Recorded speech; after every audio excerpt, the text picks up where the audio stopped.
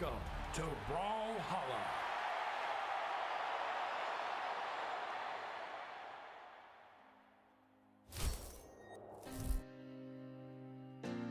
Unmuted. Hold on. I'm waiting. Wait. Bet. Can you there check? it is. Hey.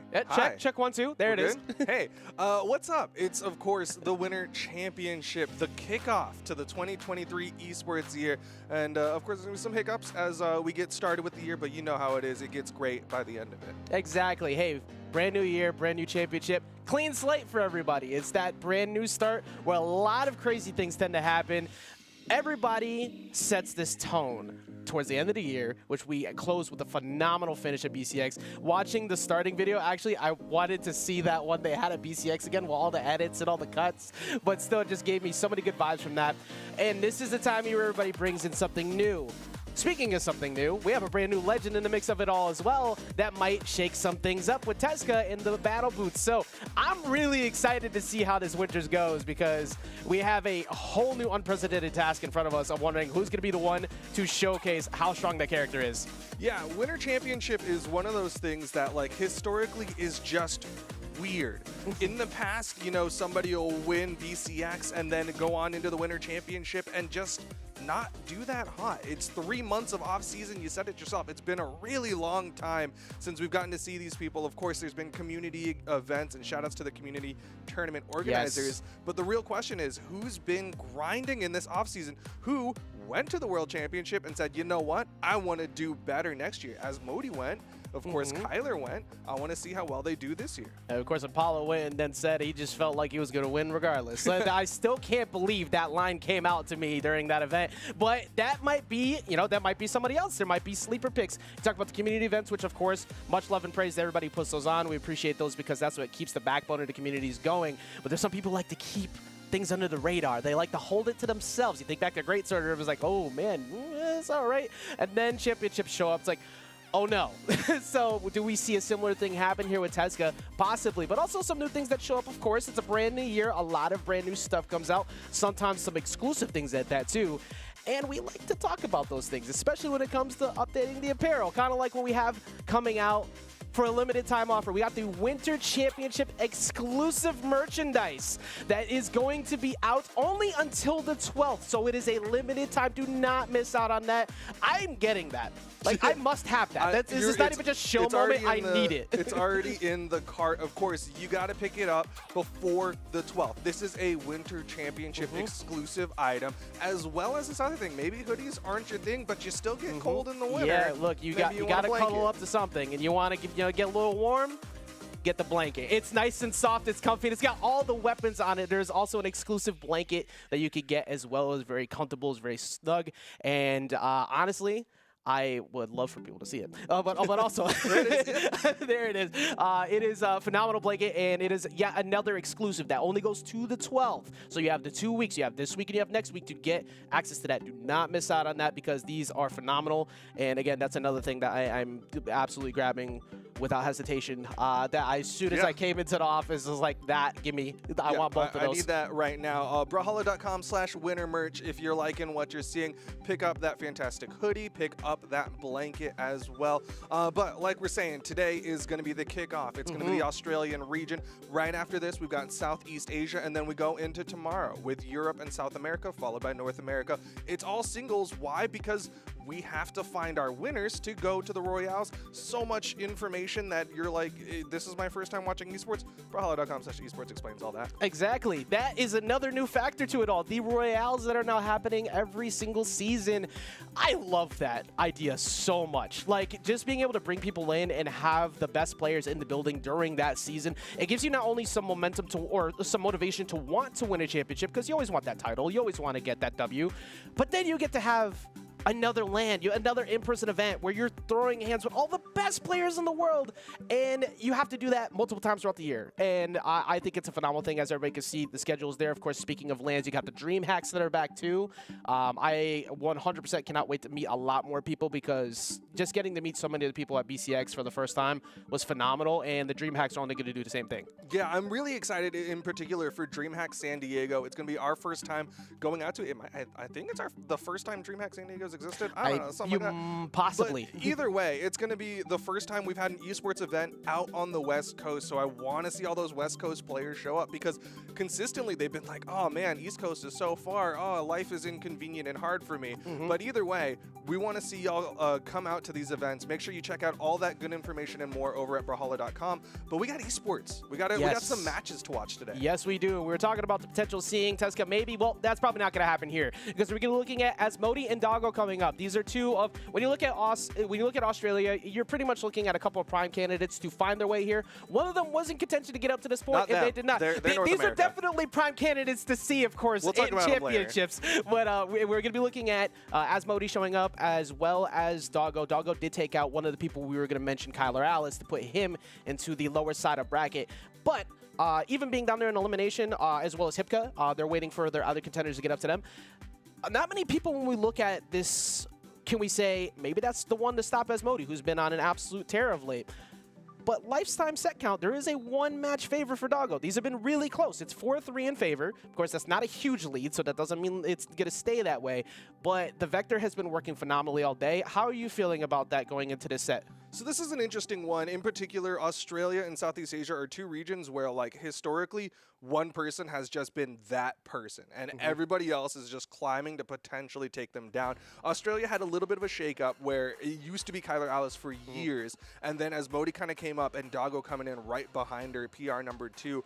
We talked about this in the back a little bit because Asmodie, shout-outs to her for at least reporting her characters. She's been playing Vector, and I mean, you and I kind of talked about how, like, it's interesting to play it now when there's kind of a new thing going on in the test, in the experimental queue. So I figured if anyone was going to switch to Vector, they'd wait until that experimental downsig comes in. But looks like Asmodie's trying to get ahead of the game a little bit. She's known for the Vector, so it's not too surprising. I think that's my new favorite button in the game. I'm not even going to lie. That is such a satisfying new signature. I love the redesign. But you're right in the fact that Asmodie's been playing Vector even before that. So she has a fundamental understanding of what to do with it. She always has the Moon, and if she ever wants to go to it too, if the matchup's not feeling too good on the Lance, you could always, you could always switch it over. But at the same time, the way it's working, why bother? Like, it's been working so well. And then, of course, when you look at top 8 pictures, Sidra is just almost always in the mix. Very consistent candidate to be able to take on something like this. And we're going to, wow, okay, we are going straight to throwing hands, Duke. We're going to start off the beginning of Winners Finals of Winter Championship 2023 here at Small Brawlhaven. Yeah, this is going to be, again, one of the smallest maps in competitive esports. The map pool did change a little bit since last year, so people might see some different maps. But one thing that's really interesting for me looking at Doggo is at the end of last year, I expected Doggo to be really sticking with that Fate. That Enchantress was doing so well for him, but this seems to be a little bit of a meta pick. We saw Cannon get a little bit of a buff recently, and Doggo, of course, can't go wrong with the sword in the hand. Yeah, I've definitely been hearing a lot of lingering talk about how Cannon feels right now. I mean, we saw a lot of surprise, just strong Cannon play at BCX anyways, but that is always super consistent. Not going to get the KO just yet, but do we find the knockout on the left? No, the recovery won't be enough just yet either, but that is, I feel like Doggo's holding center stage very well. Yeah, Doggo's doing a really good job punishing this Lance. This Lance kind of got hit with a little bit of a nerf in the most recent balance changes. It's got a little bit more recovery time, and Doggo's taking full advantage of it, especially those siders that Asmodie's doing. Very punishable. Doggo's taking advantage, but still yet to get this KO. Yeah, we are still incredibly early in this game, so I won't start like kind of looking to the future just yet. But I feel like if the game does continue to, wow, okay, that's gonna just take it out. So we get the first KO finally on Doggo. But if the Lance continues to not work, that's where I start to say maybe the Moonin actually comes out. Yeah, I could definitely see Asmodie switching off of the Lance, but for now, definitely has a lot of opportunity. He doesn't go for the recovery off the downlight. Interesting options coming out. This time she'll do it and she'll get the KO. Yeah, wasting no time whatsoever. You cannot drop those more than once in a row, especially against the caliber of players like this. And like you said, these set counts are very close. The fact that Doggo is up only by 1, but the game set counts is 15 to 14. I missed that part. So every single time they're going to the final game in the set.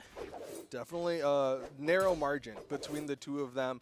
And of course, you can already see it in this one as they're basically even here in the second stocks. Doggo playing around a little bit, not really able to get some hits on these on this second stock of Asmodie. Yeah, it's kind of interesting because before Doggo had complete center stage control, and now it's completely shifted to Asmodie. Of course, you got to respect D-Light range, you got to respect N-Light as well from Asmodie, but she kind of really isn't moving. She's like, look, you must approach me, and I'm going to keep checking you for it. And she keeps racking on single hit damage, not doing too much, but it's working in her favor perfectly right now. Yeah, she's basically built this wall in front of Doggo. Doggo's been sitting on that corner, and Asmodie is just punishing every single time Doggo moves forward, has the movement, and Asmodie knows it. This time just hits a recovery, but still damage adding up onto Doggo. Doggo pretty much can't take any straight hits. Well, Asmodie has also creeped into that red turret as well, but that's going to find the KO right there. So Asmodie does strike first. If she keeps up that defense she had before, she could get a decent amount of damage before Doggo is able to find his KO. Yeah, really interesting there. She ended up hitting that downlight on Doggo as he went for, I believe it was a down sig on the cannon. Didn't go for the recovery. Again, one of those things that I'll be critical of, except for the fact that, like, Doggo was an awkward spot. Edge guard here. Asmodie not able to finish it. That was so close to a clean finish right there from Asmodie. And that, we talked about the extra credit damage. You need that extra buildup. Well, she has absolutely done that. And Doggo is kind of just looking for that straight hit. He pretty much only needs one, but can you find it in the first place is the problem, and right now it's not looking like it. Yeah, no replay just yet. Again, this is still game number 1 of our Australian Winter Championship. Good movement from Asmodie to avoid that weapon toss. Doggo needs the stock. Recovery going to be missed from Asmodie, but she hits the nair and going to clean up game number 1. Wasting absolutely no time. After that very first stock in the beginning of the game, a majority of it was the Lance was just kind of getting shut down. There wasn't a lot of startups in the Lance. It was a pretty critical that just from the beginning. But the main thing was Doggo just had control of the match pace. There wasn't really a lot of times that Asmodie looked like she was comfortable approaching. Then the bow showed up.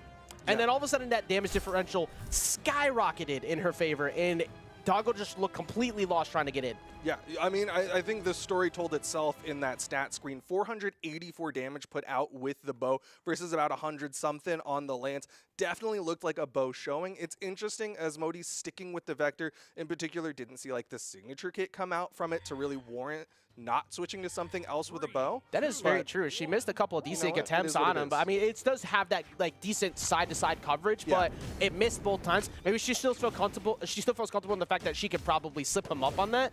If that doesn't occur, I mean, it's also that same factor of if it ain't broke, don't fix it. She's been winning all the way up to this point with the Vector. Even if it hasn't been perfect, it's still getting the W's. I love this change up from her Lance. She started off game 1 with the Lance. It was very like side air approach heavy. This time a lot more grounded, kind of the classical like Koselik style Lance from North America, where it stays very grounded and just kind of throws out like side lights, down lights. Ensig used there from Asmodie, but Doggo able to punish, but still not getting that momentum. Yeah, and I think that's actually a big thing. All right, Doggo's starting to get some straight hit punishes now, but he hasn't been able to get a lot out of his punishes yet. It's been a one hit, reset neutral, and now have a hard time getting in. But this is looking a bit better. The Sider doesn't get the KO just yet, but I feel like Doggo's starting to understand how to get in a bit more over these last few interactions. Good dodge down, avoids the recovery. Could have KO'd the neutralite, doesn't hit for Doggo. He still needs to add up this damage onto Asmodie, otherwise Asmodie is going to start getting that extra credit. Goes for a ground pound, still doesn't hit. I respect the attempt. If she makes the wrong route there, that's going to take it away. But recovery, excuse me, they're going to go ahead and take it off the top. Very similar to the last game again. Doggo did at least get more damage on from what looked like a little bit lost on his house, but I feel like he's starting to wake up more in game 2. Definitely was a little bit of a struggle at the start of this one and at the end of the last one, but Doggo, again, starting to find these hits onto Asmodie. I'm not seeing those big, like, sword strings, those down light into combos or anything like that, or even, like, side light reads. He's just getting a tap here and there. Exactly, 100%. That's just, like, I pretty much only see, like, a side light punish, and then they've been reset, and that's it. Meanwhile, Asmodie, every time she gets a hit, it's led to multiple straight hits, even if they're not all true strings. She's constantly getting D-Light recovery, will finally get the job done, but Doggo needs a very strong stock here, and he's going to commit to the cannon. Yeah, it definitely feels like Doggo wants to play this cannon game against Asmodie. Gets the end light, gets the side air, not able to find the read with that side light, though. Well, he's getting a couple, he's still keeping it his turn. Finally gets hit by the D-Light, so that turn does come to a close, and Asmodie stopping it right where you needed to. Finally gets a hit, but not enough on the opposite side of the screen. Yeah, that is one of the unfortunate facts there. Of course, it's great the down sig covers both sides of her, but that was launching basically the farthest distance it could, so it wouldn't KO, but still, big lead here for Asmodie as Doggo hits the anchor. Needs a little more, doesn't hit the ground pound. That would have been the perfect opportunity to go ahead and even the game right back up and shut down Asmodie a bit. But Asmodie looking for she's been so consistent off stage, finding the dares, consistently building up damage. But it just feels like, oh, wait, no, okay, all right. All right, okay. I'm going to change my tone. I'm going to change my tone now. That actually wasn't that bad getting recovery right there. He's only in the yellow. That was significantly less than what he's been taking every other stock. Yeah, this is definitely doable for Doggo. Not over yet, and Asmodie is on that awkward weapon of the lance, something that she did not get too much damage with, but here she goes, doesn't hit the side air. Not a true follow-up off the side light. Say, don't worry, Duke. I know you're not familiar with my game. I got it. Like, now all of a sudden it's coming into play. She's definitely been getting a lot more nairs, I've noticed this game too. You mentioned at the very beginning her shift up. I've noticed a lot more nairs. Oh. That though was so clean. Weapon toss coverage, forcing him to have to go low, back towards the stage, lining up perfectly for the D-light and sending him straight off the end of the stage. Yeah, going in there, hitting that down air is a great pickup for Asmodie, getting that extension, something that she's been so good about, getting extra off of her hits. And there you see that side light dash jump down air and able to bring up more damage in that one. You saw the lance come in, 266. You saw the bow come down a little bit, but still very effective for her. Yeah, she has just been so on point once the bow comes out. But then the lance started picking up at the end there too, which was crucial. And the fact that that was the thing we were questioning before, and it started making him second guess his approaches more. I feel like he hasn't had a good zone breaking so far. I see the occasional sidelight. I know if we mentioned it a couple times, but you mentioned it before. There hasn't been the big combo strings yet. And we're going to see a shift off the stage, which is definitely necessary to get away from the small Brawlhalla, go to a wider range here on Demon Island. Hopefully that helps him out a little bit. This is an interesting map. In general, like the maps that you'll see Cannon players want to go to, also kind of maps that Lance players want to go to. So there's not really like good maps that are going to be just for Doggo here. But you're seeing him try to pick up this anchor. He wants that early momentum against Asmodie. I mean, every single time I see Lance on the stage, I think back to the Kostelix comeback against Boomy. That's the one that just rings in my head every single time. It covers so much range, but you don't have much range to get around here. Weapon toss down. Do we get the closeout? Yes, we do. No, she's got movement. She touched the down air, and Doggo cleans it up. Good recognition from him. Extra steps. Good job making sure to cover it too, because you do not want to, with that lance recovery, you have plenty of room to make it back in those situations. And Asmodie looking to try and close it out right away, staying unarmed, looking to try and sneak one out, but doesn't find it right away.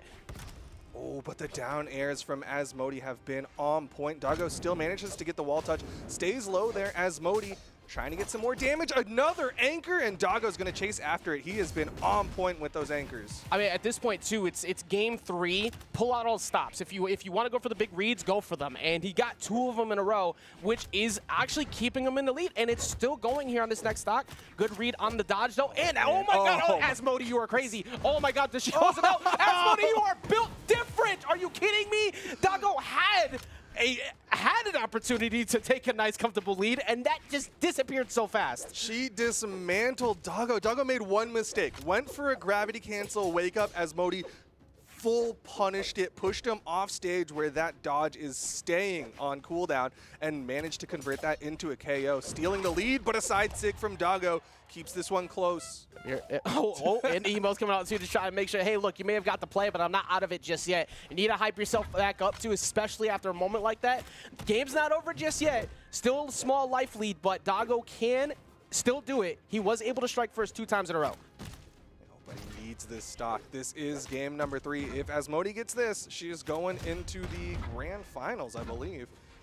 Yes, she will be sitting on the winner's side of Grand, sending Doggo down to the elimination side, which is pretty much where you don't want to be at the moment. You got looking at the potential of Hipka and Kyler Alice coming towards your way, but we mentioned it before. Is there anybody who can stop the run of Asmodie? And at the moment, it doesn't look like it's anyone, as that is very deep in the red. One more good read, one recovery should take it out, and that should be the game right there, as we see Asmodie take it 3-0 and get that winner's side seat in grand finals. Clean plays coming out from Asmodie. Bo looking good, Lance looking good. Asmodie closes that one out 3-0, and I don't think she liked the way that you set up that set and was like, well, Doggo's won one more set. Asmodie's like, not anymore. So I feel there has to be a statistic that is now following me when I bring this up, because nobody else this will happen to. But whenever I've brought up over the past, I think, 2 seasonal championships that somebody has a winning record over the other, the one who has the winning record has lost. And it happened at BCX too, so maybe I should just stop bringing it up for people. That or people could get better choices on where they want to put their channel points. But yeah, that's now an even set count. I mean, to be honest too, all jokes aside on it, it was 15 to 14 lifetime in games. Like, they were always super close. That has now shifted because that was a 3-0. Yeah, the game count definitely shifts into Asmodie's favor. The set count evened up right now. But either way, still plenty more opportunities. The tournament is far from over. Asmodie just gets to take a nice little break sitting in the winner's side of Grand Finals, as we likely have to go down to the elimination side of things, because for some reason, when Australia gets into the elimination side of the bracket, they slip in some mud, and they start, you know, pulling out the metal detector and looking for whatever pills are falling off the back of a truck out in the woods out there. I think what happened is they got them out. They're on the Australian beaches, and they're trying to find the W's because they can't find them anywhere. That's why they're currently in the elimination side. They have no idea where they went, but some of them are going to find them because they still have a chance in this bracket. And speaking of one of them that has been determined for this side, we did have some of the top 8 qualifiers occur. There are 3 of them who are already determined. There's 1 left. I'll bring them up now. We got, I love this name. Okay, Beware of Chair. That is too so big good. for a graphic. Like, it literally can't fit on the graphic. Versus Dooblakek. So then the winner of this will be going up against Hipka in the elimination quarter side of bracket. And then on the opposing side of that, we got Elsum, who's waiting for a match. They will go into Kyler Alice. Elsum, a little bit more of a known name in the region, but I think Dooblakek and Beware of Chair have both done well for themselves in this Australian region. Not overly surprised to see them here in the top 8 of things. Still going to be a tough battle on either side. Neither one of them, I would say, are like known for being podium players. I think you're getting the actual statistics, or maybe just finding information. I'm making an attempt to, but it's not even pulling up. Oh wait, did I close out? Oops. Are you breaking everything? I broke it. I accidentally removed Australia. Okay, so we will get the stats in a second. We'll eventually find Australia. I promise. It's real. It's a real place. Okay, they have stats. I don't believe it's a real place. Is it real? It's the upside down. That's what I've heard. Yeah. It's a simulation. Yeah. I've never met a real person from Australia. I think it's a collective, like, they all there's just this, there's a group chat where they just say, hey, we're going to go to these places and just say, oh, no. Say, all right, and then that's it. Like, it's just fake. I've never... One day at Discord bot said crikey, and they just all went with it. Like, so that's going to be us. That's the one. That's our whole personality. Well, I still can't figure out where the event slug went, so I will not be able to find the stats just yet. I will find that after. But, so going into this, though, I'm just going to go, at this point, I'll just go off of personal bias for names because I don't have stats. And I love my stats, and I don't have them. Apparently, they took them away from me because I keep somehow giving the person who has the winning record a losing chance in actual stream. I'm going with Beware of Chair. That is a phenomenal name. It is a great name. I am obligated to take the other side, Dooblakek. I was kind of I was gonna pick Beware of Chair too, just because Dooblakek took forever to get in this lobby. I promise I'm not just like sitting here saying dumb things about countries or whatever, but like Dooblakek finally in the lobby, and it's gonna be an Ada versus a Lucian. Interesting picks. Again, the meta shifted with the recent balance changes. Qatar players feeling pretty good.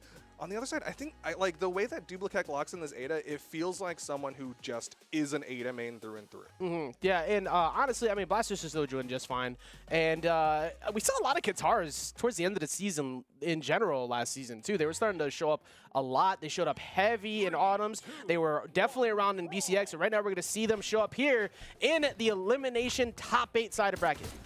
Yeah, Blasters are in an interesting spot. Of course, they kind of had the hitboxing on the downlight shifted. That's one of the big things that like stood out to me is like it's not as safe if you go for that stack up. On the other side, Dooblakek coming in with this spear, trying to go for those nairs, trying to stack up, but Beware of Chair, able to get that bounce, pick up, gravity cancel downlight side air, and keeping Dooblakek stuck on this outside wall. Yeah, both of them giving a lot of healthy space, too. Especially here at Miami Dome, you have plenty of room to go to the platform, try to escape, like right there, only taking a nair, not taking a lot of reads, because the last thing you want to be doing is taking a bunch of dodge reads against Qatars, especially in situations like that where they're going to go hunting for them. But so far, nobody is, they are gone. I was going to say nobody's gone, but I would have lied to you. Beware of Chair, just playing on a whole other level over Dooblakek right now, and keeping complete control, full on center stage, as well as the weapon advantage. Dooblakek over to the spear, avoids the down sig this time, but still, Dooblakek is not finding hits on the Beware of Chair. And now I have stats, so I'll bring them up afterwards, okay? We have proven Australia is actually real. And so far, like you said, Beware of Chair is holding just such a comfortable lead at the moment, up a whole stock, barely out of the yellow range, mostly because it kind of feels like Dooblakek is just second-guessing a majority of the approaches, even at that with the spear. That's where we saw the weapon tosses away. But at this point, it's just been so hard to find that straight hit. Finally finds at least one Sarah, but it has been tough to get something started. Man, Beware of Chair has great Qatar fundamentals. You can see the way that he'll get this hit and then go for the punish on whatever Dooblakek just dodged on. You saw the down air hit, and then Dooblakek dodges in towards the center stage. Beware of Chair missed the first time. Second time, he's like, okay, I'm going to cover that this time and just go for that extra damage. Yeah, I really like the fact, and you can see, you're going to see the confidence playing from Beware of Chair too. The majority of this game has been played underneath the right side platform on Miami Dome, and there hasn't been much that Dooblakek has been able to actually do about stopping that. He stays there, waits for the jump in, covers it with a nair, simply makes you go to the ground, and starts going for the guitar reads over and over again. Oh, the dodge up from Dooblakek gets him out, but still, this has been the Beware of Chair show. Beware of Chair has had complete control over this one.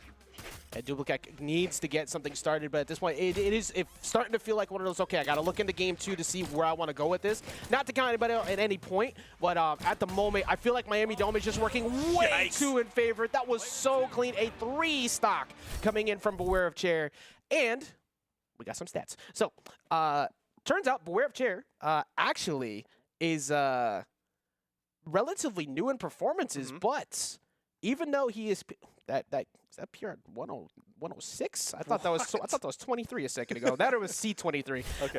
But did get 9th at Winter Championships. So after having a couple 17ths, got 9th and ended up outplacing Dooblakek at that tournament as well. They don't have set history, so there's definitely some unfamiliarity going here. And like you said, it does feel like this is an Ada main, the way that it's being played out. What do you think needs to be done? Because you have to reach deep in the pockets to figure out what happened. For one, me personally, stage needs to shift immediately. Definitely a big thing is going to be stage control, because Beware of Chair had that in the pocket. And the real thing is finding an answer to those Qatars in particular. Like, Beware of Chair blasters look solid, nothing critical about that, as much as the fact that his Qatars were just on point. The entire time he had Qatars, he was in control of the game, and Dooblakek really needs to find something. A lot of spear players in particular really like using that nair as kind of a get-off-me tool.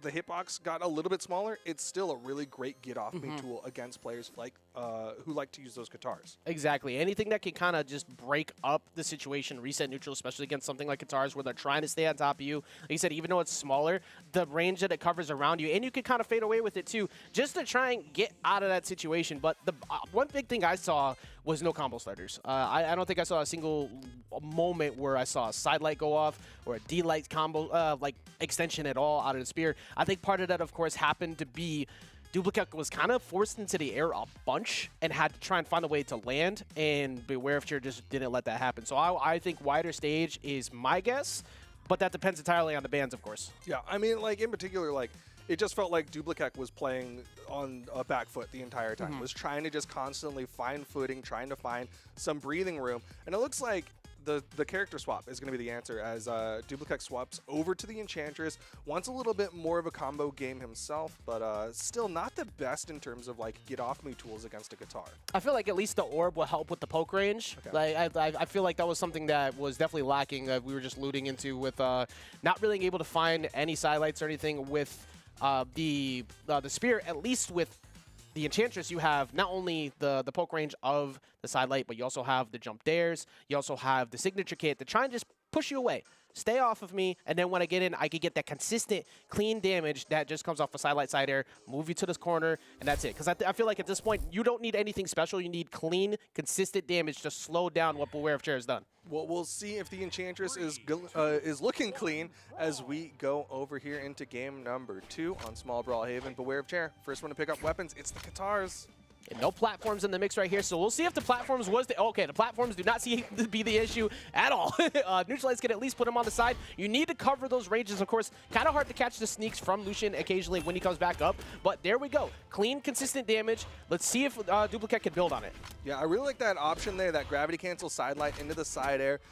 Just kind of catching Beware of Chair in an awkward spot, just throwing some different stuff out there. Has them in the off stage, but going to hold on to that main stage control. These are working phenomenally so far for Dooblakek. So the character switch definitely looking better already, but going to go ahead and take that dare, getting walked to the corner again. This is where Beware of Chair has been super strong. Doesn't that catch him though, and committed really hard to that read. I mean, one thing that's nice is that, like, you don't get punished too hard by Katars, right? Like, the single hit damage is not that much in that position. So definitely gonna get punished because you held on to that side sig, but at least it wasn't like the biggest punish. Yeah, it's more about the panics after. Did you panic into that recovery? Did you panic into going off stage into that free dare read? So right now it's definitely looking significantly better. The character counter pick has definitely worked out, and that dare as well has worked out as Dooblakek actually strikes first. Yeah, I really like that dare. Bouncing it off the stage covers a lot of space. Able to pick up the downlight. Doesn't see the option come out from Beware of Chair, so you don't see the punish. I feel like Beware of Chair has been struggling a lot with the range, and just I think a majority of it is just the fact that when Dooblakek's gotten hit, he's getting more than one hit. It's not just the single hit. Re-exchange, Beware of Chair gets a bunch. Dooblakek not letting that get to him at all. Does finally fall, but so far it's looked a lot better. I'm curious to see how Beware of Chair rebounds after that first stock. Yeah, I'm really curious. There's this question that was forming as this was continuing of how is Beware of Chair going to get those KOs? Because game one, like almost all three of them were like a down sig on the corner. And you saw him kind of start to struggle here at the to get that first stock off of Dooblakek. And you're seeing Dooblakek take advantage. The Enchantress looking so good, getting so much damage. Yeah, I feel like what Beware of Chair is, I think he might have been looking for habits out of it early. You need to start to look for where the dodge habits are so you can go for those recovery reads. Because, like you said, you were not finding those. You're not finding the D6 anymore. You need to start changing up where you're going with them, and the recovery might be the answer. Definitely a strong option from Qatar players out there. You've seen Dooblakek go for that gravity cancel sideline. Doesn't quite connect, but needs to finish this stock off of Beware of Chair. We are starting to see Beware of Chair kind of forced over these blasters. No pivot nair there off the end line. That is now 8. 8 out of 9. 9, 10. Okay. Only one hit out of 11 swings with the blasters hit there. So Dooblakek's evasiveness has gone up, and the blasters are not getting the job done. He needs to solve the blasters if he wants to get going. That or he's going to be constantly baited into trying to get to the Katars, and Dooblakek, I feel like, just understands that win con right now. Yeah, right now it feels like Beware of Chair is just like full-on Lucian Katars. The down sig's so effective for him, so it makes sense that he wants to play specifically Lucian's Katars. But at the end of the day, if you don't have those Katars in hands, might struggle, but the side sig almost takes out Dooblakek. Recovery doesn't hit. This would be a big opportunity if Beware of Chair wants to get back into the game. You find that recovery, find this closeout at all. One good Sair. Doesn't get that one either, but oh no, oh god, the damage starting to build up. Dooblakek not letting that get away, going for the big play on the dare, but does not get anything else. Finally gets closed out. Good positioning there from Beware of Chair. Saw Dooblakek sweat bead, so had basically no movement options there, and just covers that wall touch with the down air. Final stocks here, basically even. This is for one. I'm definitely very impressed and very happy to see this adjustment because I'm not one who just likes to see things go super south, super fast, especially in top 8. We're seeing an incredible adjustment off of Dooblakek here. The Scythe has been working, the Orb has been working solidly, but so far, Beware of Chair is starting to get some more damage in, and I feel like Dooblakek also, it's been a little bit since I've seen a solid combo starter, and I think Beware of Chair is starting to notice that. Yeah, Beware of Chair definitely doing a really good job of avoiding, and you were keeping track of how many times Beware of Chair was not able to get hits. Now he is starting to get all the hits, and Dooblakek is the one who is whiffing on the Scythe moves. That is perfectly timed, exactly when you needed it to happen. Now they are firing on all cylinders, constantly getting the call. The Sair's not going to be enough to do it. What are we going to do at the ledge? Weapon toss out, trying to get the mix-up. Neutralites won't connect, but Beware of Chair has complete control right now. That was really interesting. You can see the decision-making coming out from Beware of Chair. He wanted the blasters. He wanted specifically downlight into the recovery. You didn't see the downlight hit. But you saw him throw away the Katars. Last game would have been 100% Katar downsig in that corner spot, but no, he wants the blasters. Either way, he's going to throw him away now. Dooblakek with the Scythe in hand now has weapon advantage, but still, he needs more damage onto Beware of Chair. Weapon toss again coming out. Ensig gonna miss again. Beware of Chair struggling a little bit to finish off these stocks. They might have an opportunity right here. Misses out. He keeps looking for that jump from ledge, but does not find the Sarah just yet. Both of them being very afraid right now, watching out. Recovery just sneaks over the top. Dooblakek trying to put themselves on the board. They need they really just need one good read, and trying to weapon starve right now has access to the orb. One solid Sarah, one recovery, anything pretty much should take it out at this point. Beware of Chair is struggling, Duke, to get access to a weapon. Yeah, you're seeing Dooblakek really trying to play that weapon starve game. No SIGs thrown out. I saw the chase, I thought for sure, but either way, Dooblakek has that stage control, but there's the down SIGs, and Beware of Chair takes another one. His accuracy on that from the ledge is a two-parter. A, it has been phenomenal throughout this whole set. B, Dooblakek is not giving that enough respect. Now, easier said than done on last stock, of course. Whiffed right in position, went for the dodge, knew it was coming, went up right after it, and punished him for it. But the fact that I think we've seen at least 7 of those connect from the ledge. Not all of them led to a stock, but they get Beware of Chair out of danger. And that one was the closer for the game. Dooblakek has to find an answer for that. Space a little bit better or something at the ledge maybe. But either way, though, kudos to Beware of Chair for recognizing that again, that has been working and getting that second game. Yeah, I mean, Beware of Chair has just been so good at hitting that, and it's really on Dooblakek to make that adjustment. You saw kind of some like gears turning there. He just kind of dodged in the wrong direction. But in those corner spots, you just got to know Beware of Chair is going to be throwing those Qatar down 6. If you're on the corner, he's going to do it. If you're the one covering the corner, he's going to do it. Yep. I do feel a lot more confident, of course, in Dooblakek's game. I mean, that one did end up going to Beware of Chair, but most of that game was in favor of Dooblakek until it went to the final stock. Yeah, but now Beware of Chair, he's leveled up. His blaster's looking better here. You saw that. You saw them kind of heat up at the end of the last one, and they are on fire now here in game number 3. Yeah, big time. It went from not finding that hit to always finding it where you needed it. And sometimes you just need that single time to start to connect, and all of a sudden your confidence goes through the roof. He's not second guessing at all. All of this damage has come off the blasters. Dooblakek looking like kind of struggling to find an opener. I don't recall the last time I've seen a solid D-Light starter, which that's where most of Dooblakek's damage was coming from. And that won't be enough yet, Duke, but that was really close. Yeah, almost did it, but Lucien, not really known for having high strength. Doesn't matter, though, because Beware of Chair is hitting so many things as the recovery gonna take out Dooblakek. And like you said, Dooblakek's not finding any of that momentum, not finding those downlights, not finding the end light into the gravity cancel side light that he was doing in game number 2, but it's gonna be the orb giving him a little bit here. So every single one of these championships, we look at things and we go, okay, somebody's gonna have that surprise performance at Winters, and right now, Beware of Chair is pretty much doing that, looking very solid here, trying to knock out Dooblakek from the tournament, currently up 2-0, and I feel like the shades of game 2 that were kind of nervous are pretty much gone at the moment. Might be wrong with that. It gets back on stage. No, that ground pound looks really goofy, and what it was is Beware of Chair didn't spot dodge. Like, that was supposed to be a GC down tick, and he just didn't have the spot dodge, so he was like, oh, I just ground pounded. Man, it's kind of interesting. Like, you saw there was a moment there. They were both in neutral, kind of just like dancing in their spots, and Beware of Chair is like, I'm gonna down tick. I just feel like it, and it hits. Dooblakek's just not ready for those. Dooblakek, that finally coming back. Dooblakek was ready for that dare. I'm curious to see if maybe the orb needs to find more play. Actually, no. The scythe is what got most of the work done before. You need to get the scythe going again. Actually, it's not the belief. I don't think it's a belief in the orb. I think the scythe has to get going, and right now it is. It's looking good. Just missing the GC D-Light. Yeah, you saw pressure coming out. Good nairs again. Dooblakek burning these options out from Beware of Chair, getting these hits onto Beware of Chair, keeping him on this wall. But Beware of Chair does manage to scramble back onto the main stage, and Dooblakek did not get enough damage there. Yeah, Dooblakek just missing that side light there, but still, it's been a little bit since Beware of Chair's had a solid hit, and this has been pretty good, but that's a D-Light recovery. Won't be enough, of course, off the top just yet here in Apocalypse, but that finally slowed down Dooblakek for a second.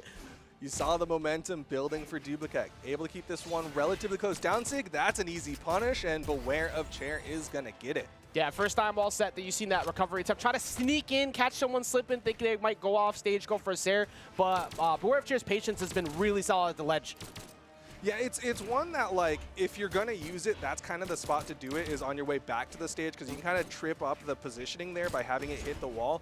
But Beware of Chair was just like in perfect position to get that punish. No overextending. No, actually, that's pretty much been it so far. But I think the difference between game 1, Game 2's kind of fall back and then the Game 3 is that the entirety of what Beware of Chair has been done to succeed is simplicity is key. And that's what you need to keep doing. As this could be a big play right here. Weapon Toss does get Dooblakek out of there, though. Yeah, definitely needed that Weapon Toss. You saw Beware of Chair was going to play that edge guard. Recovery still not enough for Dooblakek. Needs to finish the stock off. The side air will do it. Final opportunity here. We are on the elimination side of the bracket, so Dooblakek needs to get this KO. That would not be the first time, won't be the last time we see a very solid play come here to keep that tournament run alive. Dooblakek maybe down 2 games, but all you need is just that one to get that reverse 3-0 started. It depends entirely on whether Beware of Chair wants to let that happen. You saw, for once ever, Dooblakek manages to avoid the Beware of Chair Qatar down sig, but now he's disarmed. Avoids it this time, but is it enough? Is it too late as Beware of Chair has complete control, and that was a dodge? Now have to go back on stage, gets back through, but took so much damage to the mist, and it was the biggest problem the entire set, and it is what closes it out at the end. Once again, the DC comes through, and that is going to be Beware of Chair continuing this incredible run that we're seeing so far. The Dooblakek definitely picked it up a ton, switching off the Ada in the beginning, going into the Enchantress. It was definitely the right idea, but it was not enough to slow down Beware of Chair's run. Yeah, I mean, I gotta say, if I was in Dooblakek's shoes, you see a tweet ASAP. you see that tweet. Broken Sig. Carried, man. But no, like, really well done from Beware of Chair, utilizing that down sig in creative ways, throwing it out on the edge. You saw it kind of shifted away from just raw on the corner covering into, like, I'm going to use it to get back onto the stage. And then by Game 3, it's like this gravity cancel, kind of trip up in the spacing of it, really just trying to keep Dooblakek on his toes, and it worked well. I mean, there is a classic tactic in a way that you need to approach things in the competitive platformer fighting game, anything. If it ain't broke, don't fix it. And if they keep falling for it, keep doing it. Like, even if you, sometimes people will say, like, oh, I don't feel good, keep hitting them with the same move. No, do it. Because if they're not giving you enough respect to, like, understand how to avoid that move or that tactic, that is something they're going to have to learn. That is that is something they have to adjust to. Keep doing it. And that's exactly what we saw out of there. The win con was already established from Game 1. Kept going all the way through. The hit ratio on it was through the roof. Actually, I'm curious. Let's see. The SIG accuracy. 50% count pretty much on each match. Like every single match, it was at least half of them were hitting, and most of the time when they were hitting, they led to a stock. So they got the job done when they did connect, and most of the time it was in very similar positions at that too. Yeah, really well done from Beware of Chair, but he is in the hot seat as he's going up against Hipka next. Hipka has the advantage of having watched the entirety of that last set, so likely will be paying attention, looking out for those down sigs. But at the same time, it's not like Beware of Chair was just relying on those down sigs. Had some fantastic blasters play. You saw those recoveries KO. Had some fantastic guitar play. Again, those fundamentals that he brought out in game number 1.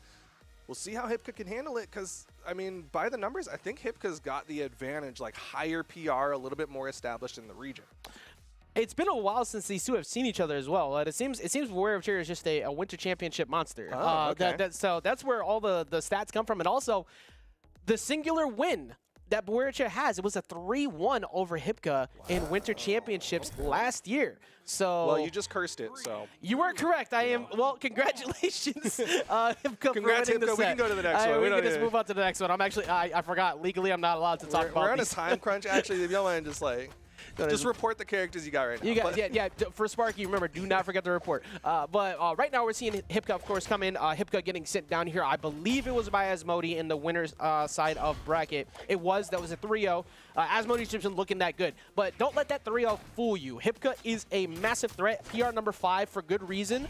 And definitely still getting hit. Still, bro, he believes in it so heavy. You know what? I respect it. If it ain't broke, don't fix it. Keep it up. It's definitely not hitting as much. You're seeing Hipka sit a little bit lower on those walls in position, trying to change up how he decides to punish it. You're seeing these dares attempted, but there again is that down sig, and Hipka was looking for the punishes. You're seeing Hipka kind of just say, hey, you want to play your game? I'm just going to try to find the answer to it. Yeah, very solid defense from both of them, too, on the side as well. Oh, that was beautifully covered.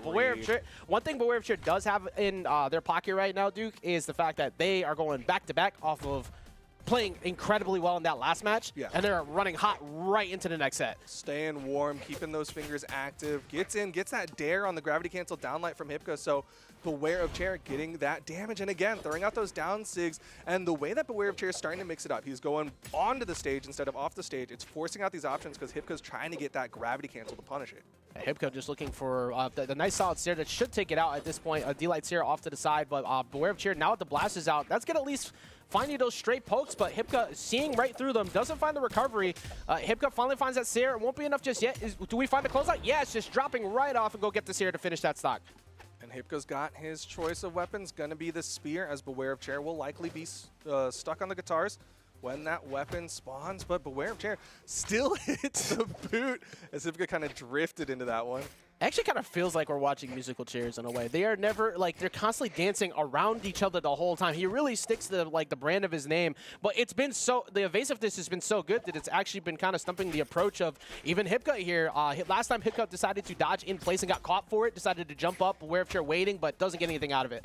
The pogos. You're starting to see, oh, nice downlight into the side air. Just throws out the side air. Doesn't go for the double downlight because Beware of Chair had the dodge. Punishes the whiff down sig. Hipka starting to find that positioning, utilizing that high movement speed of Hattori. Yeah, I definitely agree with that. You can see, like, Hipka might get punished. Yeah, Hipka's going to get punished heavy for that. Dodged in the last one, but didn't dodge the one before, so now you're in that guessing game. Are you good at guessing correctly? You did, and that's a huge punish for Beware of Chair. But I still agree with you, though, that Hipka is looking a lot better in terms of approaching. Yeah, I would not be surprised to see game 2 if Hipka loses this one, just sticking with that Hattori, because definitely seeing some good options here from Hipka, seeing the reasoning behind this pick, but needs to see that stock taken off of Beware of Chair as he again gets the N-Sig on that spot dodge from Hipka. Beware of Chair's reads have been on point and kind of showing what that, you know, that 3-1 set that they fought before was no fluke. He has a very good understanding of where Hipka's defensive habits are. Still touches. What are we going to do about the ledge? I don't even know why I second guessed it. So, you know he's going to do at the ledge. Nair won't be enough just yet. Does he find the closeout? Got a little bit too far over. Tried to get a Seer follow-up afterwards, but the damage is just continuing to pile on, and it won't be enough yet, Duke, but we're kind of looking at what is essentially curtains here for this first game. I like this idea coming out from Beware of Chair, right? Hipka knows that Beware of Chair likes to utilize that down sig, so you're seeing Hipka try to go higher, seeing those exhausted recoveries, just trying to be above Beware of Chair, and Beware of Chair is like, all right, I'll throw out N-sigs, or just hit you with the top side of the down sig, and Beware of Chair takes another one. I did like what Hipka tried to do at the end there, too, where Hipka was all of a sudden not even just recovering higher, but trying really hard to chase higher. To, all right, look, I'm going to show you I'm not scared of you. It didn't work, but I like it because that shows that you are not falling back. That being said, how many of those hit? Let's pull up the live stats. That one was only, oh, excuse me, wrong side. Oh my God, 17 got thrown out. But it was still, it was 47%. So I'm just going to round that up to 50. Out of 17 attempts, we'll say 16, you got 8 of them. And that is against a very, very good defensive player in Hipka. For one, Miami Dome is just, it belongs to Beware of Chair. That's essentially what we have learned. So we are not going to go back. But two, they need to solve these D6 in fast. Yeah, this Qatar signature kit from Beware of Chair, just on point. You're seeing Hipka stick with the spear game, still having high movement speed, but wants an axe, maybe a little bit of a stronger response to those Qatars, being able to put out those kind of big hitboxes. But right now, Beware of Chair has those blasters, avoids the N-sig. Not that time. Looking good right now, too. And I actually kind of like the swap, too, because the sword was looking good in small moments, but not enough to really warrant the rest. So getting those stray hits and making them matter now, just the singular hits, because Beware of Chair's evasiveness has just been so good. You can see that like spacing game that's coming out, right? Like Beware of Chair was trying to go for these like fadeaway nairs off of dash jumps, and Hipka was sitting just outside of it, staying low, but Beware of Chair gets in, gets the dodge as well, but doesn't hit the side air. Hipka has the stage control, but backs away, just one of the spear. It's the most frightening part about fighting Beware of Chair. When he hits you once, he gets all of it. He just does not let you go. Everyone else is getting 1, 2, maybe 3 pieces tops, but when Beware of Chair gets a hold of you, he's getting reads, and he's getting so much damage out of it. Nobody's been able to contest it so far. And he's utilizing more of that Lucian Qatar signature kit. He's got the N-sigs, he's got the down sigs. Haven't seen too much of the side sigs, but it doesn't matter, as the sigs overall have just been hitting. Hipka in position, doesn't hit the hit to get the KO. You're looking for a recovery. Yeah, there it is. I was gonna say looking for a recovery pretty soon. Looking for a couple of raw recoveries. Just trying to get Beware of Chair jumping over. Is at this point it's just kind of like a check game. Like, let me get you to try and play grounded. Maybe I could get something out of this, but it's just been Beware of Chair is outspacing. That Sarah won't be enough. Tries to look for the pogo, doesn't find it. That recovery will finally get the job done. I still feel like, I know we keep coming back to this, is like I feel like Hipka's defense and looking good.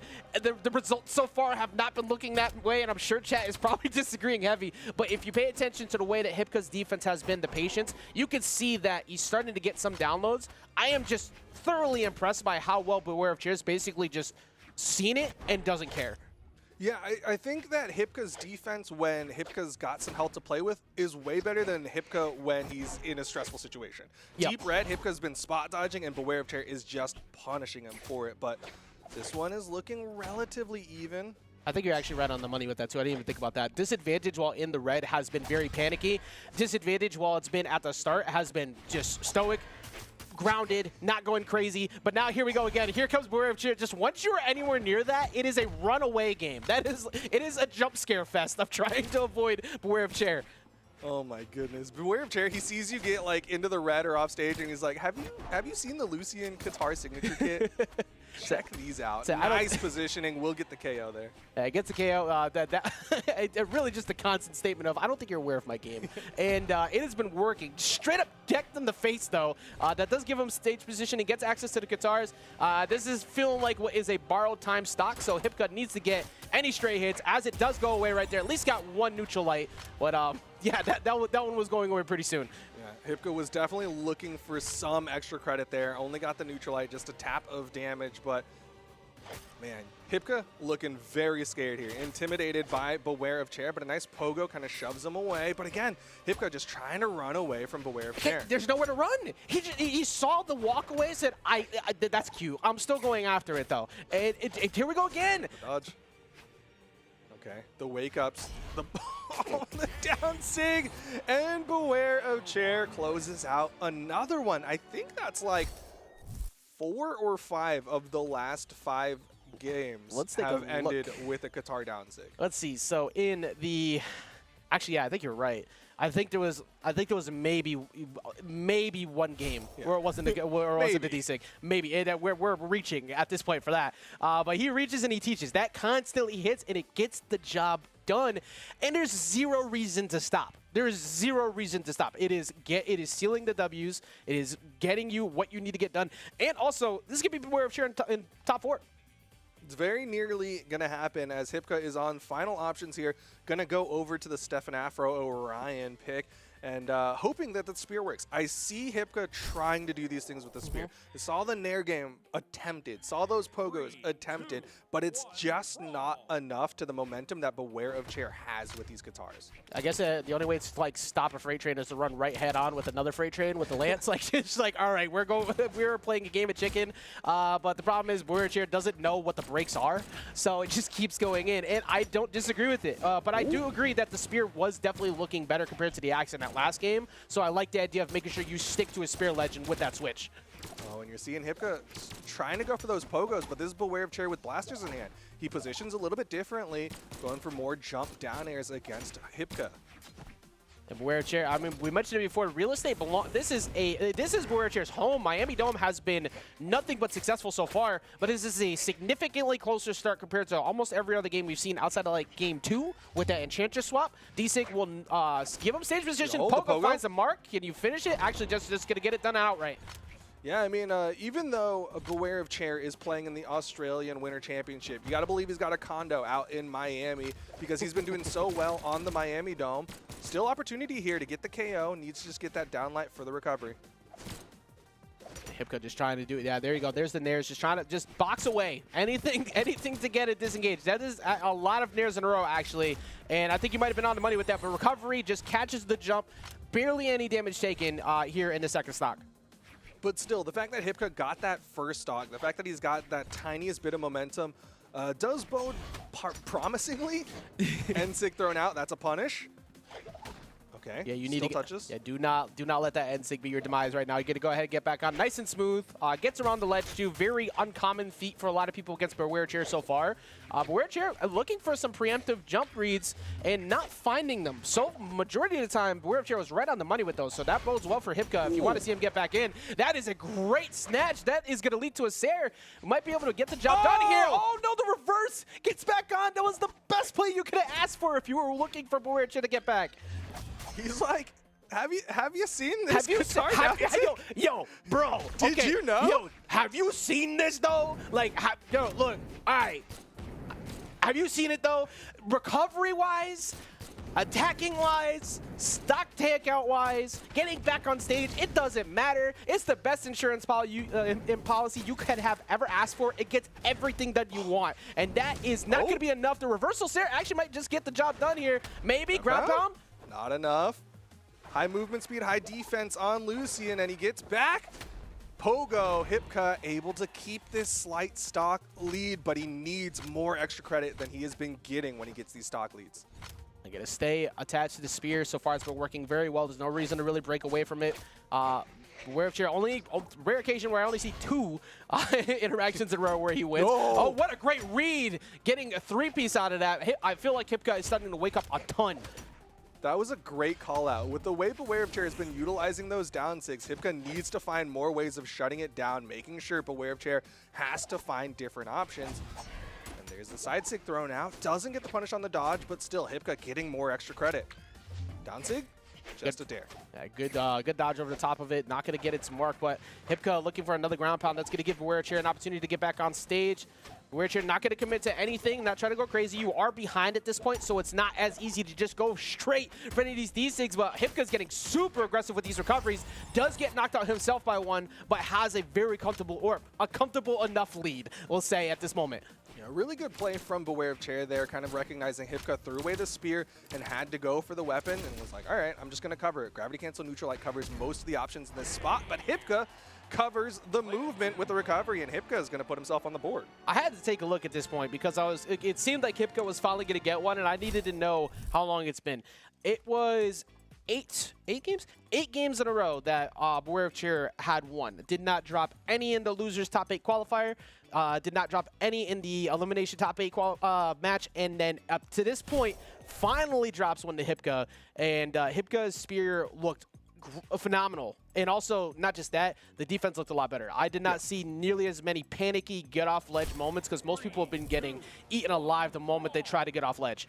I think that's one thing that this Orion brings to Hipka is that confidence that, like, hey, if you mess up and come down here with that Qatar down signature, punish with a gravity cancel N-Sig, and suddenly you're the one in that dangerous position. Right now, I see it switch over to Apocalypse as well. Oh, yep, free punish right there. Oh, wow. Hipka, all right, Hipka is Hipka is done. Hipka is done with the foolishness right now. He has absolutely picked it up. That was a very dominant first stock, not to mention with the trade-offs as well.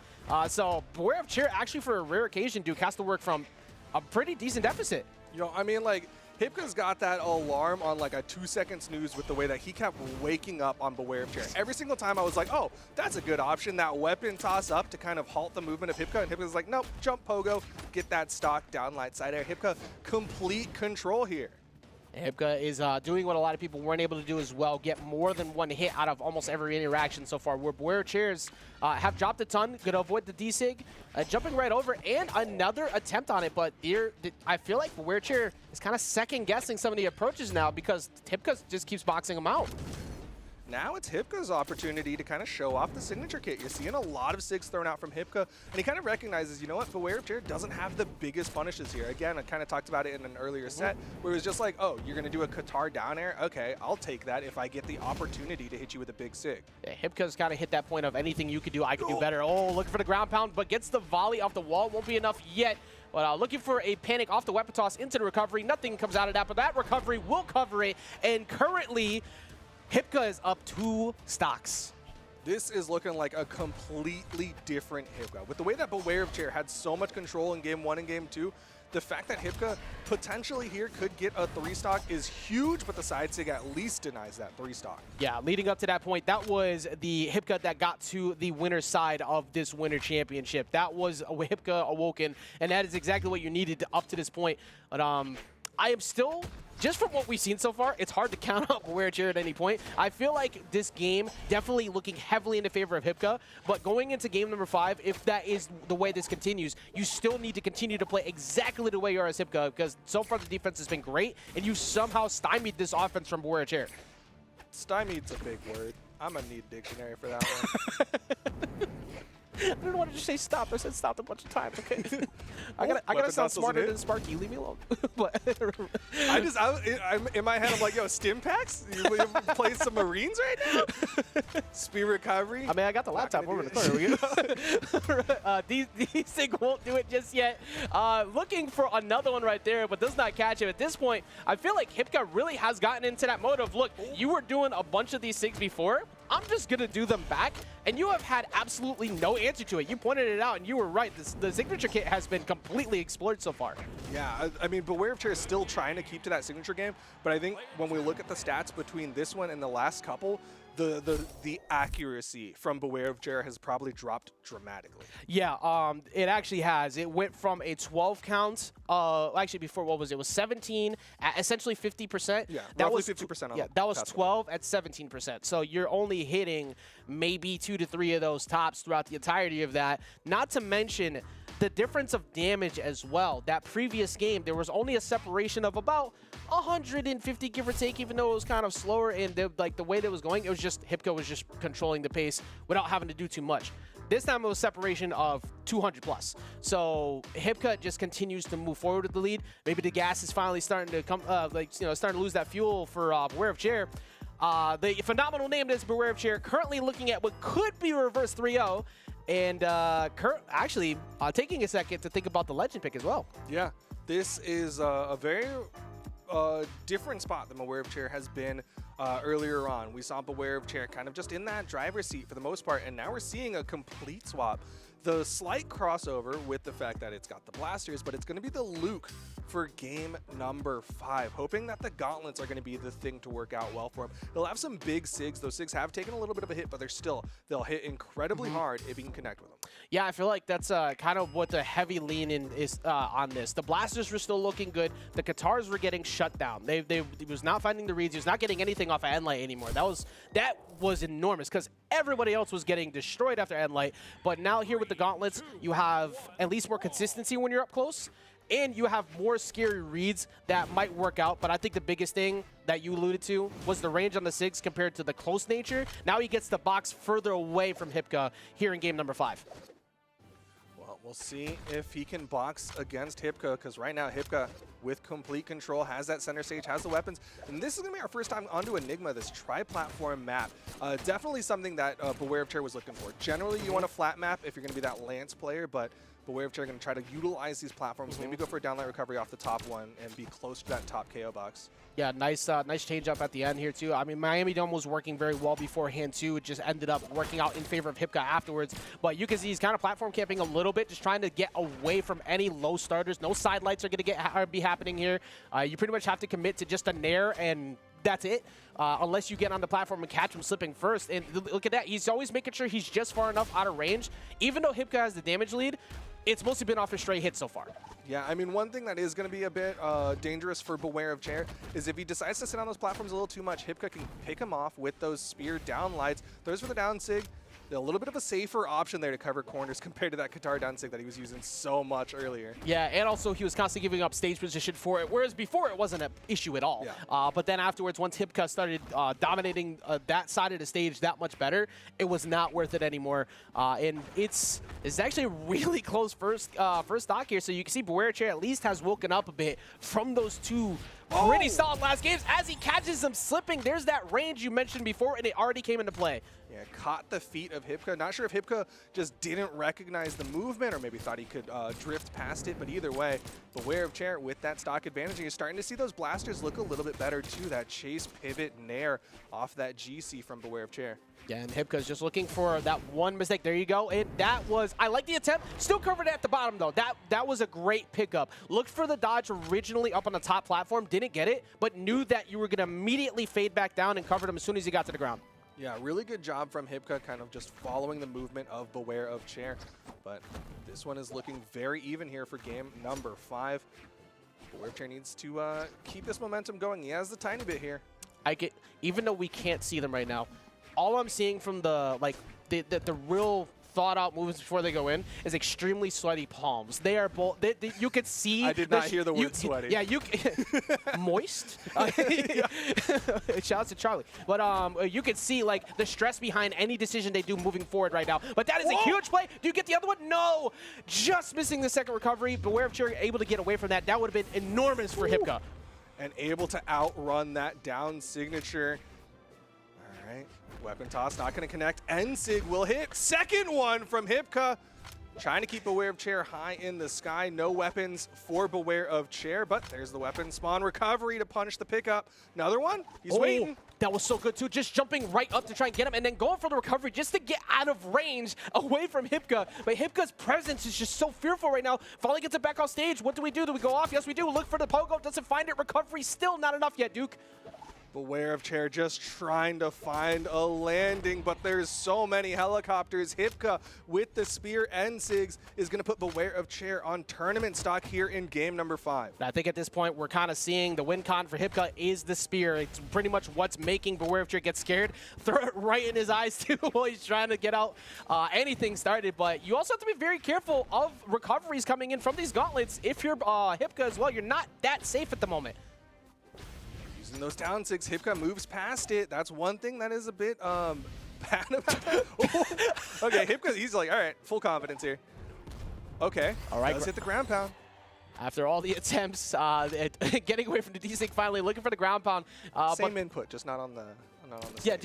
Yeah, just not off stage or canceled.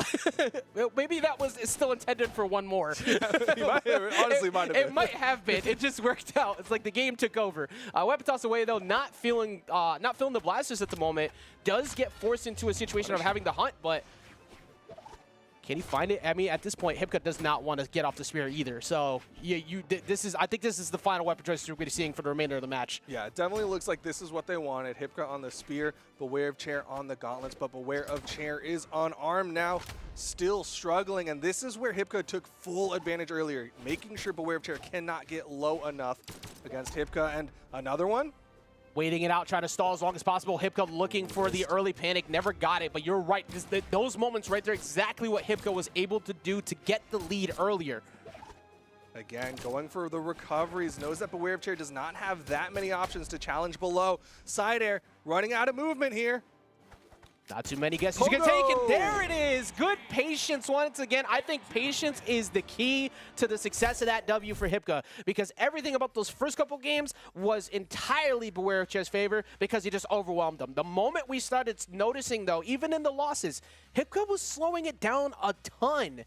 And then it finally got the job done with 1 3-stock along the way, as well as another dominant game along the way. And then even with that close one at the end, the patience on those platforms, particularly with that spear, made Beware of Chair freak out, which most people would. It's not easy to get around that, and that already was a mental W because you know he's scared, and that means you're going to cover him much easier on the bottom. That was a phenomenal reverse 3-0. Yeah, that was definitely not like a passive patience, like I'm going to wait for you to do all this stuff and then I'm going to hit you. It was like a confident patience, right? He'd hit him up with that recovery and just be like, all right, I'm going to wait here. I'm going to stand here, and when you come low enough, I'm going to throw out another recovery. Or on that left side, right? Like, I'm going to wait for you to burn all your options because you're expecting me to come down here, and once you've burned everything, I'm going to hit you with that downer. Yeah, we've burned everything for this segment of this because we're not done yet, but we're going to take a little breather as we go to a short break as we get ready for the next matches. Still here in the elimination side of bracket, we have more of the Australian Winter Championships to come right as we get back. Don't go anywhere.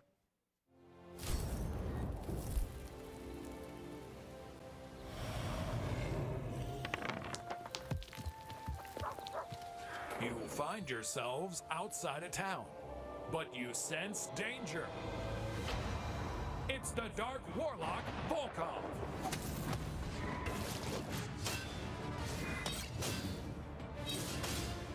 A hero must rise up to meet this challenge.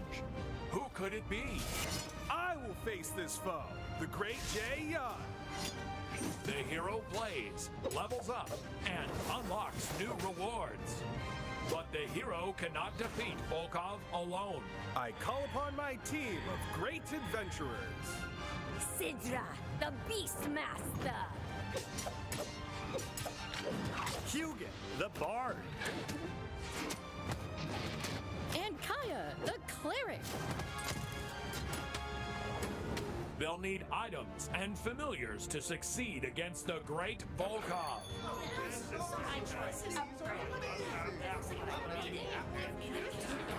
Now that the heroes are ready for battle, it's time to roll for initiative.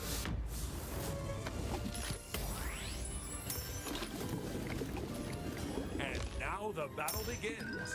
Are you ready? 3, 2, 1, brawl! Adventure awaits in Brawlhalla's Battle Pass Season 7. It's all fun and games until someone rolls a 1. Watch out! I have a cannonball! Oh, where's my cannon? Sharon, you have my cannon? Sharon? You good?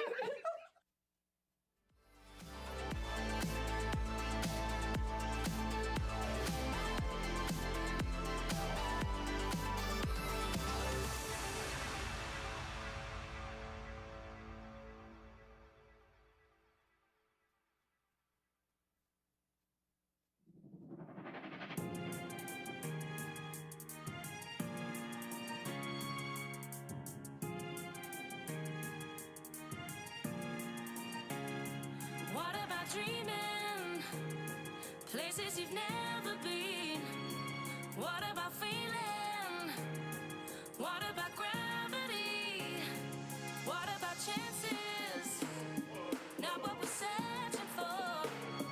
Take it or leave it. Well, I want to take it all. What about freedom? What about freedom? What about freedom? What about freedom?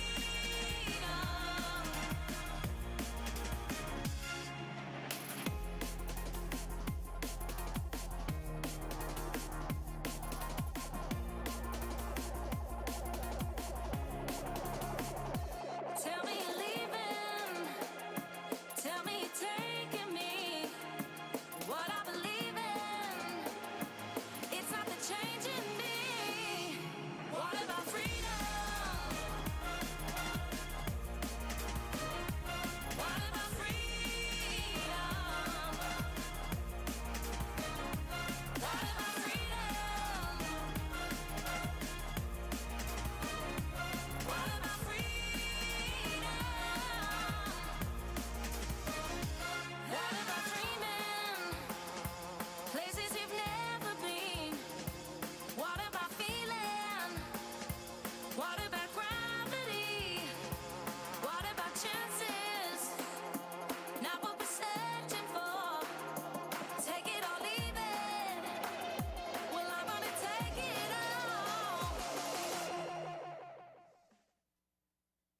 all. All right, everybody, welcome back to the Winter Championships Australia edition, where even though it's cold outside, the sets are hot, just like that merch you saw. Don't forget to check out brawlhalla.com/winter merch. It is a limited time offer on the 12th. They're gone. I'm going to get it. I don't know about y'all. I'm not letting those go away. I want the blanket and that hoodie. Purple actually looks fire. Yeah, it's definitely some sick stuff. That blanket in particular, I love me some blankets. So I'm definitely going to be looking out for that. And again, it closes on the 12th, so make sure you pick it up if you're at all interested. Just grab it while you can.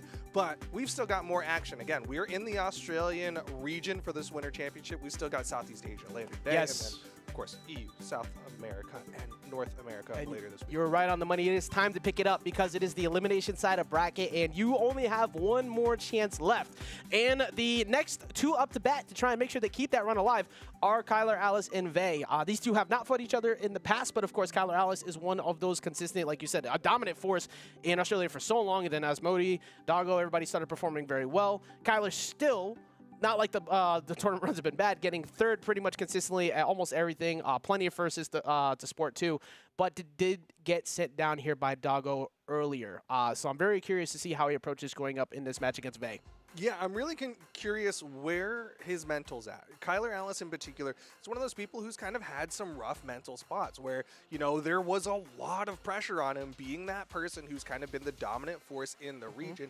And since then, because there's other people who are coming in as PR number 1, PR number 2, Kyler Alice, he kind of gets to relax a little bit more. And I think he's been taking care of himself a little bit better. You know, he's trying to eat right, work out, and, you know, take care of himself. So we'll see how that mental plays out here because he's in that elimination side where things can get stressful. Hey, the out-of-game health does affect you in-game. Make sure you take good care of yourselves. Of course, hydrate if you need to, and also get ready for an incredibly good set. Don't listen to him. Just keep playing. Drink water. The worse you play, it just means you need to play more.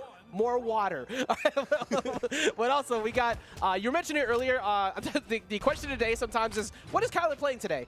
Because you can take a guess and you're probably right. It's going to be the Zol. We have the ultimate edition of Glass Cannon versus Massive Cannon with the Zol versus the Hattori. Yeah, I mean, coming in with the highest strength in the game on that Zol, but doesn't matter if you're getting pieced up in the offstage. But the turnaround, Vay managed to get the wall touch, keeping Kyler cornered there, but he gets past, and they're fighting back and forth, just staying in that offstage. That was so brave and intelligent on Kyler to go right underneath that and sneak right around the range, knowing that Sig was going to miss. You think he's still going to get the touch. Oh, dodged out a little bit too afraid, so one good recovery leads to a mistake on another, but that was a very long time he spent down there before that finally fell.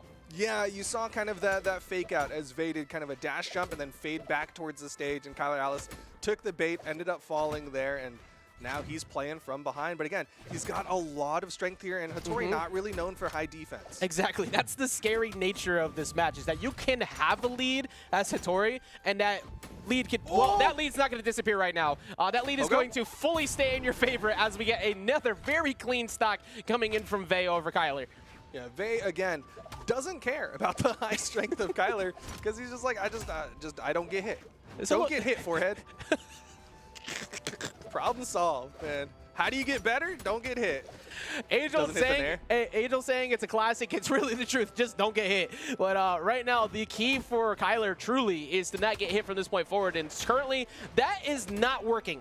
It has been the Vay show pretty much all the way up to this point. Vay, much like Beware of Chair, this elimination side of bracket in Australia has been extremely aggressive, and it has been working very well in their favor, as that Duke is in Annihilation, a 3-stock here to start off this first game. Kyler Alice a little bit taller than he thought he was. You saw him dash underneath that smoke cloud thinking he could just kind of walk underneath it. It's fine. It's just a gravity cancel, but ends up getting his hair caught in the smoke and ends up getting 3-stocked in game number 1, and is going to immediately make the character swap over to the Koji. Yeah, went over there, tried to puff out the chest, say hi to Tori real quick, and completely got left on red. It did not work out at all. Trying to go out there and get that hit, but sometimes that's just how it be, because even with that high strength, you're worried about the evasiveness and the quickness of Hattori. That is the trade-off, of course, like we said, the glass cannon. Her mobility is just so good. But I heavily agree with this switch to the Koji. The Zol was working all the way up to this point, but it did not that game. So a shift of focus to another very strong character that he has might get the job done. Yeah, this is a little bit more classic Kyler Alice. It's like Bodvar and Koji are kind of those fallbacks, maybe the Hattori as well. Something with the sword that's just been a little bit more consistent for him. My one criticism of this swap over to the Koji is that it has no carryover to the Zol. It has really no information gained. Game 1 was just going to Vay, and that's it. That is very true, actually. Yeah, there's no adjustments that come out of it. But at the same time, the Zol didn't really get to do much. That's true. So maybe that's a good. We don't have much data to really pull off of it. But so far, it's at least all right. I'm sorry, I complimented you, and I went things went bad so fast. Does at least get the recovery, allows them to get the chase offs back up, gets out of there. That was almost another clean stock though from Vay. I really love that nair Kyler Alice did. Instead of just confidently getting to the stage, he throws out the nair to cover himself, ends up catching Vay. That time the recovery gets beaten out by Vay's pogo, but still Kyler Alice has some really good options in the offstage. He's just got to be careful about getting launched into those pillars underneath the map. Yeah, I feel like, yeah, exactly. He keeps going into these wars of recovery down at the bottom to look for it. He does finally find it there. That will not be enough. Does get the touch. Now switched back up again, and now it's Vay's turn again. Yo, but this time Kyler Alice going to come up onto the stage, throws out the down sig, does not connect, doesn't hit the down light. He just needs that starter to get the KO, but the weapon toss is not enough. I don't know about you. Oh, okay. Okay, all right, so we're going to get the job done. In my mind, what I'm seeing is just like a really all-or-nothing playstyle out of Kyler right now. It's either I'm going for the big read, I'm going for the big aggressive playoff stage, or it's nothing at all. And I feel like he needs to kind of pull away from that because so far it's just been all in Vay's favor. And what Hipka did against oh my God, I'm sorry. I needed to see if he was going to live before that finished. Yeah, so continuing that statement, he needs the control center. He needs to stay grounded and try and slow down the game like Hipka did to get that set in get the last W. Yeah, I mean, like, he's going to the roulette wheel, putting it all on, like, black 15 and just hoping that everything is going to work out in his favor. I don't know. I think he's putting it on green at this point. I think the whole house is on green, and he is letting it ride. And Vay is just continuing to clean the pockets. Just go for like a color. Just like a nice 50-50. Not even like a true 50-50, but like at least go for something a little bit safer because right now Vay is running away with the set. And it, again, elimination side of the bracket. Exactly. Sometimes like you want to see the jackpot, which is a great thing, but the simplicity it's been a real theme of what we've seen people get success out of today so far, and I think that's what we need to see here. Currently, though, Vay, even though they're pretty deep in the red, they still have Kyler deep in the red as well. All they need is one solid recovery play. I think a D-Light recovery might just do it here, so he has to be very careful. Vay kind of going a little stylish there, went for the ground pound into the pickup off the soft platform. Kyler Alice going low, avoids it, still doesn't hit the dare. That time he will, but he is one hit away from getting knocked out and going into the elimination point. This would be the prime time for that all-or-nothing playstyle to pay off. Like, this is the moment you need it to happen here for Kyler to put that point on the board here in this game, too. Well, in order to do so, in order to get that wheel spin, he needs to push Vay off stage. But so far, he's avoiding the hits from Vay, not even the pogo. But that pogo could be enough as Kyler Alice is going to eat a second one, and Vay goes up 2-0. Vay has controlled, doesn't matter which side of the stage, when they are both off stage, Vay is always coming out on top. That has just been the consistent theme. And the damage wasn't even that far off. Like, that just goes to show you most of the KOs were going at really low amounts. Vay was just catching Kyler for being off stage and saying, all right, what are you doing here? Like, didn't we talk about this before? Didn't we already go through this? Like, how many times do you have to learn this lesson, old man? It's weren't we just there? All three clips were off stage, Vay just beating out Kyler Alice. And that can happen, that's fine, but if Kyler Alice plays on stage, if he doesn't throw that second stock in particular, I think he kind of has a chance here, but it's really just, again, is he going to go for these big off-stage all-or-nothing bets, or is he going to go for something a little bit more simple, a little bit more kind of natural and classic? Yeah, I think you need at least one game of it, like at minimum, or at least half the game of just approaching it in a slower manner. Try to not overextend because that's pretty much what you need to do right now. I was waiting to see. Oh, okay. I was waiting to see what the character commitment would be at the end, and we are seeing a switch. We're going over to Ezio. How are you feeling about this cycle we've been on? For one, we still keep the sword in play, but how are you feeling about the switch? I don't hate it. I think when Ezio first dropped, Kyler Alice was one of those people who was like, all right, new main. That's going to be my thing. And I don't think there's anything like critically wrong with it. It's just part of me is like, okay, if you want to go for insane offstage, go for an insane offstage character. If you want to go for a more onstage, like neutral heavy combo character, then go for the onstage. But right now he's taking something that is mostly an onstage character and trying to play it offstage. I think you're right on that. Well, we're going to see Small Brawlhaven, so we're going to see a boxing match, so that might help a little bit here. But his playstyle has led to believe, like you said, it's been all off stage. So you basically have to prove here that you're willing to fight in center, which so far, I mean, it's still really early, but he hasn't made the attempt yet. He is going to go for it right here, looks for it, misses. Vay's defense has just been so good off stage, there's not really much else to say. Oh. But the down sigs, again, that's one thing that like Ezio's found out really early was like that down sig off stage actually has like a crazy amount of force, but still not enough for Kyler Alice to get that early lead. Vay fighting his way back on. You're not seeing them play the off stage quite the way that they did earlier, but Kyler Alice is still challenging. That was sneaky. I like what he tried to do there. He dropped off, went for the sig, tried to make you panic, and then go for the dare immediately afterwards, but not falling for it. Again, Vei's understanding of just, again, how many times? I don't even think that was a bad attempt that time. I think that Kyler had a pretty good position there, but Vei still keeps coming out on top when they are in these off-stage battles. Yeah, Vei is just beating out Kyler Alice in the offstage. Kyler Alice has the sword in hand. He can go for the downlight recovery. He gets shoved off stage this time by Vei, but you're seeing him stick around. Vei still managed to get the wall touch. Downlight recovery. All right, even up the stocks. Good recognition. Saw the resources starting to drop low. It's time to go ahead and catch that jump over. And Kyler, I mean, this is the least amount of damage he's kind of taken up to this point. So it is looking a lot better. The orb's been looking solid. The sword is looking consistent too. But Vei kind of keeping him stuck in the air. Good reversal Sarah that does get him back on. And once again, he immediately goes back on stage. He wants to play these offstage engagements. All right, covering the corner a little bit. Not seeing him chase too hard this time, but he doesn't get the movement that he wanted. You saw that reverse dare. You want to go a little bit further to the right and a little bit down with the fast fall so you can kind of bounce it off the wall. I do like the mix of it at least. Like, there's nothing wrong with changing the pace on that at least once, because that's going to condition them to be a little bit confused. Does catch the anti-air though. Do we get the finish? Looking for the dare. Doesn't find its mark. Going to jump right over Sweat Beads. That is a free punish, but no recovery. Oh, was not able to keep Vei from touching this stage, and Vei gets back, gets the turnaround, gets the end sig, and Vei is one stock away from putting Kyler Alice out of the tournament. Kyler Alice trying to make sure that is not a future that is beholden to him pretty soon. If he can find this, it won't be too bad. Hasn't taken any damage so far.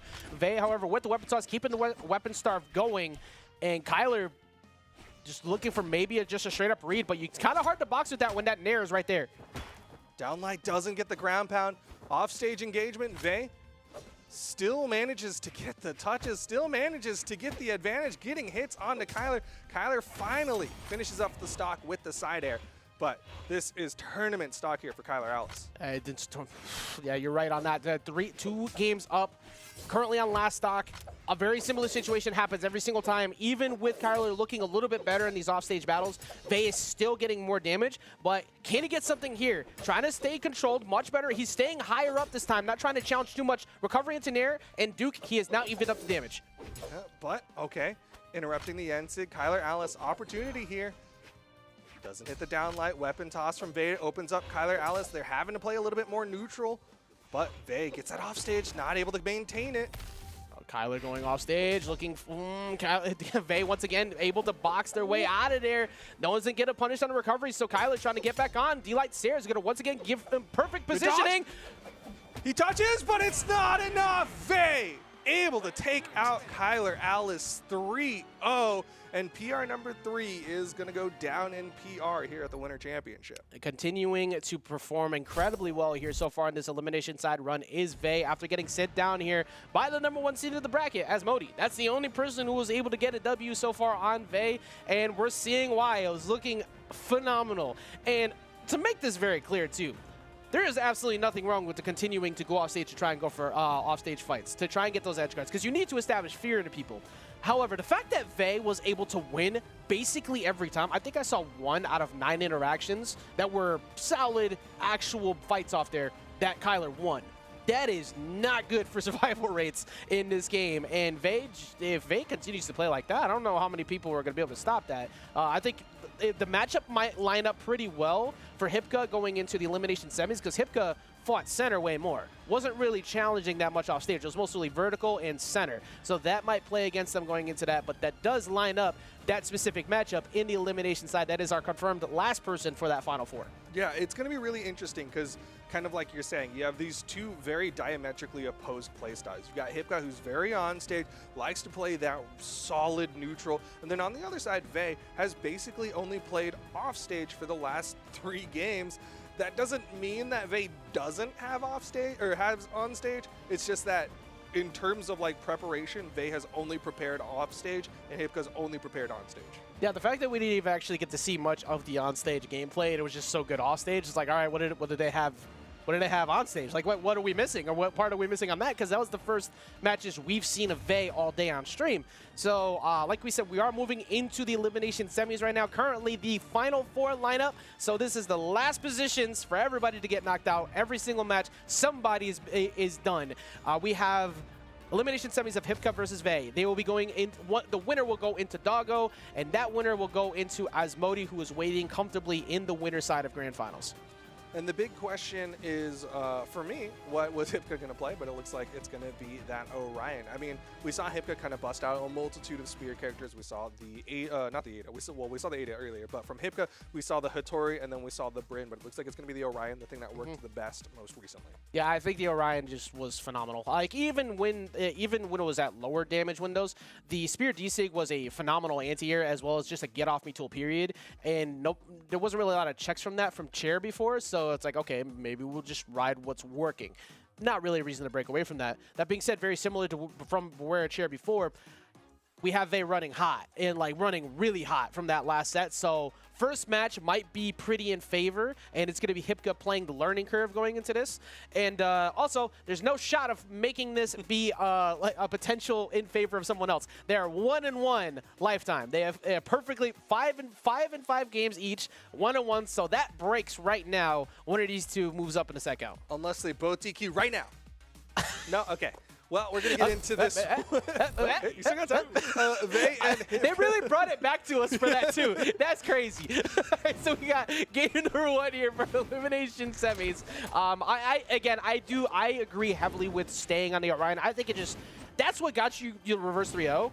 Don't break away from that. Like that's your current win condition. Yeah, it's just always interesting when people have like a relatively large character pool, or like they have shown that they're gonna swap. Sometimes they'll start with like a specific character and then change depending on what happens. But definitely no faults in sticking with this Orion here for game number 1. I'm curious to see who's going to win out in the spear matchup here between these two. Vey looked phenomenal with it. To be honest, the majority of the damage that was leading Kyler off stage was the spear, and then the closeouts were on the sword. It was almost always that consistent pace. But at the moment, though, very similar to that last set. Here's Hipka once again, looking so good at keeping people stuck in the air. Going a little bit off stage, but okay, Pogo needs more. Doesn't hit it. Vey doesn't get the wall touch, though.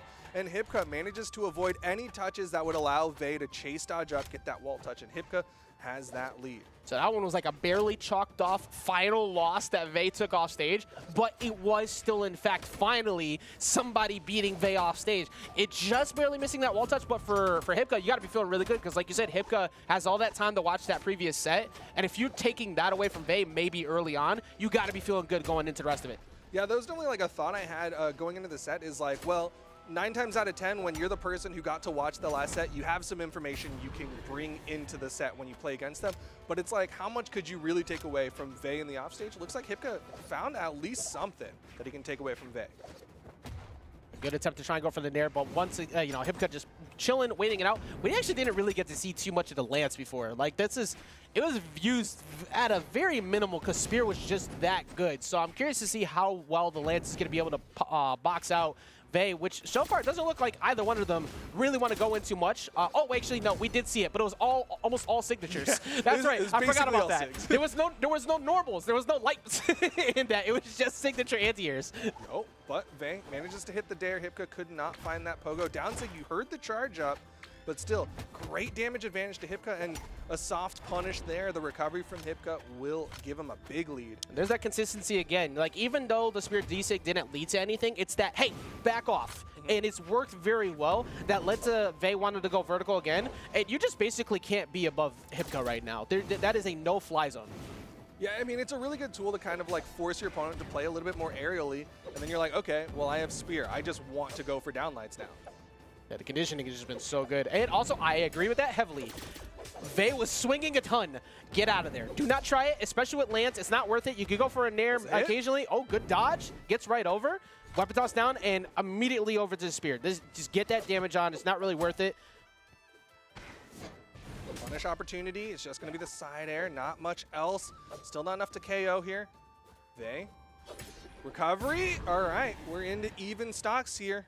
I really like what I just saw out of Vey there, too. Vey has almost always gone off stage and tried to be super aggressive, and when things don't work, it's time to make a change, and Vey decided to stay patient, covered, immediately close that out. This is an incredibly close first game here. There's no rights to anybody taking it right now. It's dead even.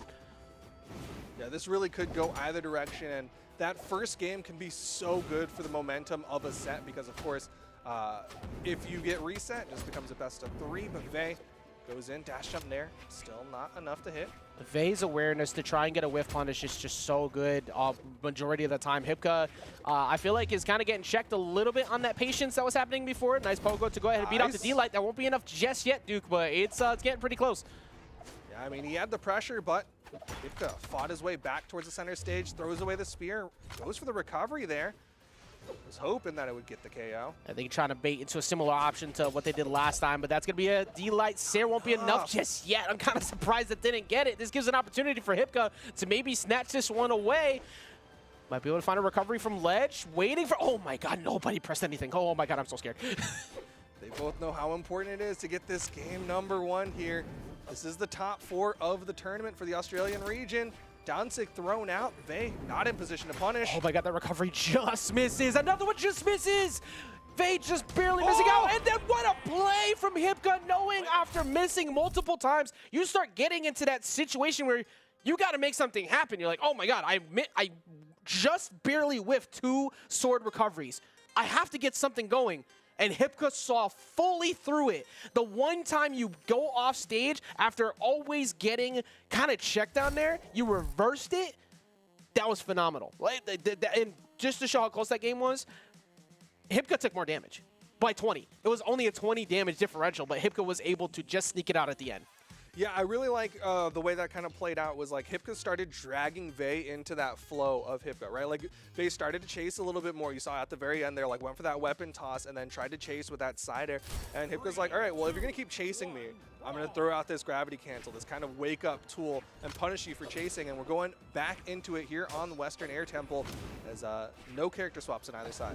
Yeah, this is one of the few times we're seeing people kind of run it back to back on stages too. We've almost always seen a tour of the stages between all of them along with the characters. So honestly, it was just so, it was as even as you can get. Nothing really changes in terms of that counter pick. I like it. And to be honest, Duke, this is kind of already giving shades of what could be one of those Game 5 last hit type games. This has been incredibly close. Yeah, I mean, it's definitely been back and forth between the two of them, which of course makes sense given the kind of game and set count between the two of them. Perfectly even coming into this one, although Hipka now has that slight advantage. Offstage opportunity, sweat beating. He's in trouble as he dodges into the Ensig, and Vey with a massive lead here in game #2. Phenomenal on Vey, still refusing to let those situations go away. And you mentioned it pre this set, and it's really played out. You said, what happens when you have 2 completely opposing forces going up against each other? Well, they've actually just been shifting. It's like before, what was working so strong for one, they now go off stage more, and it's just been back and forth. This has just been phenomenal gameplay on both, and I love the adjustments. Right now, Vey, though, is trying to build on a lead, and it's looking pretty good. Now that Hipka has that spear, though, might start to shift it a bit. I feel like the spear is what's gotten most of the job done. Yeah, definitely a big fan of Hipka's spear over the lance, but still needs to find more hits on Vey. Not even really in KO percent. That pogo, if you can deny the wall touches, yep, another pogo, and Hipka able to clean it up. I want to see him stick with the spear, but okay. I think that's, I thought for a sec. I think that's what we're going to see a majority of. And even with like the illusion of choice of maybe wanting to switch to another legend afterwards because like the spear is pretty much only the thing that's getting done, the kit on Orion is also just getting it done too. Like the Spear D-Sig has been phenomenal in terms of controlling space, so there's no real reason to change off Legend right now either. Yeah, just stick with what is working. Don't fix what ain't broke, or something like that. I don't know. Either way. If it ain't broke, don't fix it. Vey throwing away all More sorts of weapons. WD-40 and duct tape. It'll get it done. Yo, I saw a WD-40 cologne, but either way, Vey with the side air, whole different conversation. Vey with the side air, able to get that stock, and now Hipka is in a real bad spot. That's for all the old heads who haven't played in a long time, need to de-rust before they get in the bracket. But right now we have Vey, who's currently at 2 stocks up to 1, but that is kind of a borrowed time, especially here with Hattori. One more good recovery read. Okay, not yet. Keep going. I feel like I took that away from Hipka for bringing it up. Like, it would have killed, but that ground pound actually just straight up will do it.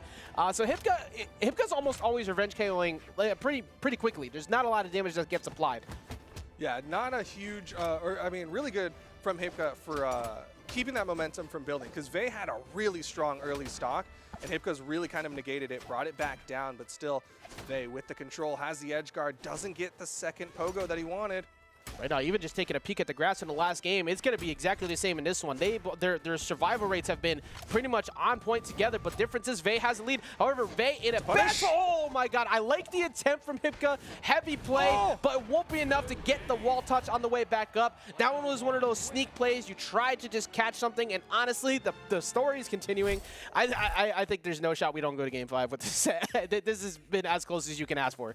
Yeah, I think with how this one's going, definitely real big Game 5 potential. And again, I can't fault Hipka for that one because that was like a Hail Mary play and a half. He was just hoping that something would work out there, and Vey just not giving him any opportunity. I mean, look at it, the damage numbers again. I had to like take a second look, and that's outside of that last stock, the graphs, the survival rates were essentially the same. It wasn't that much of a time difference between somebody getting revenge KO'd and another small difference of damage. That one was about 40 that time. The one before was 20. They have been neck and neck this whole time. Yeah, and this one, they're jumping right on into. Not too much opportunity to talk about the last one as we jump right on in to game number 3. Same maps, same picks. They just want to play it out. I'm here for it, to be honest. It's been so close. There's not too much to think about in between each game. It's like, look, we understand what's going on here. And for Hipka, the change factor, like the X factor you might need, might be getting this lance going, because so far the spear's been really good, but that hasn't done much. However, Vey has been on point with both weapons. Nice air though. Hipka still holding on to the stock for a little bit here, but taking so many punishes.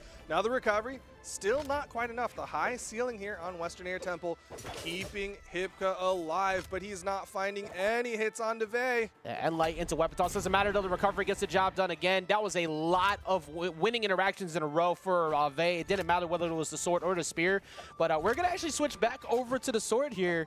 To be honest, again, it really hasn't mattered what weapon Vey has used in this set, whereas Hipka's kind of just been deadlocked to the spear. It's working, but Vey has the option of getting both out. Yeah, Vey kind of has more creative freedom, right? He can kind of mix it up, maybe go for a little bit more extra range or go for more combo potential. Nice interrupt there with that sidelight as well. Meanwhile, Hipka trying to just deny weapons here, hoping that maybe an unarmed Vey is the thing that he can take apart. That might be the only thing, but then all of a sudden the third weapon, fists, show up and you start crying for help. The way Vey's been playing, it's kind of looking like it. This is definitely the longest stretch that we've seen a stock not get revenge KO'd from Hipka. So Hipka might find it pretty soon. That is a borrowed time stock essentially sitting there, but Vey's finding the pokes where they need it. Can you close it out here? Maybe looking for the ground pound? Nope, just goes back on stage, looking for a potential Sair. Nope, DC at the ledge. And Vey just, again, the defense has just been on point. Yeah, I can't fault Hipka for backing away on that one, because Vey just was not giving him anything there. You saw a very safe movement back towards the stage. Hipka could not see the opportunity. Hit him with the dare, hit him with the ground pound. This time, weapon toss not going to do it, and Vey safely, again, manages to get back. His off-stage movement is so good. That was entirely a bait out of Vey. Vey knew full well that a swing was going to happen there, whether it be sidelight or D-Sig. It was going to be something, and Vey just jumped right over it safely. Vey is playing so good at reading exactly what Hipka wants. Finally gets caught, though, with a D-Light Sair, and that's going to put Hipka on the board. Yeah, that's one thing that's nice about these platforms is sometimes they're really high and you can't D-Light them off of it. And sometimes they get low enough and in range, and Hipka took advantage of it. But man, he is basically a full stock behind. He needs to find so much safe damage if he wants to bring himself back into this. It definitely can happen. I think back to the game that Hipka had against Chair earlier, where there was a pretty dominant 3-stock, but Hipka hasn't had many of those like big burst moments yet. And so far, it looks like Vey is not trying to let that happen. Hipka gets back on stage, but Hipka needs to be very careful with the stock. He's trying to find that safe damage. Hasn't taken too many hits here. Weapon toss. Recovery not going to connect, and Vey might start getting itchy for Cam. That second recovery was a risky play. Hipka occasionally goes for it. It's worked a couple times before, but you're right. Very big risk. Hipka, however, hasn't really given up much damage, but there's Vey once again. I think Vey's caught on to where the D6s are coming out. That's the third one that I've seen Vey just straight up avoid, and it doesn't look like there's a panic avoid. He just knows it's coming. Yeah, Vei's really, really good at kind of moving in and then moving back, right? We saw it in the game against Kyler Alice where he moved off stage, Kyler Alice dodges away, and Vei just backs away. This time he moves in towards Hipka and baits out that down sig and then able to get that KO. But this is cleaned up. Final stocks here in game number 3. Yeah, if you told me at the beginning the way that that set was started with Vei and that it would be 1 stock apiece here at this position with them being even, I don't know if I would have believed you with the way that Vei was playing, but it's just Hipka has this full stop mode. It's like, all right, look, cut it out. We're going to reset. You're going to slow down. But Hipka's just getting a lot of pokes, and it's been working, even with the straight hits that he's been getting hit out of. Yo, imagine if the 2nd stock and 3rd stock Hipka started playing on the 1st stock Hipka, because that 1st stock is just so rough, and then 2nd and 3rd he starts to bring it back, but he's just playing from behind. Yeah,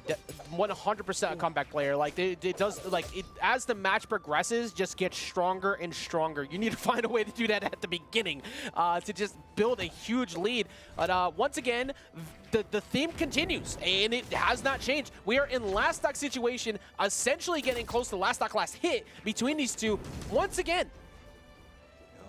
Just a slight damage advantage, but Hipka's really good at maintaining that juggle. Vei gets past.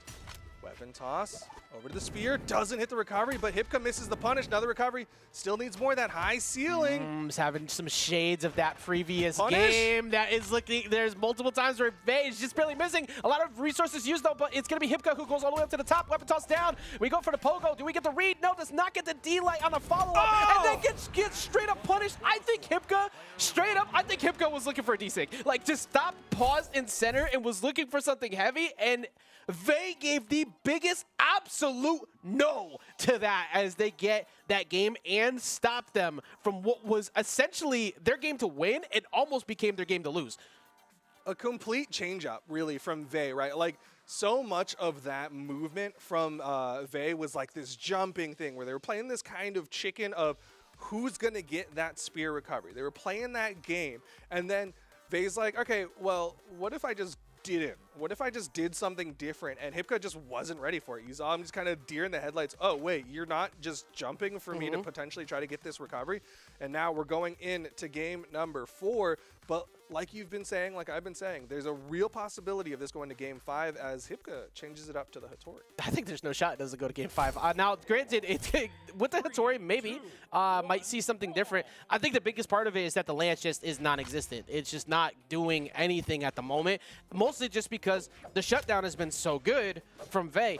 But I think Vei just has that X factor about them. I know I've mentioned it a couple times, but like that extreme clutch factor of no fear moments. You need that as a player to reach these points in bracket. You need to believe you are that much better than the opposing player, that big read, that crazy attempt is going to work, and it continues to work for Vei. So Hipka needs to pull out an occasion, I think at least 1 stock of a play like that to try and make this go to game 5. Yeah, just the fact that Vei is not beholden to one singular weapon is such an advantage over Hipka, because Hipka, I mean, still had some swordplay, but you saw the second he had the opportunity, swaps over to the spear, and that's been that comfort weapon.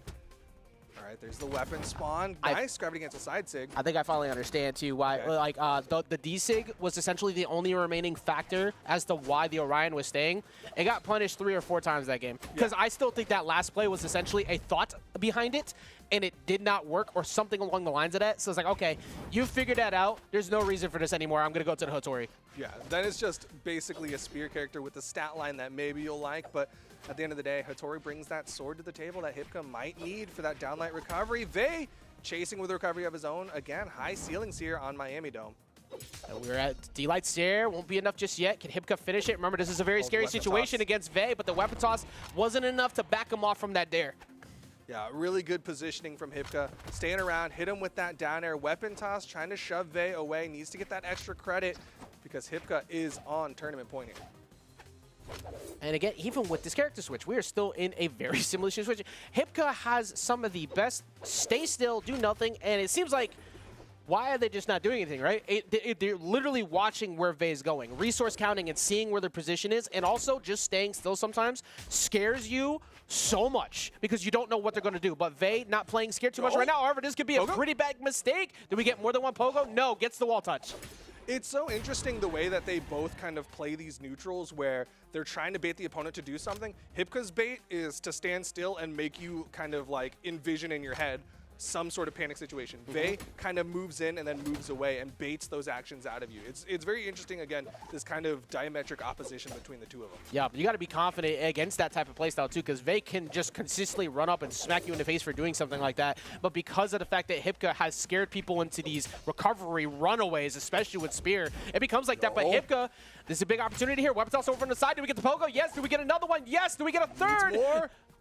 So much damage. There's another. Vey doesn't have the movement. Hipka with a big lead here. He's been playing from behind so often in this set, but this time he's the one with the lead. Yes, that right there was the big aggressive play we've been waiting for Hipka at least once, at least one time, to make Vey have to respect that. Because now you just can't assume Hipka might stay at ledge and just stare at you anymore. Now you have to be worried that Hipka might go off, and currently Hipka is continuing to do that.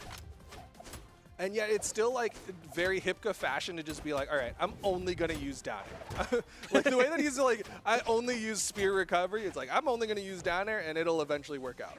Simplicity is key, and I know that's kind of been the theme of the night, but it's definitely a note to be taken, especially when you're fighting up against Australia. The way that they've been going about this has been very, very straightforward.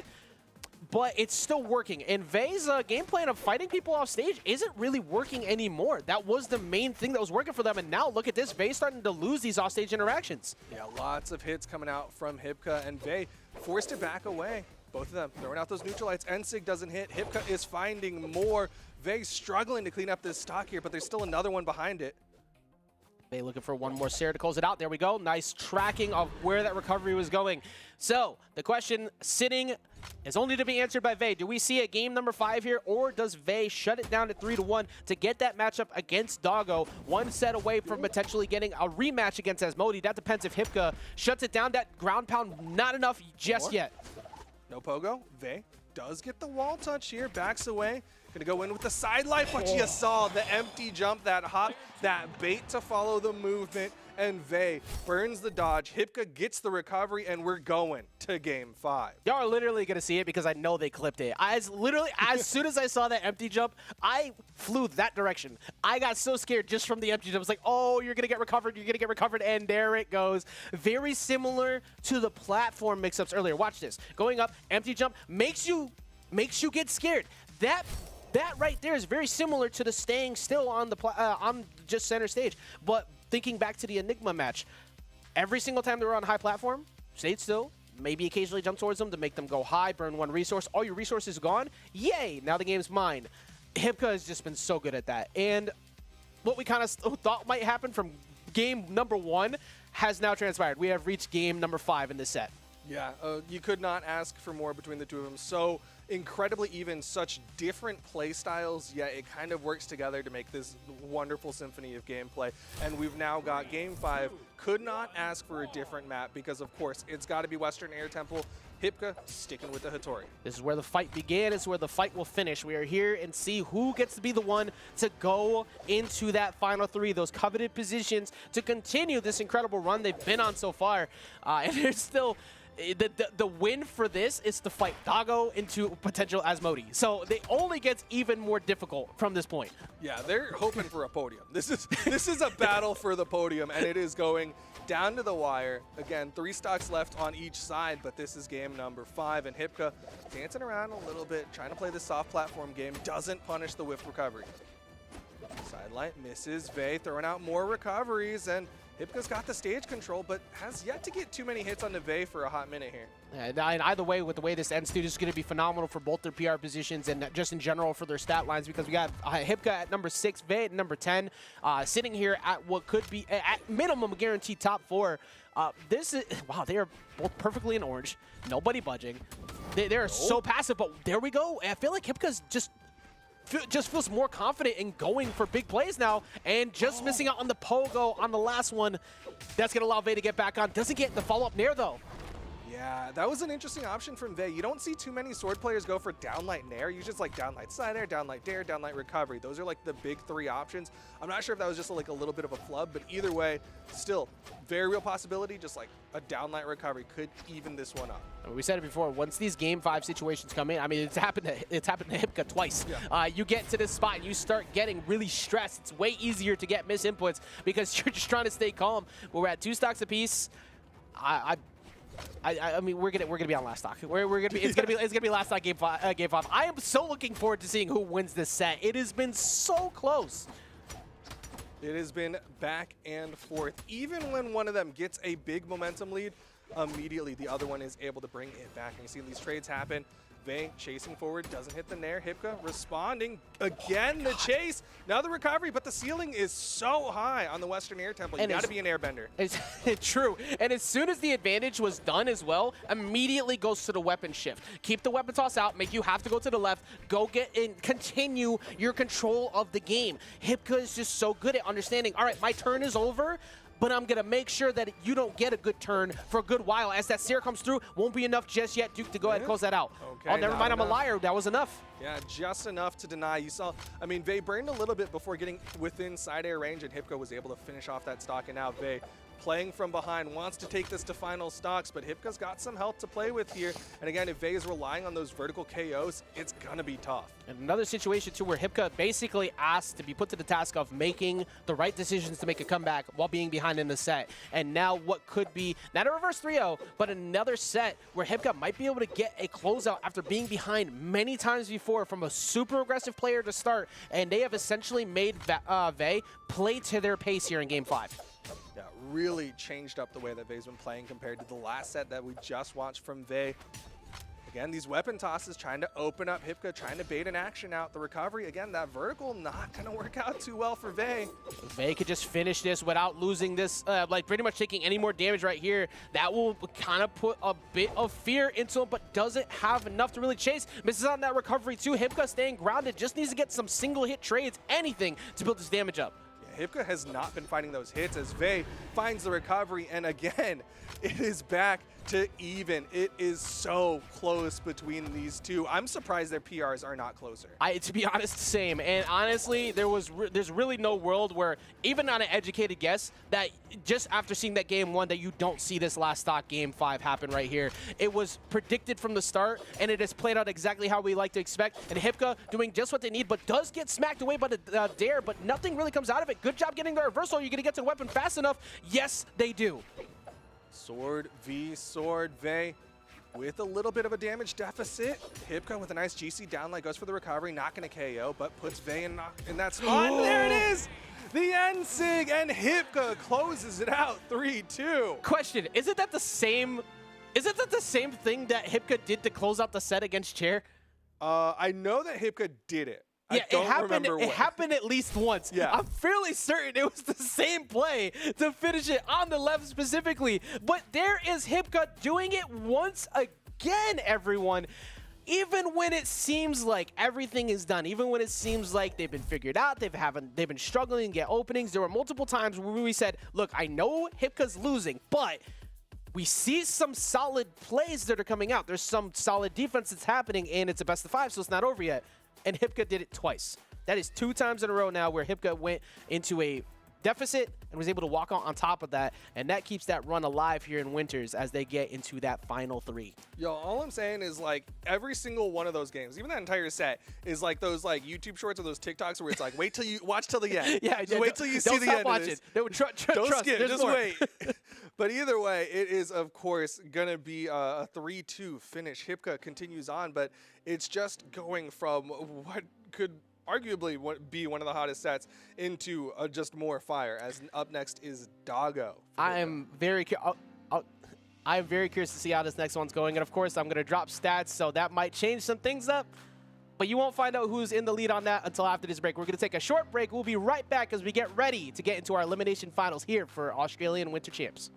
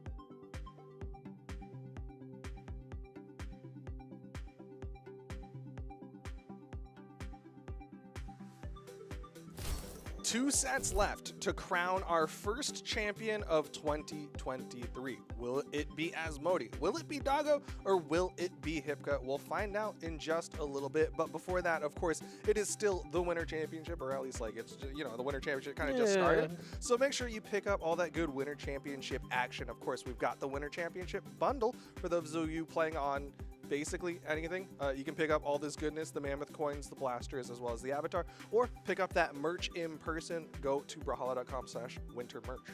100%. Yeah, do not miss out on those. Like we said, the winter merch itself is only until the 12th.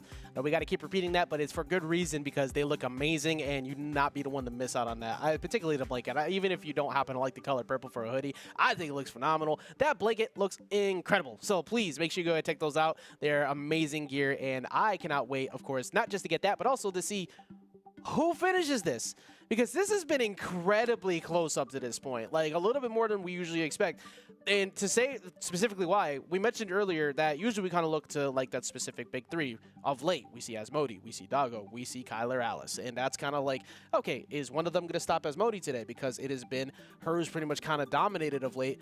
But today, Hipka's looking really good on this run, and Doggo might be struggling a little bit going into this. Granted, is... Now I gotta bring this factor in. Is currently up 2-0 on Hipka. Okay. So we all know how those stats go. But how do you think this is going to favor out in terms of the way Doggo was playing earlier today? It's gonna be tough. Doggo is, I mean, we kind of bring this up every now and then, is that like Hipka's coming in hot. He's been warm, has been playing, I mean, a grueling best of 5 just a moment ago. On the other side, Doggo has been sitting here in the Elimination Finals for a while now, and has just kind of just been sitting. I don't know if he's been in training room or if he's been playing, you know, customs against someone to try to keep himself warm, but like coming in when you are not the hot person, it's gonna take a little bit of lead up time, and right now we're seeing Doggo come in with the Sidra. That being said, generally with a region like Australia, like Southeast Asia, like there's a huge disparity between the top 2, top 3, and everybody else. So it could really go in favor of Doggo dramatically. Yeah, like you said on that, this is PR number 3, but seed number 2 overall in this.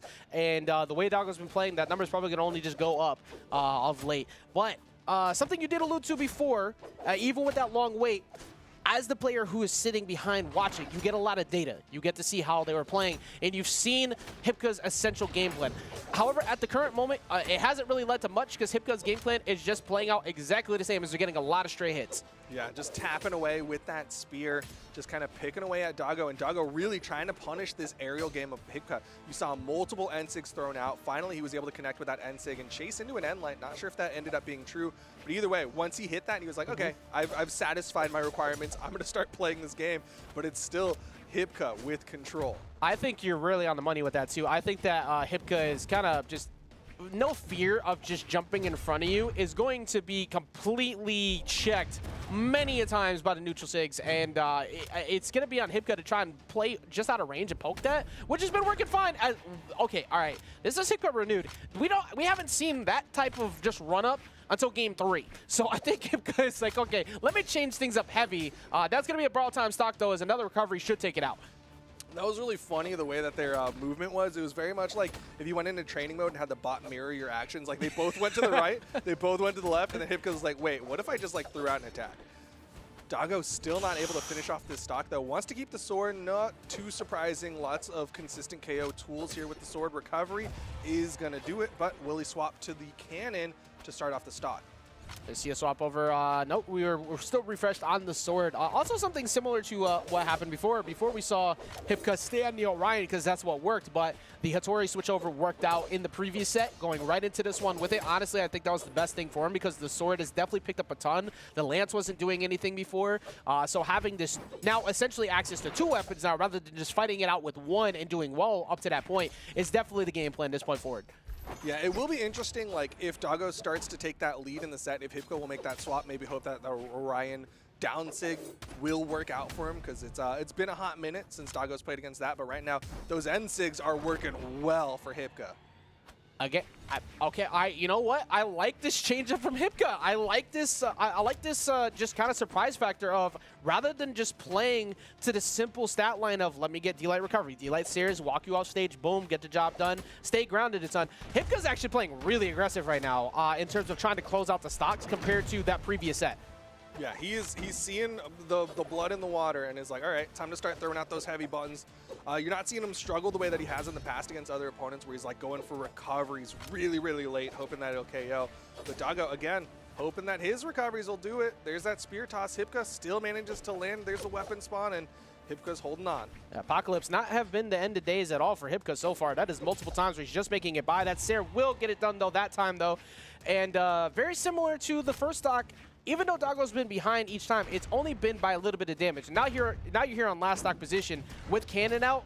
You can't really be too comfortable with going for those big plays. You do not want to take a whiff punish right in front of Cannon. Oh, interesting. Hipka very rarely goes for that gravity cancel downlight, and Doggo was still ready. He didn't get caught by that kind of meta switch up from Hipka.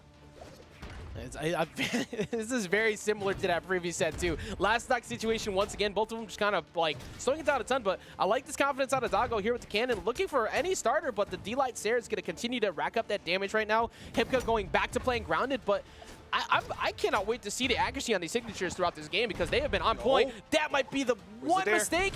Oh, doesn't need it. The ground pound from Doggo will take game number one. Fantastic punish from Doggo, like you said. That one mistake from Hipka, going off stage a little over-aggressive with that ground pound of his own, and Doggo completely reversed that situation. Yeah, quite literally the singular mistake that Hipka made in that set. It was always the lead up to that point.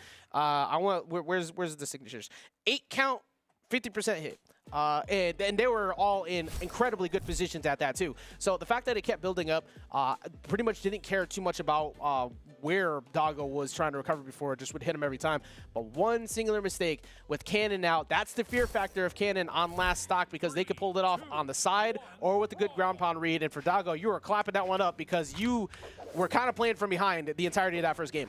Yeah, and I want to give credit to Doggo on that final ground pound. He was able to release that ground pound a little early, get that blast outward, and that's that thing that really hit Hipka.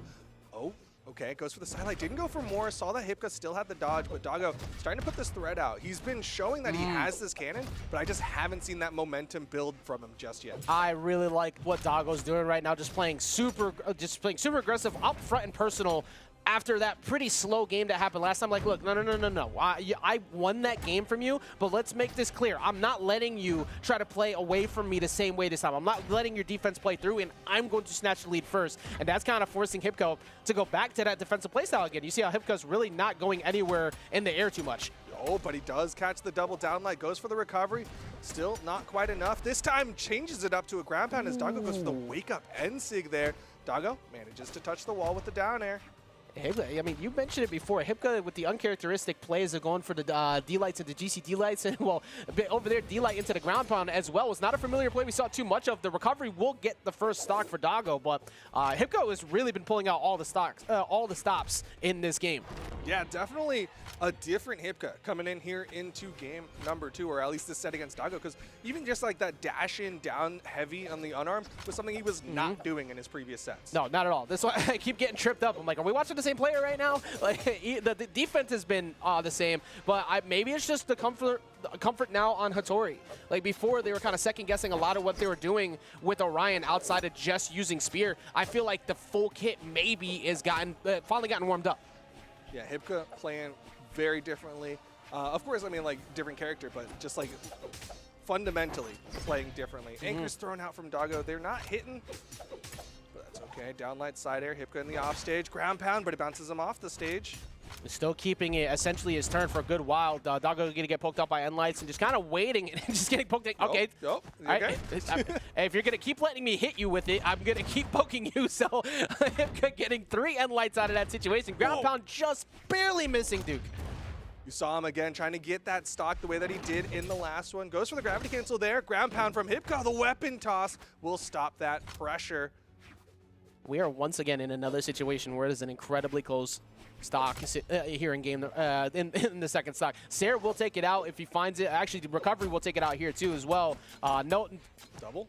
Yep. He's really committed to. He's at, like, Hipka's gotten I like what Hipka's doing because at any point in time, those are going to make Doggo eventually dodge right in front of you. You're going to get another D-like ground pound play like you did before.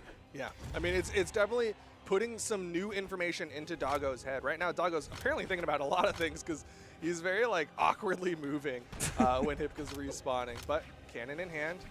I feel like the way that Hipka approaches the game kind of makes you have to overthink a lot of situations, to be honest. Like, the fear of recovery, for one, has been something we pointed out quite a bit, but this grounded playstyle of just being so patient has been so good. It makes you second guess a lot. That's going to be another one, again, just committing constantly to the GCD light and getting the finisher for it.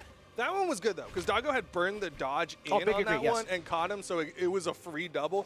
But, like, there's definitely a lot of times where Hipka's just like, I'm just going to do it. We'll see what happens.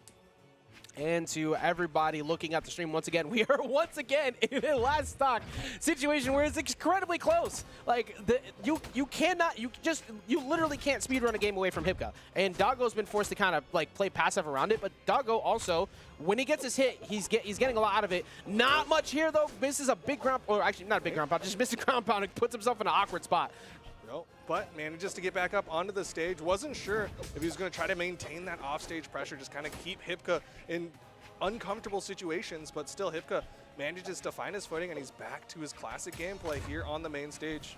Doggo going right back to the cannon. Cannon's really been the only thing winning out in these weapon wars. Are we going to get a finish? No, not really in a good position to go for it. And once again, another dodge, but because of the fact he was so close, sweat beads coming out, you may have dodged the initial ground pound, but the forced defensive option you have to take there, just sealing it anyways. That was a perfect checkmate that Doggo saw and didn't let go away, and goes up 2-0. Yeah, a really well done checkmate, right? Like, Hipka had no options there. He did the wall touch. He could either dodge and then not be able to touch the wall, or stay on the wall and just get taken out by the ground pound. And he chose his option either way. Hipka is now down 2-0, and we're seeing the swap over to the Orion. All right, the Orion comes out, and also the impending doom of what could be a bad time for Doggo potentially, because every time a character has been swapped, Hipka has proceeded to win the set. So Hipka was able to get a reverse 3-0 before by switching over to the Orion. It got them out of it essentially got them out of a terrible situation against Chair earlier. Then they swapped over to the Atori. They were able to get the W against Vey, and now the swap one more time. Will it be enough, Duke, to go ahead and look for what could be yet another reverse 3-0? I mean, once again, we ask the question of how will the Lance do against Doggo? Right now, not looking great. I think the answer has been checked quickly by Doggo. Said, no, let me teach you something. I got you. And that was very fast, immediately forcing him right back over to the spear. You did not just stand still entirely without any... Bro, are you kidding me? Like, okay, Doggo is completely just like not afraid of Hipka anymore. All of that just showed me Doggo has no fear right now. Doggo's feeling real good right now. Currently up 2-0 over Hipka. Hipka going to be back to the Lance, and we saw Doggo get a massive string a second ago against Hipka, but Hipka chasing deep with the Lance. Nice recovery hit. Still needs to get that KO. Caught the jump. Won't be enough just yet, but pretty much one more good read. There you go. There's the recovery. So minimized it. I'm curious if we stay on the Lance. Are we good? Oh, yeah, no. Okay. We're going to go back to the spear. Honestly, it's just the right choice. Every time we've seen the Orion work, it's pretty much been almost exclusively through the spear. Yeah, lots of spear play, a couple of down sigs. But right now, Doggo playing off of those soft platforms, trying to bait that upward movement of Hipka, and Hipka's catching him with those nairs. Anchor, punish. Doesn't hit the pogo, though. Gets a dare. Gonna go ahead and get the wall touch, but Doggo getting back down there once again, closing it out again. Hipka's gonna get a big mistake punished on that. I do respect the attempt at trying to get that punish, but because of Doggo's awareness, swiftly getting back, Doggo shutting that all down, and now might be potentially moving forward here with a 3-0. Yeah, Doggo really just dismantled that. He's like, oh, the Orion Classic. You want to throw some NSIGs off stage? Let me show you how to beat that out. Hit ground pound after ground pound. And now Hipka on his final stock here in game number 3. What does Hipka do from this point forward? This is one of the biggest deficits that Hipka's had to face from this position while being behind in set counts. Not only being behind in damage, but being behind while the other player is playing phenomenal. He's been kind of being able to scare everyone else into a last stock situation up to this point, but Doggo doesn't really need to be too scared. All trades are in his favor. Yeah, I mean, as long as he is getting those trades, it's totally fine. And Hipka not finding that safe damage that he's been so good about his 2 anchors, and Doggo shuts it down 3-0, just showing that disparity, showing why he is in the top 3 of the Australian region. You mentioned it earlier, and we just bear witness to it. With Australia, you have a very even skill amongst those who are just outside of that top 3 range. And we saw it play to perfect fruition from PR's 10 up to 6 here. Actually, for that matter, we saw one that was even way further back with Chair. But once you get into that top position, outside of Kyler falling a little while ago to the incredible match from Vey, Doggo saying, no, not today.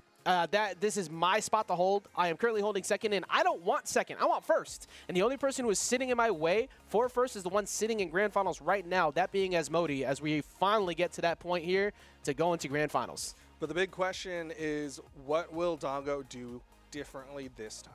We saw the Sidra go up against Asmodie earlier. Didn't really work. You need to answer for Bo. It's really 95% of the battle is stopping the Vector Bow.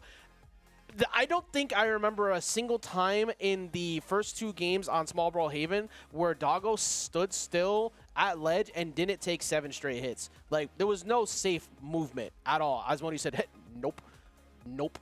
Nope. Where do you think you're going? You're not going anywhere. You're staying put right here, and the Lance barely even needed to get used. But when the Lance did come out, it got the job done too. So Doggo needs to solve Bo somehow in order to try and even have a hope at getting the dub. I think it's possible with the way Doggo just looked against Hipka, but definitely need to solve the bow. That is 100% the problem right now. Asmodie's bow has just been completely on point. We were seeing some big damage come out. That game number 1 in the 400s, game number 2 in the 300s, 380s, something like that.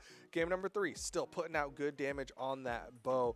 But we're seeing Doggo change it up. He's been playing Sidra throughout the entirety of this tournament, but it's back to the Asuri for this grand finals. Asmodie yet to lock in. Asmodie taking a second to figure out what legend they will be sticking to, but honestly, the way she's been playing today, it pretty much doesn't really matter too much. But it is going to be what has been working up to this point. The Vector will be coming back out, and it has just been an unstoppable force up to this point. Looking like Asmodie might be taking yet another championship in her favor here in Winters, depending, of course, if this Asuri is the solution. How do you feel about the Asuri going into this to maybe try and counter what was the problem before? I kind of like it. It's something that Doggo's done before in the past, of course. Like, the Enchantress was, like, towards the tail end of the last year, but Doggo's definitely had the Asuri. And then on top of that, again, with just the way that people have been talking about the current meta shifts, people are saying Katars are looking good. We saw some impressive Katars earlier, so this might be that opportunity, that kind of character swap. And at the very least, I just like the fact that, you know what, Sidra didn't work that well. Yep. Do something different. And we're going to go right back to Small Brawl Haven, too. So boxing is the theme, and it's looking like Doggo is doing exactly that, kind of staying over the top of Asmodie. So Asmodie kind of getting checked a little bit on Lance at the moment. Does find one Nair. I wouldn't be surprised to see a switch pretty soon, but it doesn't seem like she's really too afraid of it. Like, she's taking some hits. It's like, all right, that's fine. It wasn't enough. I mean, she is made out of metal. She's got a lot of defense. She can take a couple of hits, but Doggo is finding more consistent damage, but here comes that bow. The wake up, the gravity cancel down sig from Doggo, and that's a nice little lead for this cat. That is one way to do it right there. Waste no time. Don't even let her get a chance to set up. Immediately play the aggressive play. And Doggo Doggo playing super aggressive. Wait a minute. Wait a whole minute. Doggo is definitely trying to show that winner's side, that winner's finals was not what's going to be transpiring here in this grand finals. Ooh, nice dunk down, goes for another one, but Asmodie stays to the outside, still in the offstage with the Lance against Katars is a scary spot to be in, but Asmodie finds her way back onto the stage. Ensig beaten out by the Nair from Doggo on the back of her head, avoids that weapon toss. Doggo getting that extra credit. Asmodie just trying to find a landing here. Going to be looking for a potential D-Light recovery pretty soon, but that's dependent on if Doggo even gives it to her at the moment. Does finally find a Nair, but won't be enough yet, and Doggo is... he's just finding a lot of straight hits. Does finally get punished right there for making a big play, but it was a borrowed stock. So at that point, it's like, okay, if it hits, beautiful, I look like a genius. If not, it's fine. I already got you an orange.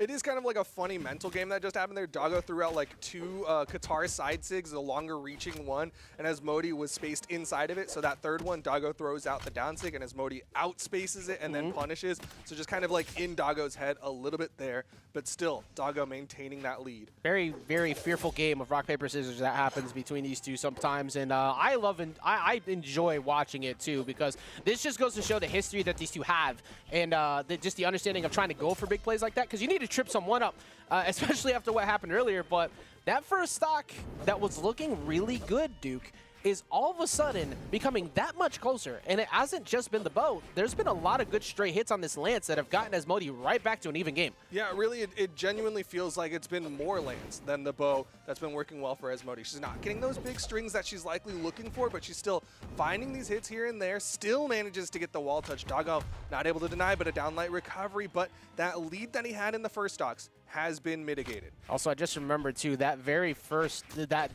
game in Winners Finals, actually it looked almost exactly the same as this. Doggo started off with the lead, and then it drifted away. But it was mostly just because Doggo literally couldn't get through bow. This time, at least, Doggo is doing it while applying damage at the same time. Asmodie being very, very patient at ledge, refusing to budge forward, waiting out her time to get through. But now she's taking a lot of hits for it. And, I like Doggo's pushes. Doggo is just finding answer after answer against Asmodie, not giving her any opportunity to use that bow. That's something that you said at the start of the set was, what does Doggo need to do is shut down that bow, and so far it's working. Down sig not going to connect though. No end light connections either. Asmodie just kind of poking at the air, but it can't be enough right here. There you go. Recovery on the board. Here's the thing though. It ain't over till it's over. It's not over. Doggo has a phenomenal lead right now, but I am not one to count on Asmodie. We have seen her pull off some incredibly ridiculous strings, as we're seeing 2 in a row right there. Not too much after, but that is 3 in a row, 4 interactions in a row, 4 neutral wins in a row, Duke, already. Yeah, Doggo suddenly struggling. Recovery just needs a little bit more. Gonna stick with the sword for the consistent KO tool, but down air, just going to get him back to the stage. Doesn't hit the neutral light, downlight recovery. Doggo takes game number 1. I think that was all off the heels of that incredibly solid first stock. If that doesn't happen, that is probably going a different direction. And if you're Doggo, you need that. You need that to be the gas pedal that you could push down on going into game 2, because it was starting to slow. It was starting to slow down, just getting pulled over real quick. It's like, hey, check yourself. Like, this game is not done yet. But he was able to do it. Caught a pretty much a rare mistake out of Asmodie coming from the side. We saw multiple times where Asmodie kind of just jumped like 5-6 times at the ledge, but Doggo knew better. It's like, look, if I jump at you and I make a mistake, I'm now off stage. I do not want that right now. But Asmodie kind of understands, like, look, you got to prove to me that you're going to hit me in the first place, and she was almost able to bring it all the way back. Yeah, she really just kind of said, I don't care that you have the stock advantage. I'm just going to start hitting you. And we really started to see that bow come alive. Suddenly, Doggo's starting to get a little stressed. You're starting to be worried about these potential extensions that Asmodie was starting to hit. And then when she swapped over to Lance, that's when Doggo was like, all right, I got a couple of windows that I'm aware of that I can get in here, get that downlight recovery, because you're damaged enough that all I need is that one opportunity. Yeah, you get walled out pretty easily by the bow and the lance at some situations too, but they don't really happen too much when they're on Small Brawlhaven. They kind of just... that's been the theme outside of that one time. I think it was in Game 3 where they went to Demon Island and it didn't work out, but they were trying to get some separation. I'm still pretty impressed by the way that Doggo was kind of able to play around that, because even with the lead, when you have someone who has been as consistent as they have been of late, they don't get scared too often. It's kind of hard to scare them. The fact that he was able to get that first W matters a ton as we go into this next one, because that is a huge confidence booster. Yeah, I mean, at the end of the day, we're in the grand finals of the Australian region for the Winter Championship, and Doggo is playing from the elimination side. He's already taken 1 L. He lost his set earlier against Asmodie, so now he has to win 2 sets. He has to win this best of 5 and then go to another one against the top PR in the region. Yeah, the key right now is just don't sweat, don't panic, don't freak out. Like, make sure you play exactly the same way you did in that first game, and it's still looking pretty similar. I mean, the Surrey swap definitely has been that check to not even just the bow, but like the lance, at least up to that point, until I decided to point it out. Oh my god, this is a bad spot. Asmodie gonna close it out. That was Is it going to be enough? He's going to go out touch? No, trying to get the chase, and Asmodie just drifting right around it. So, all right, forget everything I said about Doggo's good play against that at the start, because Asmodie heard me and said, no, no, no, no, no. That was such an insane position at the very end of that first stock, too, because, I mean, Doggo's got Katars. He has some mobility. He can go for that downer, he can go for the side air, kind of get him closer to the wall, but Asmodie being down there kind of baited Doggo into going for that nair, hoping they can kind of reverse that situation and chase dodge. If he had just gone for the wall, I think he could have survived, but either way, Asmodie is up big, and Doggo with an emote at the top. Is he having some connection issues? That's generally what that means, or maybe it's nothing else, because he's swinging. I think that might have been okay, I am currently struggling, and I'm going to let you know that I'm not out of it. I don't know, but that was definitely not meant to be, as currently Asmodie is going to get reversed. Turnaround. That was really good. Katars are in hand, so you, all right, Katars are not in hand. The sword is in hand. Okay, never mind. I was going to say, there is a big potential that you could go for a big play, try to go for some dare reads, but instead, going to just try and get that damage in. Nice beat out on that down sig. Doggo down like doesn't hit the jump for the side air. Some uncharacteristic drops here in the grand finals. And Doggo, I mean, it could be that point too where you're getting gassed, like even right there, just kind of dropping underneath it, not really getting. You can't afford to not get your damage in against Asmodie. Like, she's just proven that the defense is too high, but that is going to be another closeout right there from Asmodie, kind of just putting that first game in her back pocket. Yeah, I mean, it's just so unfortunate that, like, whatever stressor is hitting Doggo right now is happening, because, like, you're going from potentially 20+ damage with a downlight combo off sword down to, like, 7 damage on just a downlight. You're really truncating your damage, but it's not over till it's over. Doggo still has these opportunities. He's getting some good damage built up, and it's small Brawlhalla. You can get those KOs. 100%, and like you said, it's not over till it's over, and that was a very well-executed stock, barely taking any damage on that first one, so able to take that first stock and put it in his back pocket. You have to be able to rebound from that, and here we are. This one matters a ton, because this would potentially put you up 2-0 in what could be a reset, leading you into a lot of momentum to try and maybe take this tournament away from Asmodie. I mean, bringing it back already is a great plus for Doggo, right? Like, Asmodie had a massive start to this one. That initial stock with the Lance was impressive, but Doggo fighting his way back in here. Final stocks, has a sword in hand as Asmodie getting that juggle. Asmodie's trying to keep that consistent damage up. The bow has been it's basically been the best. Cut it out. Let's put a stop to this tool that she has needed so far. But there's Doggo just kind of double jumping around, just waiting to get that approach with that dare or potential falling there. But Sidelight is going to get punished. Both of them being very, very careful about how they approach. Yeah, really good footsies there. You saw Asmodie kind of backdash, turnaround, sidelight, catching that movement from Doggo, just outspacing that approach from him. Down sig, catches Doggo, and Asmodie going to tie it up 1-1. He's very solid in the scramble when they start to get panicky situations like that, and it was, in fact, Doggo who was starting to get hit a lot more when they had, I mean, you pointed it out, and it was right on cue. The footsie game they had, the neutral, nobody was really budging too heavily, just trying to get one mistake. But the problem was the mistakes kept getting hit into Doggo. Doggo wasn't able to come out on top. Therefore, you look for a big play. You look for something to start. D6 says, cut that out, and that puts it up to a 1-1 set. One thing that's really, really nice for Asmodie with that bow down sig is, again, that kind of get off me tool, which is like what you're trying to do when you're the Qatar player. When you have that low range that you have, Doggo is constantly trying to be on top of Asmodie, and Asmodie's like, all right, well, as long as I have the time for this startup, I can just throw this out, and you are forced to get away from me. It's a good option, too, because you look back to basically the last few, I'd say about like the last 30-ish seconds of that. There was at least 3 times where Doggo double jumped over it. One of them was a dare, another one was nothing, and then the last one was a double jump into a side light. So he was very obvious that he was trying to get you to press the button so he could get the punish, but she never did, and then once he finally broke, it's like, oh, cool, now you're fighting me grounded. Now this will work. Yeah. And now we're into game number 3. Back onto small Brawlhalla. Again, Asmodie starting off incredibly strong against Doggo, this time with the bow against him, but we saw how much damage she was able to put out in game number 2 with that bow. The big key factor here is just, well, for one, get some hits in. 2, don't let Asmodie get another early stock like what happened last time. And Asmodie's reversal game has been on point. Just looking like it might be similar. But if it's toss down, are you going to be able to close it out right here? Gets the wall touch. Dare? Needs one more hit, and that'll be it. Down like ground pound. Asmodie, again, massive lead against Doggo. She is so frightening on first stock. Like, when a lead gets built like that, it just takes literally all the wind out of your sails. I know it's a very cliched thing to say, but it's just the truth. Because now you are forced to rebound after taking so many hits from that, and now the bow is back to being on fire.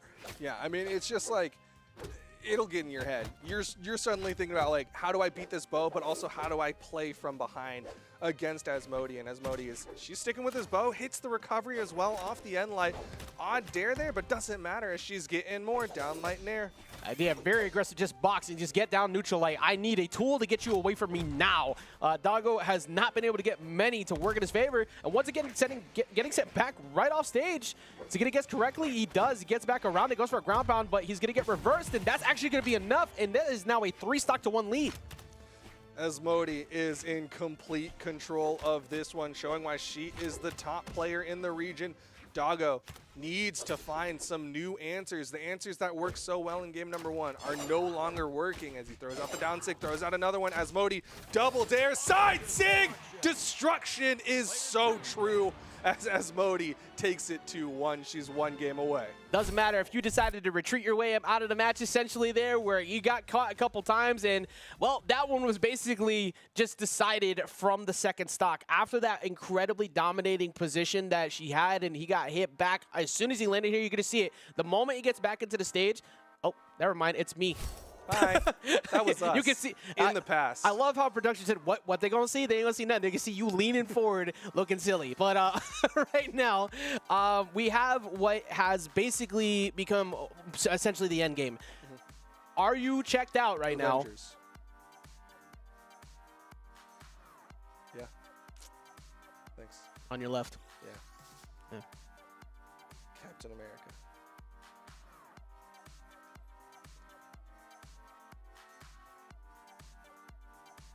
Ant-Man is gonna get really hurt in that movie. We got potentially one more game, potentially more. And here's the swap from Doggo that I actually was waiting for, right? He had such an amazing Qatar game with the Asuri, and he had an amazing cannon game with the Sidra. So why not bring out the Lin Fei? It's what people have been asking for. I'm sorry, you got me, like, you looked back at me, you tried to keep a straight face, and you started, like, laughing at me. Sorry. So, the Lin Fei has now showed up, and you're right. Like I said, at this point, pull out all the stops. Pull out the next potential trick you might have in the book, and maybe Cannon will get it done. The Sidra wasn't able to do it earlier, but maybe the Lin Fei will be enough to try and finally get you to that game 4. I mean, that's what he's playing for, hoping to not finish the tournament here. Asmodie 1 game away from closing this out and being the first champion of 2023. Down air, chasing again, goes for a GC sidelight there. Interesting option in Doggo. Reversal opportunity, but can't get that second ground pound. Yeah, good weapon toss up, essentially to stop that attempt at that second ground pound. Just like, no, you go up there, I can guarantee get this wall touch, and you have to guess afterwards. But so far it's been relatively close to the start. But now, can he get the recovery? It won't be enough just yet. Like you said before, Vector, of course, pretty heavy. Another one should get the job done and doesn't believe hard enough in the read. No, didn't go for it. Either way, Asmodie over to Lance now. Recovery will KO. Doggo has his pick of weapons. He is 1 hit from getting taken down to second stocks, though. Yeah, that's the big key factor here. Every time Doggo has gotten a lead, the lead is kind of dissipated fast afterwards. You cannot let that theme continue. I know it's easier said than done, but you literally can't let it continue. You need to get at least orange out of this stock to feel good about this. Otherwise, Asmodie is going to start to poke you away with the ball once again. Oh, the nair, not quite enough, though. Downlight waits, hits the nair this time, and Asmodie able to clean that one up. All right, let's see if Doggo can get some damage on the board here, because almost every single time, Duke, we've been in this position where Doggo's gone up in the lead. Asmodie has answered immediately back in the second stock. It's either been a whole rush in the first stock or a comeback factor afterwards, but it feels like no matter what Doggo's done to hold the lead, it disappears. Again, I know I said it before, but you literally can't let that happen again. You are facing elimination point.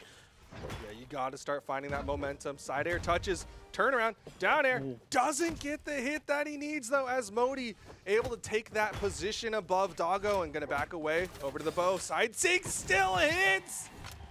Well, that is rough because Doggo was so close to getting an almost perfectly executed edge guard to get the lead that he needed. Just barely missed that play, like you said, and then after all that, in the huge scramble, just gets smashed right off stage, and now is behind once again. It just needs a straight hit, but so far, Asmodie's just getting her damage in. Oh, but the recoveries. that's not bad. Doggo cleans it up. Final stock here. This is going to determine whether Doggo gets this to game 5 or Asmodie gets crowned the champion. She's got the bow. I will say, at least in this position so far, this is definitely the most confident I've felt in Doggo maybe being able to push it past this point. Even though currently he's getting hit a lot, I feel like his reward on hits have been a lot better so far with the Linfei. This cannon is kind of working, but just put himself off stage. That's a bad spot.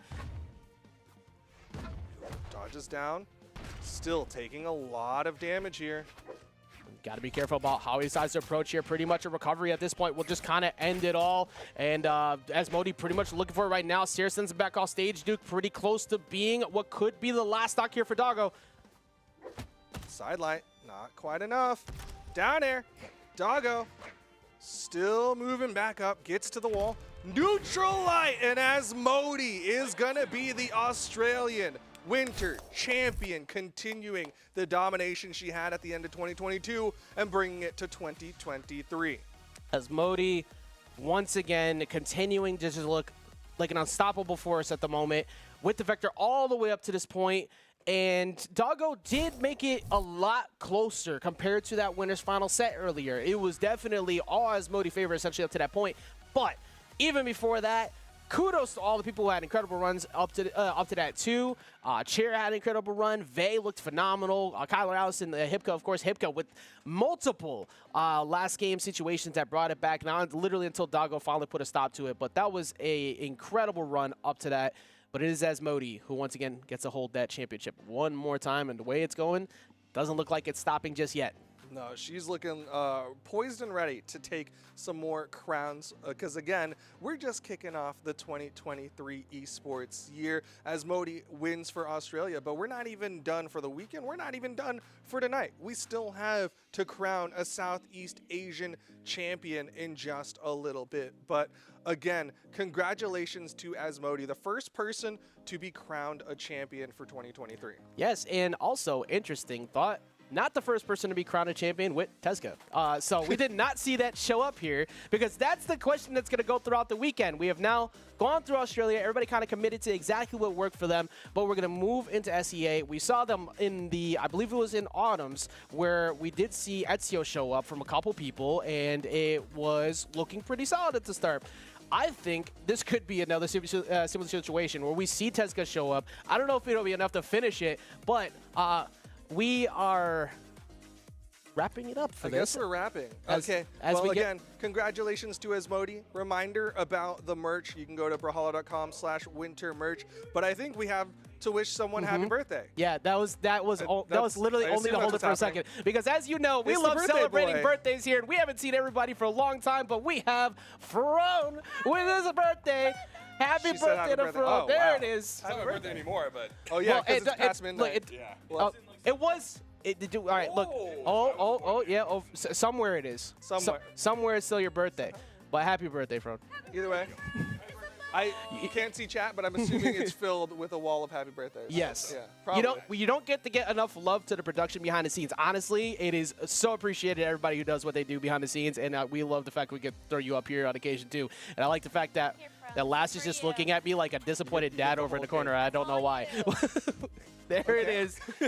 That is now an emote, by the way. We got Frone Pog with the cake. There it is. All right. But happy birthday. You leave. Okay. All right. Thank you. All right. Again, we're not done yet. We've still got Southeast Asia. We've got some cake to eat. So enjoy a nice little bathroom break, everyone, and we'll catch y'all with more Winter Championship action in just a little bit. We'll be right back. He has to put the timer on.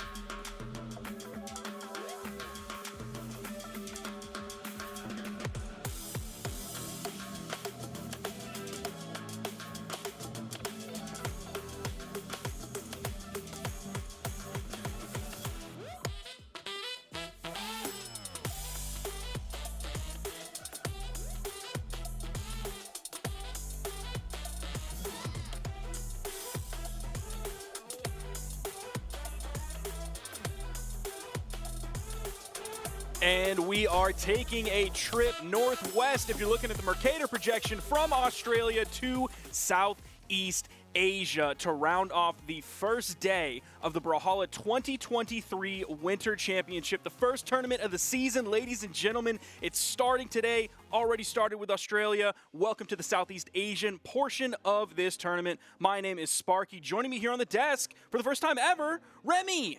It's the first time I ever have casted with you? Yeah. Wow. I would hug you right now if there wasn't like a chair in the way. That's okay. Pure professionalism. Yeah. Southeast Asia. Let's get started. We're gonna get into this one. We have our top 4 ready and raring to go for you today. Let's see who we got up on the board on the winners finals. That means the top side of the bracket, we have Himwe versus Holix. Then on the bottom side of the bracket, we have Vortex versus Sire. Those are our top 4 for Southeast Asia. The bracket has slowly funneled down little by little until we get these 4 players. You can see them on the screen behind us here. We have some solid country representation here. We see Himwe over there from Hong Kong. I don't know the rest of my country. I think that is Singapore. I would guess as well. I almost called that one Poland, so I'm going to stop Okay, there. yeah. That's definitely not Poland. I don't know. Who knows? Maybe Sire will take the championship to Poland. Who knows? All right, but we do have these 4 here. They are revved up and ready to go. I'm assuming these legends are from the current bracket, or is it maybe last history? So it's probably just overall victory, or sorry, history from their entire career as reported on Smash GG, which is why it is extra important that everybody reports the legends that they play in their matches. You're going to say, but Sparky, do I do that in pools? Yes. You're going to say, but Sparky, do I do that in community tournaments? Yes. And you're going to say, but Sparky, do I do that in, and then fill in the blank? Anything, the answer is always yes. It's important for the stats on the screen. It's important for me as a commentator. It's important for Remy as an analyst. Nice try, Sparky. You won't get me to report them that easily. You're going to have to up the price. All right, but we do have our first match here already revved up and ready to go. The Bodvar versus the Bryn. You can see the Bryn crossover right there on that... Ivor crossover. Ivor. Yep. Okay, Remy, going into this weekend, I was not expecting to see very much Axe. How are you feeling like Axe fits in the meta? I know you put up a tier list on your Twitter earlier I don't know who let me do that. But I did put it up there, and I did put Axe in like a lower tier, mainly because I think the high frame weapons are really good right now. I think those weapons that are able to attack much faster than Axe are the weapons that you're going to look out for. Like this sword into Axe matchup, you can already see it working out here for him already, because we have the Bryn in the red with the Axe in hand, and it's not really getting too much value out. As I say that, he does get the Enlight off to add on some more, but he has a mountain to climb already on this first game. You see the D-Light side there. Nice weapon toss coming out. Holix was looking like he could get back, even with the dodge. Almost. Himwe not going to put himself into danger whatsoever. Moving out, maybe trying to confirm that edge guard. He did the little guesstimation of the distance, saw Holix wasn't going to be able to get back to it. And exactly like you said, it was a few hits from the Axe, but overall, Himwe's still in the yellow. We now see Holix over on the spear. Really hasn't found too much so far. We see the double dares coming out, but it's a lot of posturing back and forth, a lot of movement before there's any commitment whatsoever. He immediately throws the Axe away. And that is that key spear gameplay that we are looking for, that movement-based focus where it's more like, okay, what am I going to do next? You have no idea, and I'm not going to put on anything till you do make that mistake, till you do make that reaction, and that recovery comes out and is immediately punished by another recovery out of the spear. Side6 not going to find his mark, but immediately gets the down air after the downlight stare is going to come out from Himwe himself. As he gets sent off, he's trying to get this stock closed off, Holix, but he can't find any of these KO moves on the spear. Now, coming out with Ivor here, a lot of players are very familiar with Bryn, a hugely popular character for virtually all of Brawlhalla's history. But coming out with Ivor, if you're not really locked in to those signature animations, you might have a little bit of matchup inexperience, specifically with this crossover coming out. We just saw the signature come out from Holix earlier that Himwe wasn't able to punish quite properly, that maybe if it was a Bryn versus the Ivor, he might have been a little bit more familiar with it there. D-Light down air, weapon toss comes out again, finishes up the edge guard, super clean for Himwe, and he's in a better position than he was when he got the first stock. He's barely yellow. You're talking about familiarity, and so far, Himwe off stage, he looks very, very familiar. That was a downlight dare instead of Sare, so it didn't confirm the KO, but as soon as it happened, he was right off stage getting that GC downlight Now you see him on the hammer. He hasn't seen too much success, mainly the sword so far, and hammer did receive a buff in that recent patch, so I'm really excited to see what it can do this weekend. I know it also has those slower frames like the axe, and as I say that, the side sig comes through and just sends him off the main platform. He's charging up for the next stock. He has the spear in hand. He has the advantage state with the weapon. But it's not going to last for too long as Himwe picks up another hammer. As I was saying about that hammer, the buffs did come through. They did get more of a hitboxing on that side air. And I don't know if that's really the difference or if that was what was gatekeeping the weapons from being played. But you're seeing it do well right now, right here with these stomp stairs coming through. The sidelight as well. That was the other weapon that I was really curious how it was going to do. Of course, other than battle boots, which is what everyone was kind of talking about going into this one. We saw a more extended stock with the actual hammer towards the end there because he picked it up when he wasn't in red. And of course, it didn't seem like he had any trouble whatsoever finding those downlights. Even on the downlight whiff, that was like the big thing. It was like, oh, well, if you whiff downlight now, it's not free anymore. It's not as safe as it used to be. But you still see Himwe able to dash in and dash out even on a whiff from that downlight and still have complete control, showing why Himwe is going into this one at the first seed. Meanwhile, Holix, I am looking here at 7th seed. So there's a pretty big difference there. Yeah, that's definitely, especially in a region so close together like Southeast Asia, that is going to be a gap, even if it's just 6 seed difference. But going into the Demon Island game, same legend lock-ins. I don't think we're going to be seeing any switches. A beautiful nair there off the end light, but the stop is not following up. That one will be the weapon throw to apply some pressure, but not too much is going to come out of it. So if we're looking specifically at the hammer on Himwe, looking at the damage from last game, 202 on hammer, 247 on sword. So he definitely did more on sword, but it's not that much more. Yeah, the hammer looking comfortable this game. An even split of the weapon usage there. Another GC downlight is going to go by unpunished, but you can see Holix is kind of looking for a weapon here, and Himwe just not letting it happen at all. His sidelight was beautiful, doesn't get the downlight after, but it's just going to add up a bit more damage. Side sig on the edge, doesn't hit, moves back towards the center of the stage, finds the side air facing the right side. That was the closest blast zone for him, so that's exactly where he wanted to pick it up. Ends up picking up the stock. Gonna go into some juggling here. Ooh. Okay, GC D-Light into the neutral air. I'm seeing vibes from Kaina Ackerman coming out here. Neutral air as well, the juggle still. Stomp side air. Himwe is having no trouble whatsoever finding any way in, any way out, finding the damage and finding the KO. I've been warning the people, it's hammer season. It's hammers, again, it's going to come back, and it's going to be just as awesome as it was to watch before. Like you just mentioned, the Kaina Ackerman gameplay, hammer is always an explosively fun weapon to watch, and to see it brought back here in the top 4 of Southeast Asia, it's just foretelling what the other regions are going to do with it. Even before the hammer buffs, there were still like rumblings around saying like, okay, hammer's not like that bad, guys. I know we've been talking about how it got completely brutalized, it's not viable anymore, but you know, it's not that bad. And then it got that little buff. I'm hoping to see some more, see what real potential it has in current meta. A lot of people are talking about like Katars this weekend, of course, battle boots, just seeing where hammer now fits in to this very modern meta that we have currently going on right now, and see how it evolves over the season as more players discover more potential with the legends that are added into the game, the new weapons that are added into the game. Man, Himwe's having no trouble here. Almost grabbed that one. Holix does find the punish, goes for the sidelight, kind of backs up, waits to see what he can get off Himwe because he's looking to take this stock. He has to take this stock here. The side sig usage from Himwe has just been going mostly unpunished, but also a good amount of them have been hitting. So if you're able to throw out a sig that often, have some of them hit, have some of them not, the value on it is just so high because even when he is missing them, you're not seeing a punish come through. You're just seeing just free usage of the signature, just free pressure out of it. He's going to take that game as well, 2 stocks, putting him up 2-0. And there we go. You can see the damage on screen right in the bottom left. 449 with the hammer compared to 103 from sword. It's hammer season. Absolutely a hammer game. It's hammer season, ladies and gentlemen. Please, except I don't want you to say that because then I'm going to have to see more hammer in my ranked games. Bro, just play it. No. Are you kidding me? Just play it. I can't have anyone catching me in the queue on hammer after the things I've said about hammer and hammer players over the years. They're just not worried about you in the queue, Sparky. That's probably, yeah, you're actually right. In the queue. You're actually right.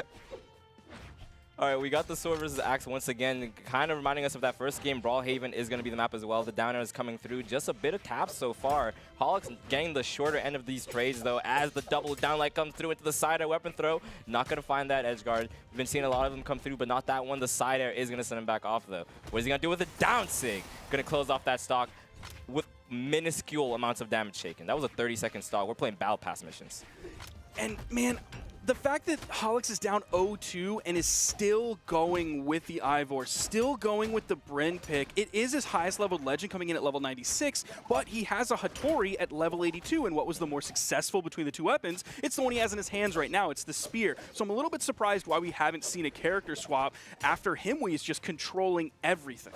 Right, just something to think about as a player is like, okay, if I'm going to lose the first game, fine. Lose the second game to 2 stock, maybe it's time to switch something out. I got this best of 5, I made it this far, so I should try everything in my arsenal. If you have that high level of Hattori on you, it's the same weapon, that Spear that you've been finding that success with. Try it out. Try that new stat set. Try that new secondary weapon. As I say that, the stock is taken off. It is a mountain to climb. He is in the orange, but it's looking better than last game already. We're seeing the solid Spear play, which is the reason one might suggest that he goes over to the Hattori, or even a Mirage. He has a level 52 Mirage as well. I really want to see that Spear play shine. And if I'm Holix, even if I thought I can't beat Himwe whatsoever, I would maybe be looking at what legend might give me that success on the elimination side of the bracket. A little bit of unarmed coming out. He even turns around and goes for the sidelight. He might pay for that because he didn't get to the weapon. Almost went into that one, barely got through. These jump stairs from Himwe are also so beautiful. That's exactly why that new hitbox, the closer to the body one, matters so much. It lets you get that close range punish on the stair. It lets you get that jump stair aerial pressure. Even if they're not going to jump into it. Oh, that was almost scary. You have that kind of stigmatism where it's like, okay, do I want to jump into this? Do I have to stay on the ground? I'm too worried. I'm not going to make a movement. And it's just free pressure if it's going to hit close to the body like that. And it always kind of brings it back to like what was the strongest part about Hammer, which was utility. Yep. It was the utility that Hammer had to find a hit in so many different situations. With the side air getting that, okay. Holix finds the D-Sig. It's on the wrong side of the stage, facing towards the far left blast zone. Himwe finding the Sair. Has Holix in the orange. Tries to get the crossover with the downlight, but it's not going to work out. The KO is going to be there for Holix. Powering up, he's going to need it for this stock as, wow. The weapon spawn went right to him. It was just had to perfect. take a second take there. He didn't even have to jump for that one. It was right there. Okay, Holix. DC downlight and to it's wake over. up, and it's going to be a 3-0. Himwe, grand finals already. That's showing the just huge discrepancy in their seeds right there. That game actually a lot more focused on swords. So Himwe is showing that he has a mastery of the kit of Bodvar. Even with the signatures, he wasn't finding too many hits with them, but they were putting, like you said, a lot of pressure out. Even that N-Sig that we saw that game, it just, I'm telling you, it looked perfect. It didn't hit, and he got punished for it, but it looked so good. It looked like it's just a Bodvar player thing, man. It's just these Bodvar players, they always know what they're doing. I spite them. They're too confident on that character. I know I used to play Bodvar, and I did not look like these people today. They're too clean. Man, I wouldn't sleep on the Remy Bodvar from back in the day, and I'm not just blowing smoke because you're up here on the desk with me, but we're going to be moving on to the next set for Southeast Asia. That is going to be Himwe moving on into the grand finals off of that 3-0 against Holix. Holix is going to go down into the elimination finals. You're always feeling really good if you get a 3-0 in winners finals to sit in grands. That's always going to just feel spectacular. That feeling is just unrivaled because you're just sitting there, you're like, I just took out everyone. It just wasn't even close. And now I'm sitting here, one more person, it's just nothing for me, all right? So Himwe, he's sitting there peacefully. He's probably thinking, it's nothing for me. We got other people lined up there. Another Bodvar and the Mordex matchup. I do have one question for you specifically. Talk to me. Getting that 3-0 in the winners finals, moving into grands, you have that initial feeling of like confidence and like, I can do anything. I'm in grand finals on the winner's side. Everything's going for me. You've been in that situation before. No. Yeah, you have. Maybe. I don't remember. I'm sure you have been in twos. Okay, sure. We know that for sure. Yeah, and probably. you were a Brawl League master at one point. And I was a Brawl League master at one point. Brawl League master at one point. So in that kind of lag time while the other sets are happening, does that confidence wane at all? Do you start to like get tired? No. Do you get bored or anything? No, you're literally, do you get bored? Maybe. Okay. Depends on how long your win streak's been going. Like, you know, like if you're on like a sandstorm win streak, just chopping down these tournaments, and you're sitting in grands, you're yawning, you're like, send me my next meal, you know. But if it's like your first time up there and you have destroyed that bracket, you did end up there, you're gonna be shaking a little bit, but you're gonna be fine. You're always gonna have that confidence of a 3-0. So we're getting into this next one. Vortex versus Sire. Sire was a player I talked about on the pre-show. I forgot what we called it. Toast and Taza, I am sorry. The brawl before, no, the call The call before the brawl. The talk before, I can't think of anything that rhymes with talk. Before the brawl. Okay, I was close. Yep. Call before the brawl is actually kind of sick. That is a terrible name. Tazza came up with it. So I can tell. We can throw Tazza under the bus on this one. Sire actually, now we're seeing him in the loser bracket, but he was the one from Southeast Asia that ended up at MSI last year. Yes. That's a big achievement for Sire, so let's not count him out. He's back on that Bodvar as well. He was one of the early Bodvar players after the Hammer nerfs came down. We saw him picking up a lot of other things, but he's back on it. He's feeling confident on the pick again. That down Sarah looked very confident. Bro, I can't even see him on this stage. He has like the Western Air Temple camouflage on with the yellow and the green. Okay, Vortex not turning that one around. Of course, using it exactly the way he should, sending it to the closest blast zone. That's going to be the first stock going the way of Vortex. It doesn't matter if you can't see him because Wolves have a keen sense of smell, and Mordex is just going to smell out that kill like that. That's true. All Bodvar players are stinky. Yep. That's not where I was going, but I actually agree. Coming in on the second stock here. Not too much of a lead so far. Vortex is without a weapon. One comes in high in the center. Vortex is able to grab it. Going to be back to that Scythe, the weapon that he took the first stock with. You're seeing a nice kind of Scythe string opening there, but doesn't find the next hit. Sire is going to take full advantage of that. And that's also one of the things about Hammer when it's matter. If you mess up, if you just one little slip, it's a big punish. It's like 30 damage on your head just instantly. And like goes for the Ensig after. That's a common Mordex option, but doesn't find it. And now he finds his way back on stage. We're seeing a lot of neutral here between these two players so far. Now we do have a good bit of history between these two. We have a total of 6 sets in official tournament play, and it's not looking good for Sire if you're just looking at those numbers. It is 4-2 in the favor of Vortex on this one. Sire fighting his way back, has the sword in hand, might struggle a little bit in the range department until Vortex picks up those gauntlets. While I do love history, I was never good at math, so those numbers don't matter to me. I believe Sire can take this one all the way. I do too. You talked about MSI, and even though I think Sire came in last at MSI, he definitely held his own at certain moments and really made me pay attention to Sire as a player instead of just Tiger and Vortex and Reaper. I still have that Bodvar Ditto versus Java edged in my mind at MSI. And he got 3-0'd, and that is edged in my mind. That's it. But he fights his way back on the stage with the Hammer Nair. Using that Hammer Nair to keep himself safe. Over on the edge. Okay, Vortex found his way in. Didn't actually get a neutral air out that time to protect above him before Vortex was over with the down air. But now Sire does have the lead. Sire, just such a movement-based player. You can see just the dashes come out. No real attack inputs a lot of times, but these dashes just keep your opponent on the toes the entire time. Beautiful side air into the downlight from Vortex, and I've been mentioning it. We've seen a lot of these 2-hit Scythe combos. You know, if you're a Scythe player, you always want more, but these 2 hits are always going to stack up, so it does look good. Yeah, knowing when you can get a little and knowing when you can take a lot is super important on a weapon, specifically like Scythe, of course Katars as well, some of those other low damage per move but fast hitting weapons, all of those out there. You want to know when you can give and when you can take. Beautiful down sig, not going to find the KO just yet. Vortex fights his way back on with the exhaustive recovery. Weapon is picked up. What is he going to go for here? You can see the dashes coming out again. They don't want to commit to anything too hard. A weapon throw is going to break the neutral. The side air is punished by another one. These moments are where Hammer really excels, even with the bounce. He gets the KO. All of the force on Hammer really comes into play towards the end. All you got to find is one of those actual KO moves like a side air we just saw, maybe a down air if you're up in the air, or of course the starter with the stomp into the side air. I kind of want to see that again. That angle was low-key insane. I feel like I'm kind of confused on why it went down like that. It's probably because he picked up the bottom side of it.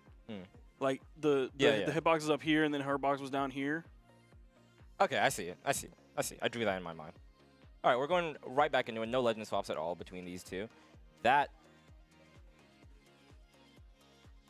long.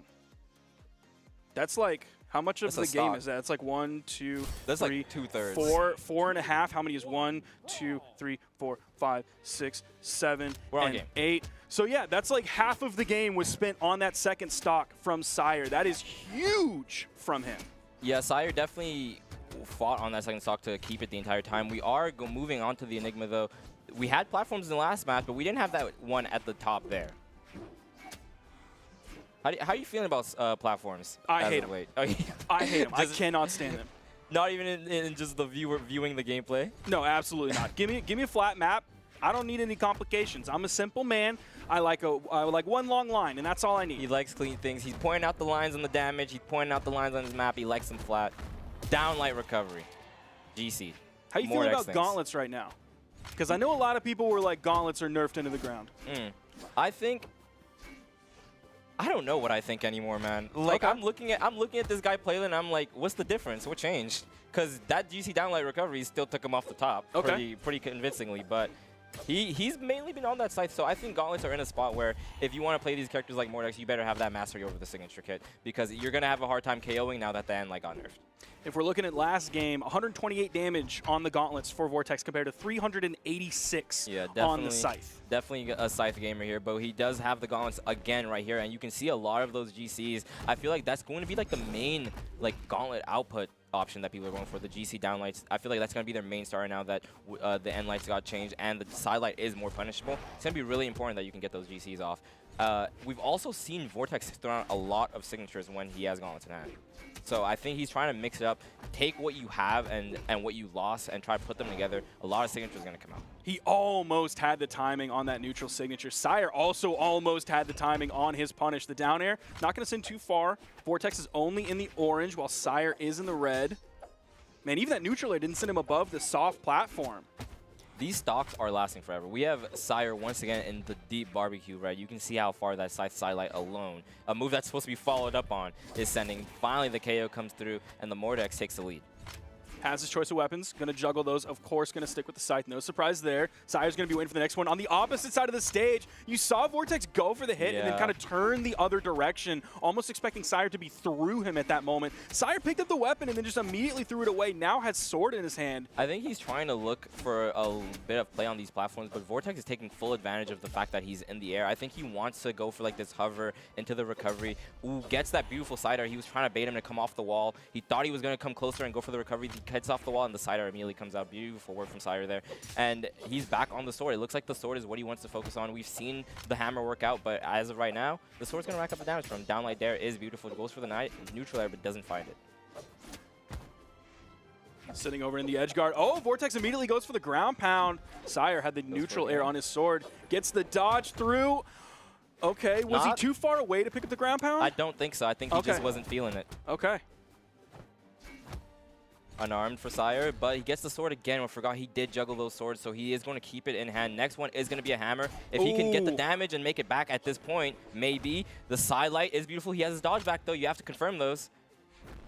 Another GC downlight has no dodge. You're right. He's using that so much. It's kind of one of the main starters. And he goes for it again. It's also just the KO option at this point because the end light, I'm not even sure if it would take him out at this point. Goes for the unarmed instead of keeping the gauntlets in hand. Gauntlets and light would have sent less, I think. Oh, you just see him jumping around a lot. Oh, Sire, he steers himself out of that if you're going too far to the left. He does get the neutral air after, but you can see such a volatile position to be in. The Scythe just needs one good hit, and the side light is going to do it. You saw the way both of them were so nervous at the end of that game. 635 damage. It took like 209 damage per stock on Sire.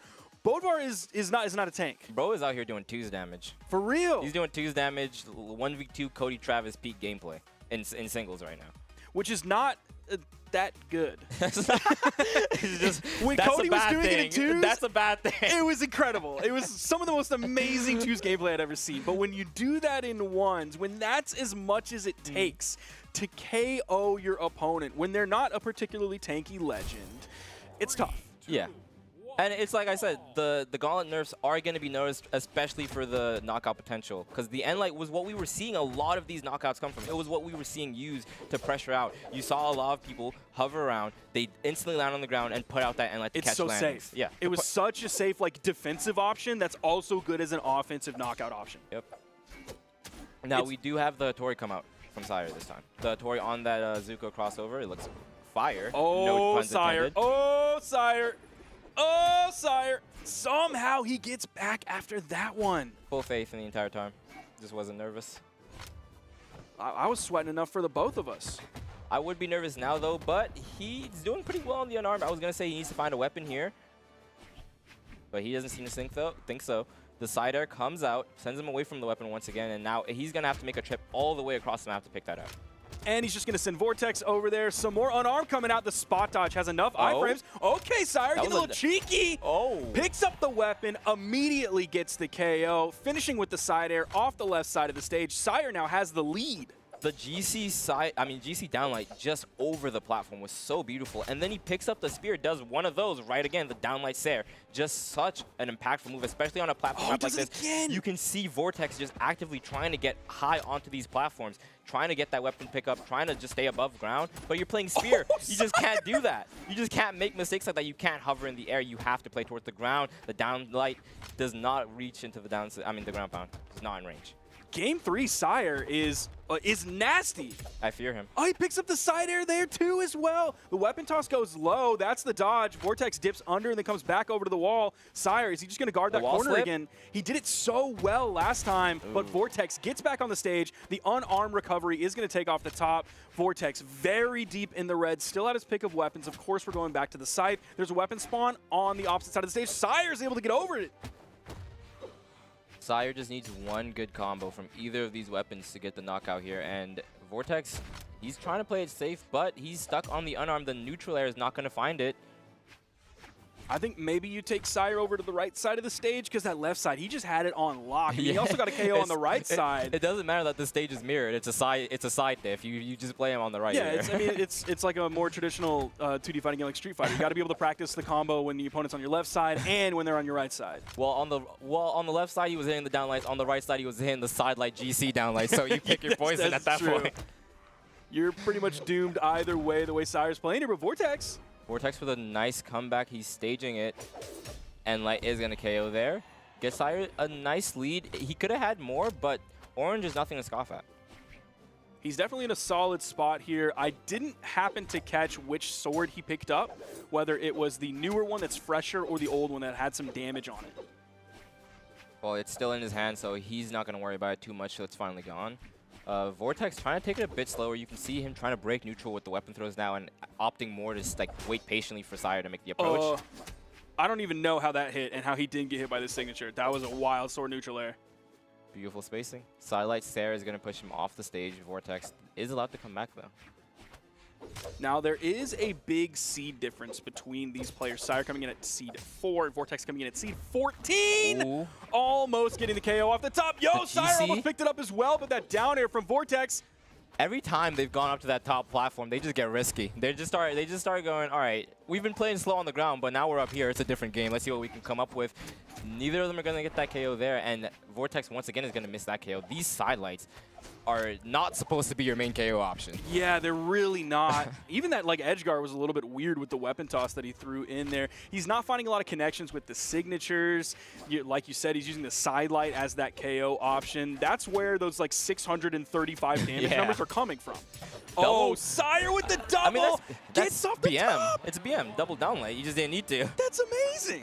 Bro is too clean on it. He's having too much fun out here. The Tori swap did wonders. I was talking about how Hammer's back and how he was one of the Hammer players. Just play Spear. It never stopped being Spear season. Like it can be the two at the same time. It's like when it's white boy summer and hot girl summer at the same time. I've never been in either of those summers. Well, I'm a white boy, so. Just never been, just haven't partaken in either of those summers. But I have partaken in Spear summer, and in Spear season, and I'll tell you, it's a scary season. Okay. It's a scary, scary season when Spear is everywhere because you just feel threatened on the ground. You feel threatened in the air. And at this point, they've buffed a lot of the KO potential on Spear to where you can do downlight Sair, downlight recovery. You just need to play smarter. You need to play smarter, you need to work harder. Not the Spear player, though. They can do whatever they want. Not them. Well, Vortex is going to hope a swap over to the Koji. Maybe picking up that bow is going to give him the recipe that he needs to find success over Sire's incredible Zuko. Yeah, this is actually a complete weapon kit swap. Do you know the level on his Koji? I can look that up for you right now. Yeah, because he's completely dropped the scythe and the gauntlets. Now he's on the bow and sword. He is going to have a level 48 Koji. His highest level legend is, like, Vortex is not a new player. his Hattori is like level 56. I would expect a little bit higher than that. I mean, he still has like 1,700 hours in the game. So, like, not a new player. We've known Vortex for a long time. I would have expected his highest level legend to be higher than 56. It's just not his first day out here, but he does have a variety of characters. When you're mixing up those characters like that, you're going to end up with lower level legends. Like, I think even Boomy's Diana isn't, like, past 60 yet. Really? No, I don't think so. He does have, like, he has a lot of 40s. Yeah. He has a lot of 40s and several 50s. We just when you get our age, you just start playing for the black color scheme, and then you move on to the next one. Okay. What you're feeling in this tournament is what you're playing in this tournament. I've never been a black color scheme guy in this game. I really have never been. I've seen the Lord Vax. I think you should stick onto that. I've seen the Lord Vax cook. All right, that KO is not going to come through. Vortex looking a lot more even in this game, but they were keeping it pretty close to the start of the matches for the most part. The damage is still up there. The start of the matches, the ladders, the stairs are kind of close, and then towards the end, Sire just sits on the stock. Yeah, they really did. That's an interesting graph. We didn't really get to point that out now that we're actually looking at gameplay here, unfortunately. Because, yeah, there are a lot of, like, horizontal flat portions where they were just kind of jockeying back and forth, figuring out where they actually wanted to commit. Sire, again, we're seeing a lot of gameplay up on that top soft platform. Sometimes it leads to a stock, sometimes it doesn't, but we see that both of them are willing and ready and able to take something on that top soft platform. They like to play in the air. It looks good, especially with a GC end line like that. Doesn't have the stage to follow up, doesn't want to go for the nair. Make stage with the GC. It's common Brawlhalla logic. The side light, the down air, the second down air to confirm. But lets him come back up just to send him back down. Nice down air. Hits that with, like, the far right edge of that down air. Now, this is the first big lead for Vortex in a while. I think in the entire set, I want to say. Maybe in that second game, he had a big lead like this. But he's looking really confident, especially with the bow right now. The down air comes through and the ground pound is not going to be there for him. Yeah, you could take away, like, the first 3 letters that are above Vortex's head right now and put a TIG for Tiger, and I don't think I would necessarily be able to tell that much of a difference between the two, because I'm feeling that clean play from Tiger, or Vortex here in this case, but I don't really know what Sire was just doing with that. Down air does find the KO. I thought I was going to see a down air come through after that weapon throw. It ended up being the ground pound, and I think that was the better option in case he tried to just sneak towards the right and maybe go to the other side of the map. You catch both right there. So that was a really good option, something I was really unexpecting. Always a big fan of moves that hit on the left side and the right side of you. You don't have to be quite as precise. You cover a lot of different options.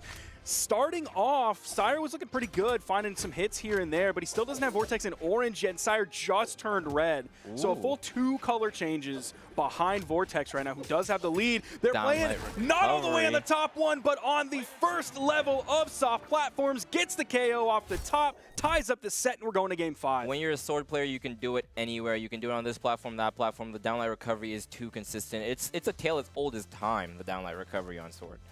He does find it there, and you're seeing a pretty good mix of weapons here. It was mainly bow focused. We saw a lot of bow hits come out, but when the sword was in hand, it was still getting the job done. Yeah, when I'm looking at his sword, you're right. It is that tale as old as time. The sword's the beauty, but that bow, that's the beast, baby. The way he was bringing that out, that was a scary bow. That was a scary bow.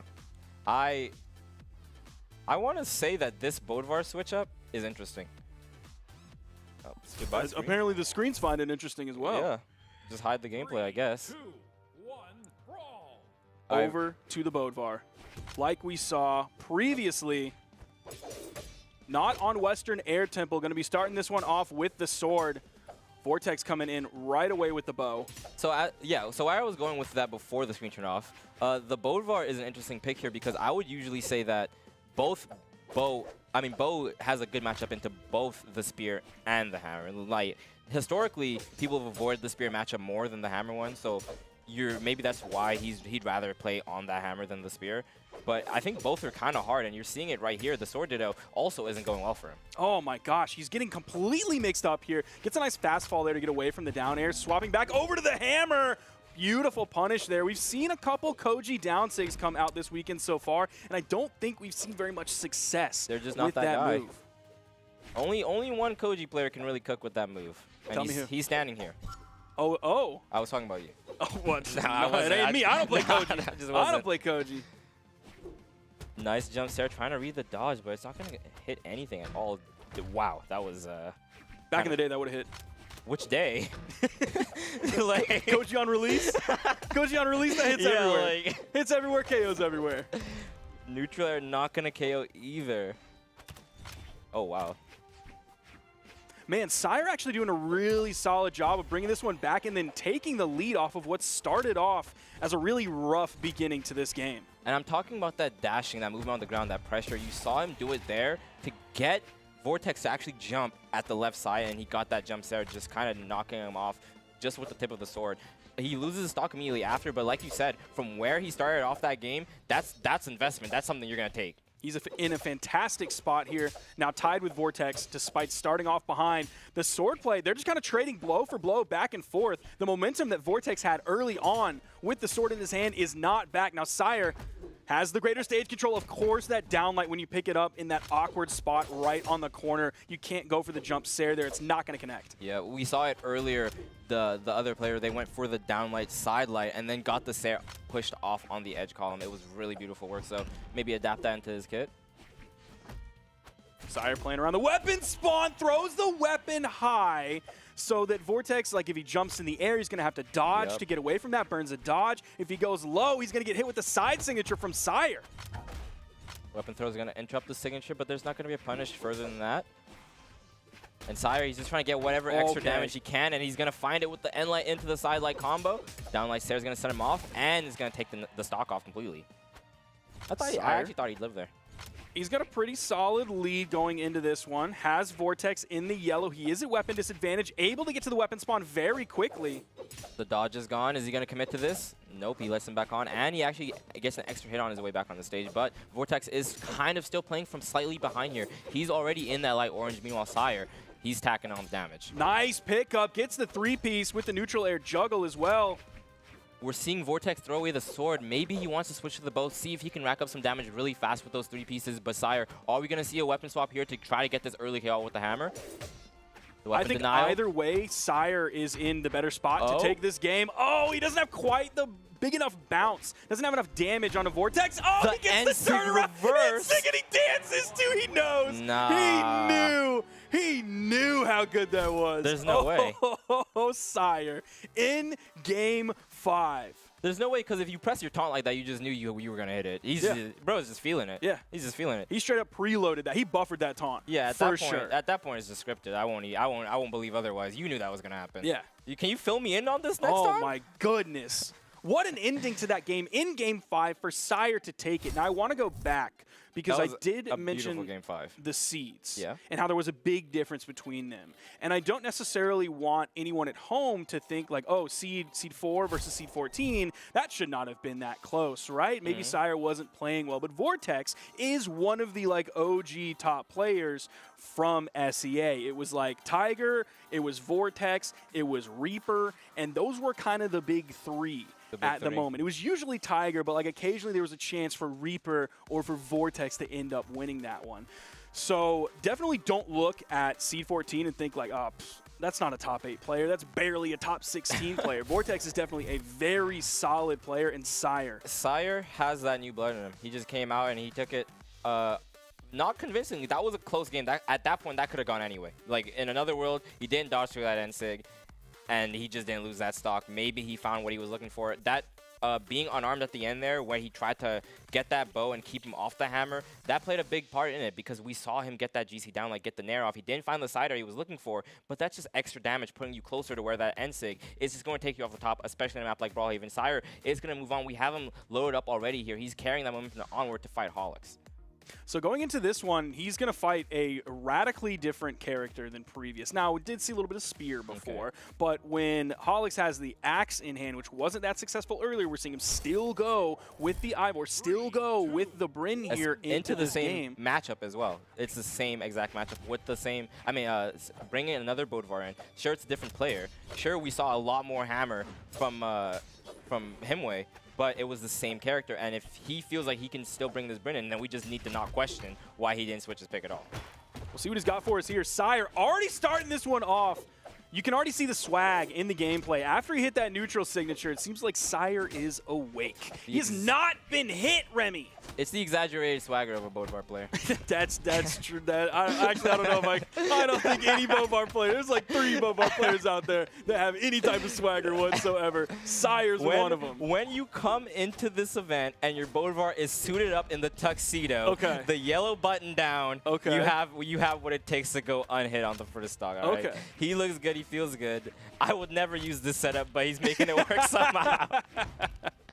It's looking good on him. You're seeing the shirt basically matching the amount of damage that's on the first stock. Nice little 3-piece there from Holix. That's going to put Sire into the orange. Nice recovery. He has some control here. You saw him move over, try to extend that into an edge guard, but Sire was ready for it. Stomp Nair is going to come through, goes for the sidelight, and gets punished on that jump to evade the grounded punish. Is side air the play there, or is recovery the play there? I think recovery is the play there. I would agree. Yeah. But side air is the play there. It's not going to KO yet. If side air is not KOing at that point, recovery was the play. That side air is finally going to take him off the right, though, and Hollis is in that, I don't want to say light orange, just orange. Oh, no, I think he's still yellow at this point. We'll see next time he gets hit. I think he's still technically yellow. I think it's like fake orange. Okay, no, he is in the orange there. D-Light side air. He might be in the red, too. Yeah, Sire keeps adding up this damage. At this point, forget the orange, yeah, bro. Might You're not in even danger. matter. Okay, Holix finding some good damage. Nice down Some air. great corner guarding. Catches the dodge there, but moves in with the downlight instead of the sidelight. I was expecting him to push forward. You know, a lot of the NA players on the Spear, especially like Stingray and them, they go for the end light and then they dash forward instantly, go for that second end light. Holix doing a great job of bringing this one back. He still is at a deficit, and he missed the D-Light recovery option from the middle of the stage. And Sire hitting the stomp into the side air. That's absolutely going to KO at that damage from the middle of the stage. Of course, we're on Brawlhaven, so it's going to KO a little bit earlier than some other stages. Holix back to the spear. That time he gets punished for the ground pound. The one he did on the left before, he pulled out in time so that Sire didn't reach up, grab up with that hammer recovery, and send Holix down. Yeah, Sire almost got really confident there. That down stick is going to take him out, but the way he threw that weapon at him off stage after that recovery, looks like we were about to see some Java gameplay. It looked really scary for a second. Holix coming out here. We're seeing signs of life, absolutely. Basically even on this final stock here in game 1. We saw the taunt come out from Holix. Definitely in a position that he can work with here. The downlight is going to come out, but the Sair is going to get dropped. Holix with the endlight, the double dash in, but no follow-up option. The Nair is going to be the punish, though. Hammer back in hand for Sire. That means big damage, big chunks each hit. Down air has Holix in the orange. Holix doing his best to get around these hitboxes. D-Light into the side air. Holix has been so professional at picking up these D-Lights after punishes, just off of the reads, off of whims. He's doing so much work with it. The ground pound's not going to connect. Sire commits with the unarmed. He doesn't want to go pick up that weapon. Now he does, but is it a little too late? Side stick going to come out. No punish. And once again, you were talking about that skin diff. Maybe that was it. Maybe it wasn't. Okay. Wow, indeed. Wow, that's correct. Wow, that's the indeed. correct one. If he would have said just GG, it was a good game, but wow was the correct one. It could have just said game, and I would told you, nope, not game. Bro, when did they get ChatGPT in here to analyze this? Am I going to get fired? Are we just going to have like ChatGPT doing commentary now? Oh, my gosh. What a game from Sire. That down air off the weapon throw, I can't even say he planned that. I just think he was going to do a down air. You know, the average Bodevar, I'm a rockhead, missed down air. But the weapon throw was just so perfectly placed for him that it worked out at the end. We are moving on to the Western Air Temple. That's the one, right? It's the Western one. Yes. Okay, cool. That is the I Western have Air not Temple. seen that amazing show in a long time. I need to rewatch it. You can tell because like the sky part is on the left side, and if you're in California and you're looking at California on the map, the ocean is on the left side, and the sky is the ocean of Airbenders. Dang, he's speaking facts. That's crazy. How does he know that? If he has to reply to himself, he's not speaking facts. Well, He's not. who's to know? We were off camera. No one really knows who said that. That was actually Toast, ladies and gentlemen, coming on the cam on the broadcast. I've always taken Toast as an inspirational person. Oh, no. Well, he inspires me every day. Like, I don't wear shoes anymore. Okay. Oh no, ladies and gentlemen, please wear shoes. It is for your safety, it is for your health, and it's just normal behavior. This is normal behavior. Toast is normal. All right, the down air is gonna come up and scoop him off. The game again, once again, pretty even. Legend swap, Hattori this time. Or am I wrong? No, it is the Hattori. Yeah, we've been waiting for it. The Hattori's here. The sword is looking good. last game he played Axe at the start, and then we kind of saw him shift away from it completely. So. Which like that just like makes me wonder why he continued to choose the Bryn, because I didn't see anything that was necessarily like inherent to Bryn. We saw the signature. We saw him do the same signature like twice. Yeah, you actually have to wonder why Bryn, because the down 6 he's going for, the GC down 6, you can do those on Hattori, and it's that same round hitbox that's going to work on both sides. Hattori has that pressure side sig, you know, they have different side sigs, but they're both good, and the stats are just kind of even. Like you're moving around fast, you're throwing out your attacks pretty quick. Maybe the force is a bit less, but that's not going to be too relevant when Bryn is still taking side airs at deep barbecue red to KO. It's no major swing one way or the other for any of the other stats. Like you get the buff in movement speed, but like you're not feeling that anywhere else. It's 7 to 7 because Bryn has 7. Oh, that's true. And That's Hattori true. uses the 7 stats. That's true. Weapon throw is going to keep him off that. I think he wants to switch to the weapon, but it's just going to be another hammer, so. Went for the D-Light Dare recovery. Didn't have enough damage to pick up the bounce. Also, I think the recovery might have come out a little bit too late. And this sword we were talking about is already doing so much work. We're seeing it played a lot more. The spear is going to come back out there, goes for the downline and doesn't connect with it. Wow. Okay, that time he didn't go straight for the cider like he did previously. Yeah. He saw how much damage was on, got the recovery, waited, and then secured the stock. I think he also knew that he dodged down last time, so he immediately followed up with that dodge down, got the nair, it sent him behind with the behind hitbox, and I'm not on analysis, but the cider at the end of it was just chef's kiss. It was just the end of it. Both of these players have done a great job of adapting to one another, but specifically Sire, that huge moment right there, that's a possibly game-changing moment because it did lead to a stock. Right. Especially in a stock where you were behind. We saw him get 1, 2, 3, 4 hits, close off that stock while he was behind. Now you're seeing the momentum carry over right here into the sword. The downlight recovery after 2 nairs, sending Holix up to the top. The weapon throw is going to put a little tag on him. Sidelight downlight is going to be punished for that GC that did end up missing. And the edge guard comes through but doesn't confirm it. Oh, Sire almost taken off the top. Went for the D-Light. That's going to be a punish. Yeah, I almost thought that D-Light wasn't going to hit. Okay, I saw that and I was just like, okay, Holix, you're feeling yourself too much. Yeah. We praised the Hattori, but not like that. The end sig coming out, just such a risky sig. You have to know something we don't at that point. If he had gone for that option a couple other times in the game and it was successful, like the way that we saw Sire guarding the corner earlier so well, then like maybe. But Holix going for that in that moment, I feel like that was random and panicky. That was Holix's turnaround neutral sig on both our hammer. It just wasn't. It just wasn't. But it wasn't. It just wasn't. But that, it wasn't. Yeah, like he saw it done. He's like, all right, I'll do this too. Yeah. It just wasn't that. That's me after I watch a tournament. I'm like, I can play blasters. It don't look that hard. Remembers he's plat afterwards. Yep. Continues on life normally. All right, we got double sword here. Sire immediately tosses his away. He says, I want the hammer. It's hammer time. Dare recovery. Doesn't find the cider after. And you saw him try to get away with the movement speed, but Holix was able to chase him down. Ooh, there was nothing that came out from Holix there. I'm a little bit surprised there wasn't at least a little bit of commitment, given that Holix was in the yellow, Sire was at the weapon disadvantage. It seemed like Holix had a lot of control there that he didn't really want to pressure too much with. I mean, Sire is just the most aggressive player I've ever seen. He needs the clan aggressive players. In this day and age, you might be right. Yep. He's playing so forward, and even when he's behind, he's just kind of moving towards his opponent, like right there, just jumps there. He's going to lead off with attacks. Yep. He regularly does that. I mean, it's working so far. Nobody's really punished him too hard for it. Now you see him waiting a little bit. Okay. These Nair into recovery pickups are doing so much work for him, adding on a bunch of damage every single time. The Nair is going to be the punish for that downlight there, and now he has the weapon advantage, but the unarmed advantage is a different kind of beast. One you can't tame. Holix does end up picking up a sword on himself just to get sword recovery. Oh, doesn't get the side signature that time that we saw previously. Double Holix. from Holix. He's finding good damage here on Sire's second stock. Hasn't lost his first one yet. Sire seems to be at a complete loss for how to get in, hit the move that he needs to find the KO. Even the side air there, Holix still in the orange. He waits on that one, falls almost into the blast zone. Down air is barely going to scoop as he ended up so low there, but it does send him off the top regardless. Sire, once again, sticking to that hammer, says he wants to find something, some big damage, maybe a big opening there, lead him to a couple hits in a row. Because if you can play that hammer like that string weapon, you're going to find insane value. The side sig is going to come off from Holix, though, and going to add on a bit more damage as Sire ends up in that red. Gets the downlight. Gonna be a recovery this time, but still not gonna KO. Think you should have gone for the Sayer there? No. Oh, really? I don't think it would have mattered. He's just Okay. gonna live. Maybe you go for the Sayer for the edge guard potential, but I actually did think the recovery Okay. might have taken him off the top. So I would have gone for the Sayer there, but who knows? You're the world champion. that's true. Oh, no! That was a world champion down That sig. hurts. That's a world champion down sig right That there. hurts so bad. One that Sire thought he could punish it in that moment, but oh, he shouldn't have punished it like that. That's rough to see. That's definitely not the punish. Yeah.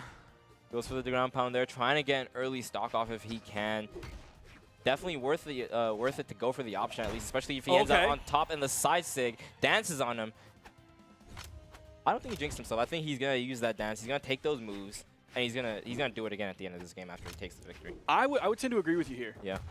Now, that moment, I think, is a game changer for Sire. Being able to pick up that side signature right over the corner in that second stock of Holix before he's able to do more damage. Because Sire's up 2-0, and it was looking like this game was going to slip away from him, possibly be a huge momentum shift in the favor of Holix, where he can come back, get the reverse 3, and then go beyond this set back up to the grand finals. Sire is still behind here, don't get me wrong, but that side signature might have been a turning point. Yeah, that interaction was definitely important. Now, we've seen Holix in the earlier parts of this game. He was in a, 1, bigger lead.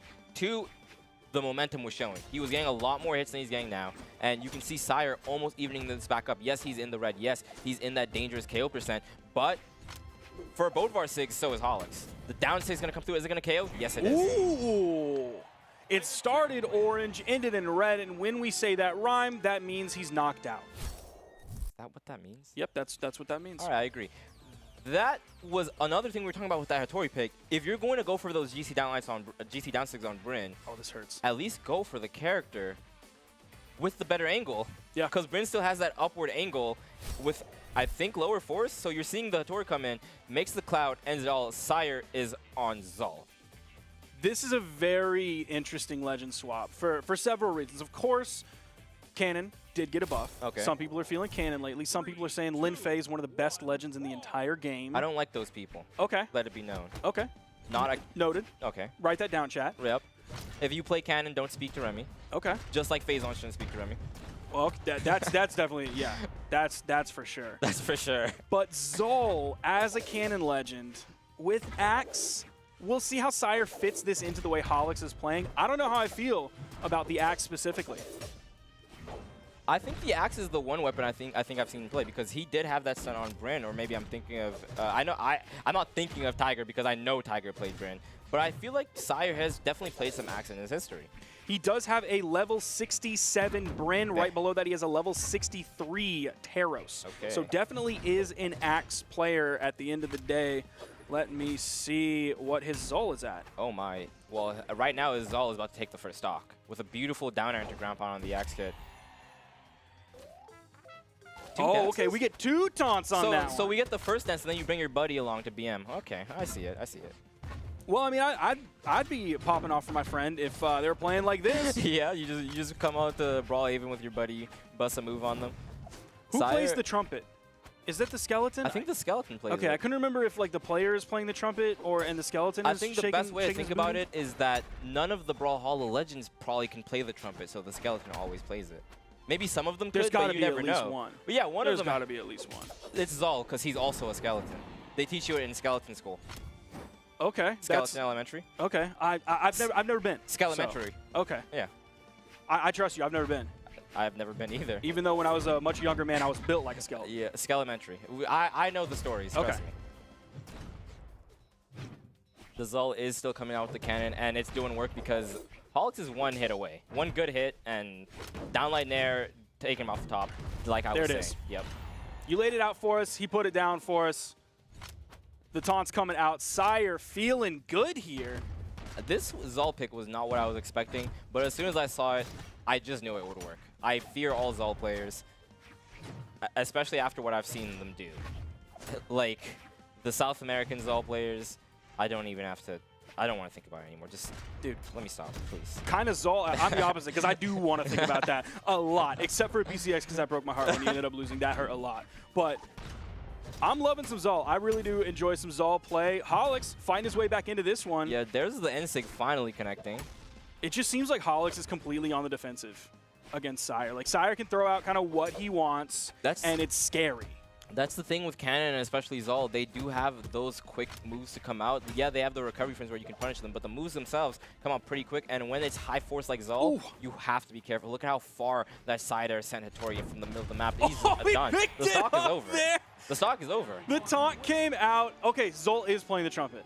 And the skeleton is just shaking it. What's that bone called? Is it the coccyx? I don't know. I think it is. Or pelvis? Is that a bone? I'm right. Coccyx. Wow. That is a bone in the human body. Well, I guess I have to admit that I lied about Skelementary. Well, you just didn't have everything. No, I lied. Oh, okay. just didn't tell you the truth. Oh, okay. All right. Well, that's grand finals, I think. That's gonna move us into grands. Yep. Yes, sir. That is grand finals. Himwe versus Sire. Ooh, I'm excited. I'm excited too. Sire is a person I just expect to be in grands on the winner's side, but seeing him way up there and then Sire going to meet it, it's going to be an exciting grand finals. Especially if we get the tail old 2012 Bodvar Ditto. That was going to be my question. Is he going to go in with the Bodvar into the Bodvar Ditto, or is he going to come in with a Zol? Does he have the confidence? Because I mean, at this point, it's grand finals. You have to play the Bodvar Ditto because you're just battling to see who the better Bodvar is. Ooh, don't worry about the rest of your picks because even if you switch off, he's the better Bodvar. You just gave up the title. Guy better like Bodvar. me, I don't care. You don't care about the belt. I mean, you don't play Bodvar. That's true. Are you telling me you would give up your Lord Vrax title? The best Lord Vrax If in North it meant America? I could win the tournament, absolutely. Are you kidding me? Yeah, bro. Bro, you have to ego it sometimes. The best players play for the ego. I'm going to fight for the best Koji title over the tournament winner. That's not true either. Another lie told on stream. It's fine. It's fine. It's crazy. Some people just go on the internet and they just spread misinformation. They don't tell you the truth. It's wild. I'm some people. I'm some people. So this is going to be our grand finals. It is Himwe versus Sire for the Southeast Asian Winter Champion. Either one of these players coming out with the gold medal here would be huge. Where are their gold medals head to head? How many? Their gold medals both have. Head to head. Let's see. Himwe has one gold medal at the Autumn Championship at the end of last year. So the most recent? So the most recent, All right. absolutely. And there's one gold medal for Sire. That is from the 2021 Online Southeast Asia World Championship. Is that true? How do I not remember that? Dang, that's wild. I want to say the stats are lying, but like... Bro doesn't remember a world champion. He's wearing the title. He is wearing the title. It's not a lie. Wait, no, he's not. No. Himwe's wearing the title. Yeah. No glasses. My fault. Yeah. I believe the Himwe win. I'm surprised. That's three lies back to back. Just you need to stop listening to me. I'm just too trusting. At the end of the day, I'm too trusting. People tell me things and I believe them. Well, we have the Bodvar Ditto on here. Himwe with the color advantage trying to blend in the background. Sire says my drip is unmatched. I'm not changing anything for anyone. Oh, Himwe. The downlight down sig. Himwe's already got the D-Light down sig. Like I want to root for Sire here. I think Sire's an incredible player. I think he has the potential to win this tournament. But like when Himwe comes out the gate with a D-Light down sig, like that's my guy. Bro, you're talking about the D-Light down sig. I've just watched him Himwe best him in the hammer ditto. I've watched him best him with the sword in hand. I think Himwe is feeling confident on the Bodvar matchup. There it is. That's the side I was talking about. And then pressures him off. Once again, he has no jumps. And that's like, over. That's what I'm talking about. You don't have to go for that side air. Yep. It's not the end all be all. In fact, you shouldn't really go for the side air. You don't go for the side air. So yeah, Himwe already showing a mastery of basically everything that Bodvar has to offer. Shown the hammer, shown the sword, shown the signature kick. Himwe is Whoa, sitting my here. gosh, he's just tearing apart. He's saying, I'm you, but I'm better right now. Like, you can lock in the champion, but I'm going to show you how to play it. And that's saying something. You can see the 3 letters over his head. He is him, bro. He's him. He is him. It's fine. He's him. He's him. I usually reserve that for the best of the best, but he's here in grand finals. That's the best of the best. He's him. He just is. Himwe just has so much control here. Even the moves he didn't go for a recovery there. Even that, the bounce from the wrong side of the stage, not going to be the KO. I think if he would have gotten the actual bounce off the stage, if we were on a different stage that had a longer sidewall, I think he gets the hit on the Sire with the weapon toss and didn't even need anything after that, but he did find something after that. Has the 2-stock lead, opening this grand finals in a massive way, finally falls to Sire. Stomp Cider is, yep, like you just said, finally going to close that stock off, but at what cost? Himway is sitting clean on his second stock. That's a full 100% stock deficit. I'm thinking we see a swap over to another legend coming out from Sire, unless he thinks he has something secret in the tank, but I'm not feeling it right now. I mean, Himway on a hot streak with the Bodvar, even if Sire were to have something else, like, and Sire does have other things. We've seen the levels, we've seen the Bryn, we've seen the Terras. I think there's a Koji. Even if he brought it out, I feel like Himway, he's on top of it. I would tend to agree with you because as well. you don't bring out your main like this in an even matchup. There's no matchup diff here. You don't bring it out like this, and it looks like this level of destruction. That was a nice dare to interrupt the recovery. Again, another down air. The only problem is like he's doing that after he gets hit twice by Himwee. And eventually Himwee is not going to go for the down air after it. He's just going to go for a D-Light recovery and get the KO off the top of the true combo. Just going for the side stick, something we've seen Himway go for, but this time it doesn't connect because he's not him. He's not him. Oh, man. Takes 591 damage coming out from Himwee. Complete control of that game. We were talking about how high damage is bad. You got to get those early knockouts. Himway doesn't care. He just has controlling substantial gameplay the entire time. And you can see he had weapon control so much of that game as well. 0 unarmed damage, and it's not like he was unarmed half the game running away. He's a patriot, no unarmed. He's here for me. All those unarmed haters out there. Yes, yes, yes. All right, well, we're taking a little bit to lock in here, so maybe it is going to be a legend swap. I don't think we're going to see Himway swap off. He looks too good on it. I think there is absolutely zero reason for Himway to swap off of this legend, unless again he has something. Make sure you point out the stock, by the way. Even the beginning of it, he just didn't take damage for the first bit of the game. Look, I mean, it was like 2/3 of the way through the game when he lost his first stock. Here's an extended period of time where he didn't take any damage. The beginning of the game, no damage. Time. Yeah, yeah, like. He didn't take anything until like that part into the game. Comes back, takes no damage, takes a one hit, takes no damage. At that point, you switch to Zuko. At that point, you switch to Zuko, and that's what he did. It's coming out for us here. He is in defense stance on this Zuko, so that's going to give him 5. Meanwhile, Himwee is over on the strength stance. You know what they say, if you're winning, keep winning. Just keep hitting them. That's it. That is what they say. They say that all the time. I've been getting a lot of coaching requests. I keep telling you guys, just hit them. Just thank you for your money, but just hit them. Are you on Metafy? No. Oh. No, I'm not. Is that a plug? No. No? I'm just trying to get you paid, Remy. Come on, man. All right, well, Himway's trying to get himself paid here. The sidelight into the GC downlight immediately. Just a hard opener. Starting this one off with the spear. See if he's able to find his way in. It's not working so far. I can't take it anymore. These nairs are so clean. The juggle game coming out from Himwee on the hammer and even on the sword. Nice little neutral light there. Sire going to swap over to the sword. There, you see him. He hits the down air, and that leads into the juggle game. That was a nice end stick attempt. Wow.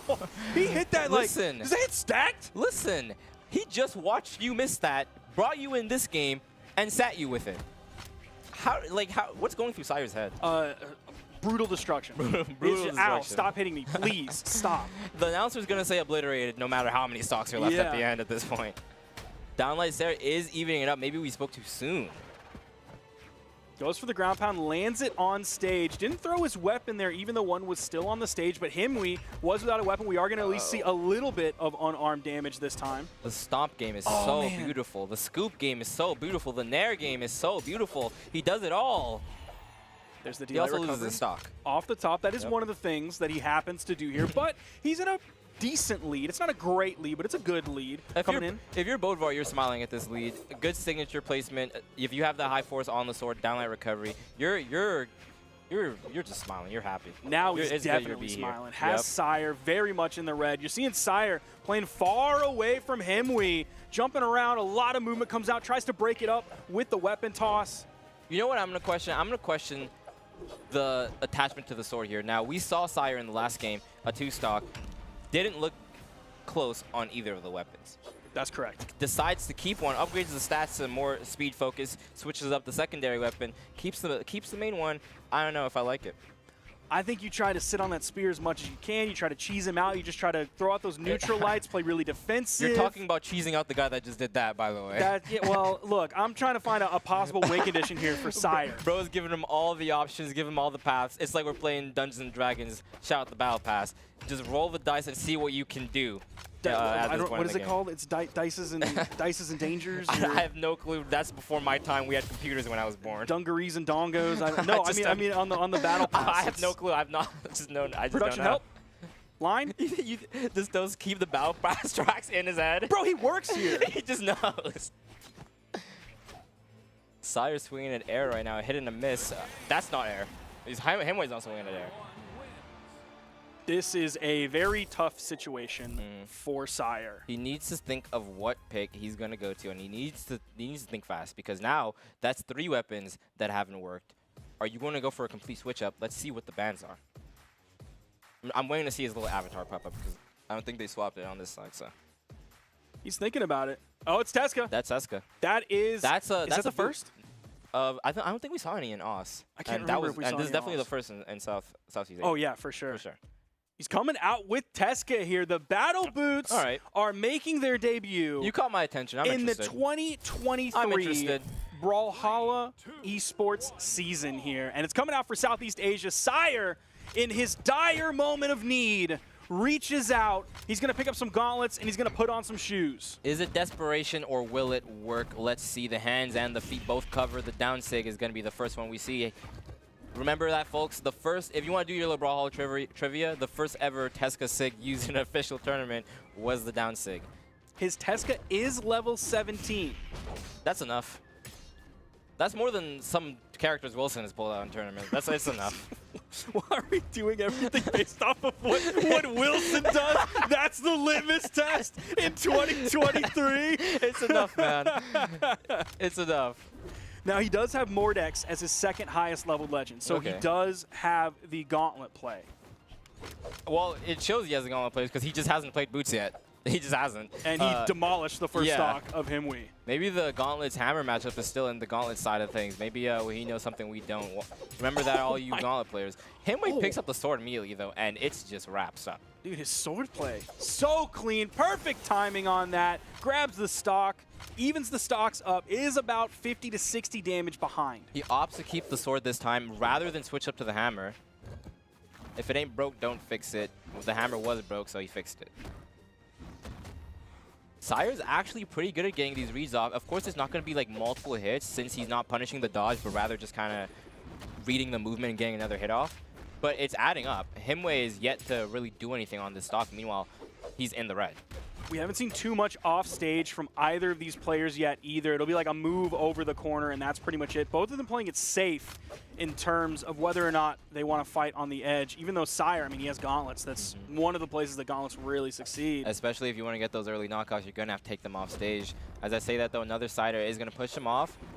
I thought it was going to be a ground pound because of the way he moved, but actually goes for the sider and pushes him off the wall. That was beautiful right there. And he's not going to be able to get back to either weapon, and he's not able to grab that one. So Himwe immediately evening that up. That's huge.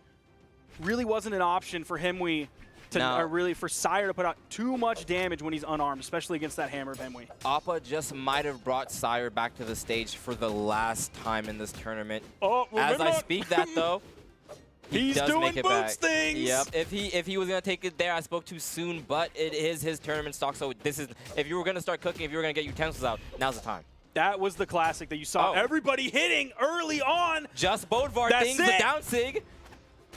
That's it. Confirm he still makes it up, but he doesn't have enough options of dodge. Comes back just too late. That's a Himwe. 3-0, That's a Remy. 3-0. Himwe is your Southeast Asian Winter Champion. Oh my gosh. That was nasty Bodvar play. 3-0 winners finals, 3-0 grand finals. I told you how he was feeling. He doubled it up. That's 6 wins in a row. That's a winter champion. The way he was playing, you know, I'm thinking, you know, it might just be hammer season. I mean, it might just be hammer season. You guys just need to get prepared. Like, I was ready. I saw the patches, I was ready. They're doubting me. They're doubting me in the Discord calls. They're telling me, Remy, you don't know what you're talking about. They let you analyze because you're handsome. They're wrong. I know what I'm talking about. It's hammer Well, but season. you are. That's one of the reasons they let It's you. both, obviously. Yeah. But let's be honest here. Okay. There's a lot of handsome people in this office, That's and they true. don't do what I do. That's true. They just don't. They don't, and they can't. They can't. Thank you so much, ladies and gentlemen, for tuning into Southeast Asia 1v1 Winter Championship. Congratulations to Himwe Yep. for coming out on top with a monstrous 3-0. Just Like you said, in excellent Winners gameplay. Finals and in Grand Finals, showing complete mastery of Bodvar as a character, forcing his opponents to go through their entire stable of characters and still coming out on top. But, of course, the Winter Championship Has is just far begun. from over. It's Exactly. just begun. It's just begun. We have Europe tomorrow morning, followed by South America after that, and then Sunday we're going to close it out with North America. In case you want to know when things start tomorrow, make sure you go to brawlhalla.com/schedule. Yep. That will show you a calendar of when events are happening. That means tournaments, that means LANs, that means dev streams, all of that, and it's going to be in your time zone. So you don't have to Google, you don't have to figure out any of that business. All right, you're talking a lot about numbers, time zones. That's boring. Yeah, I'm trying to get drip. Okay.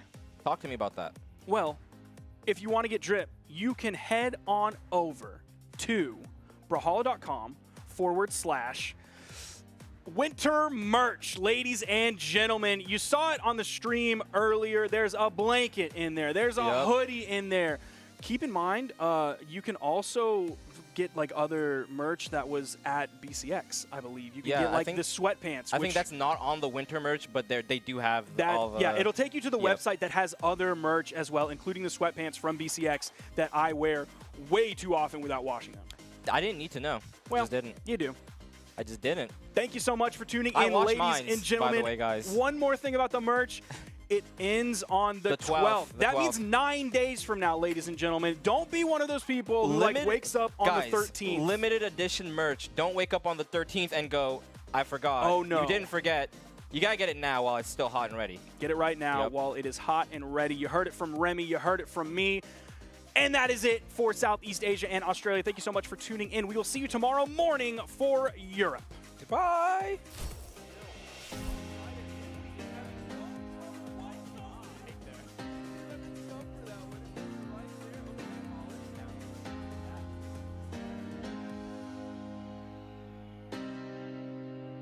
That's like, how much is this sauce?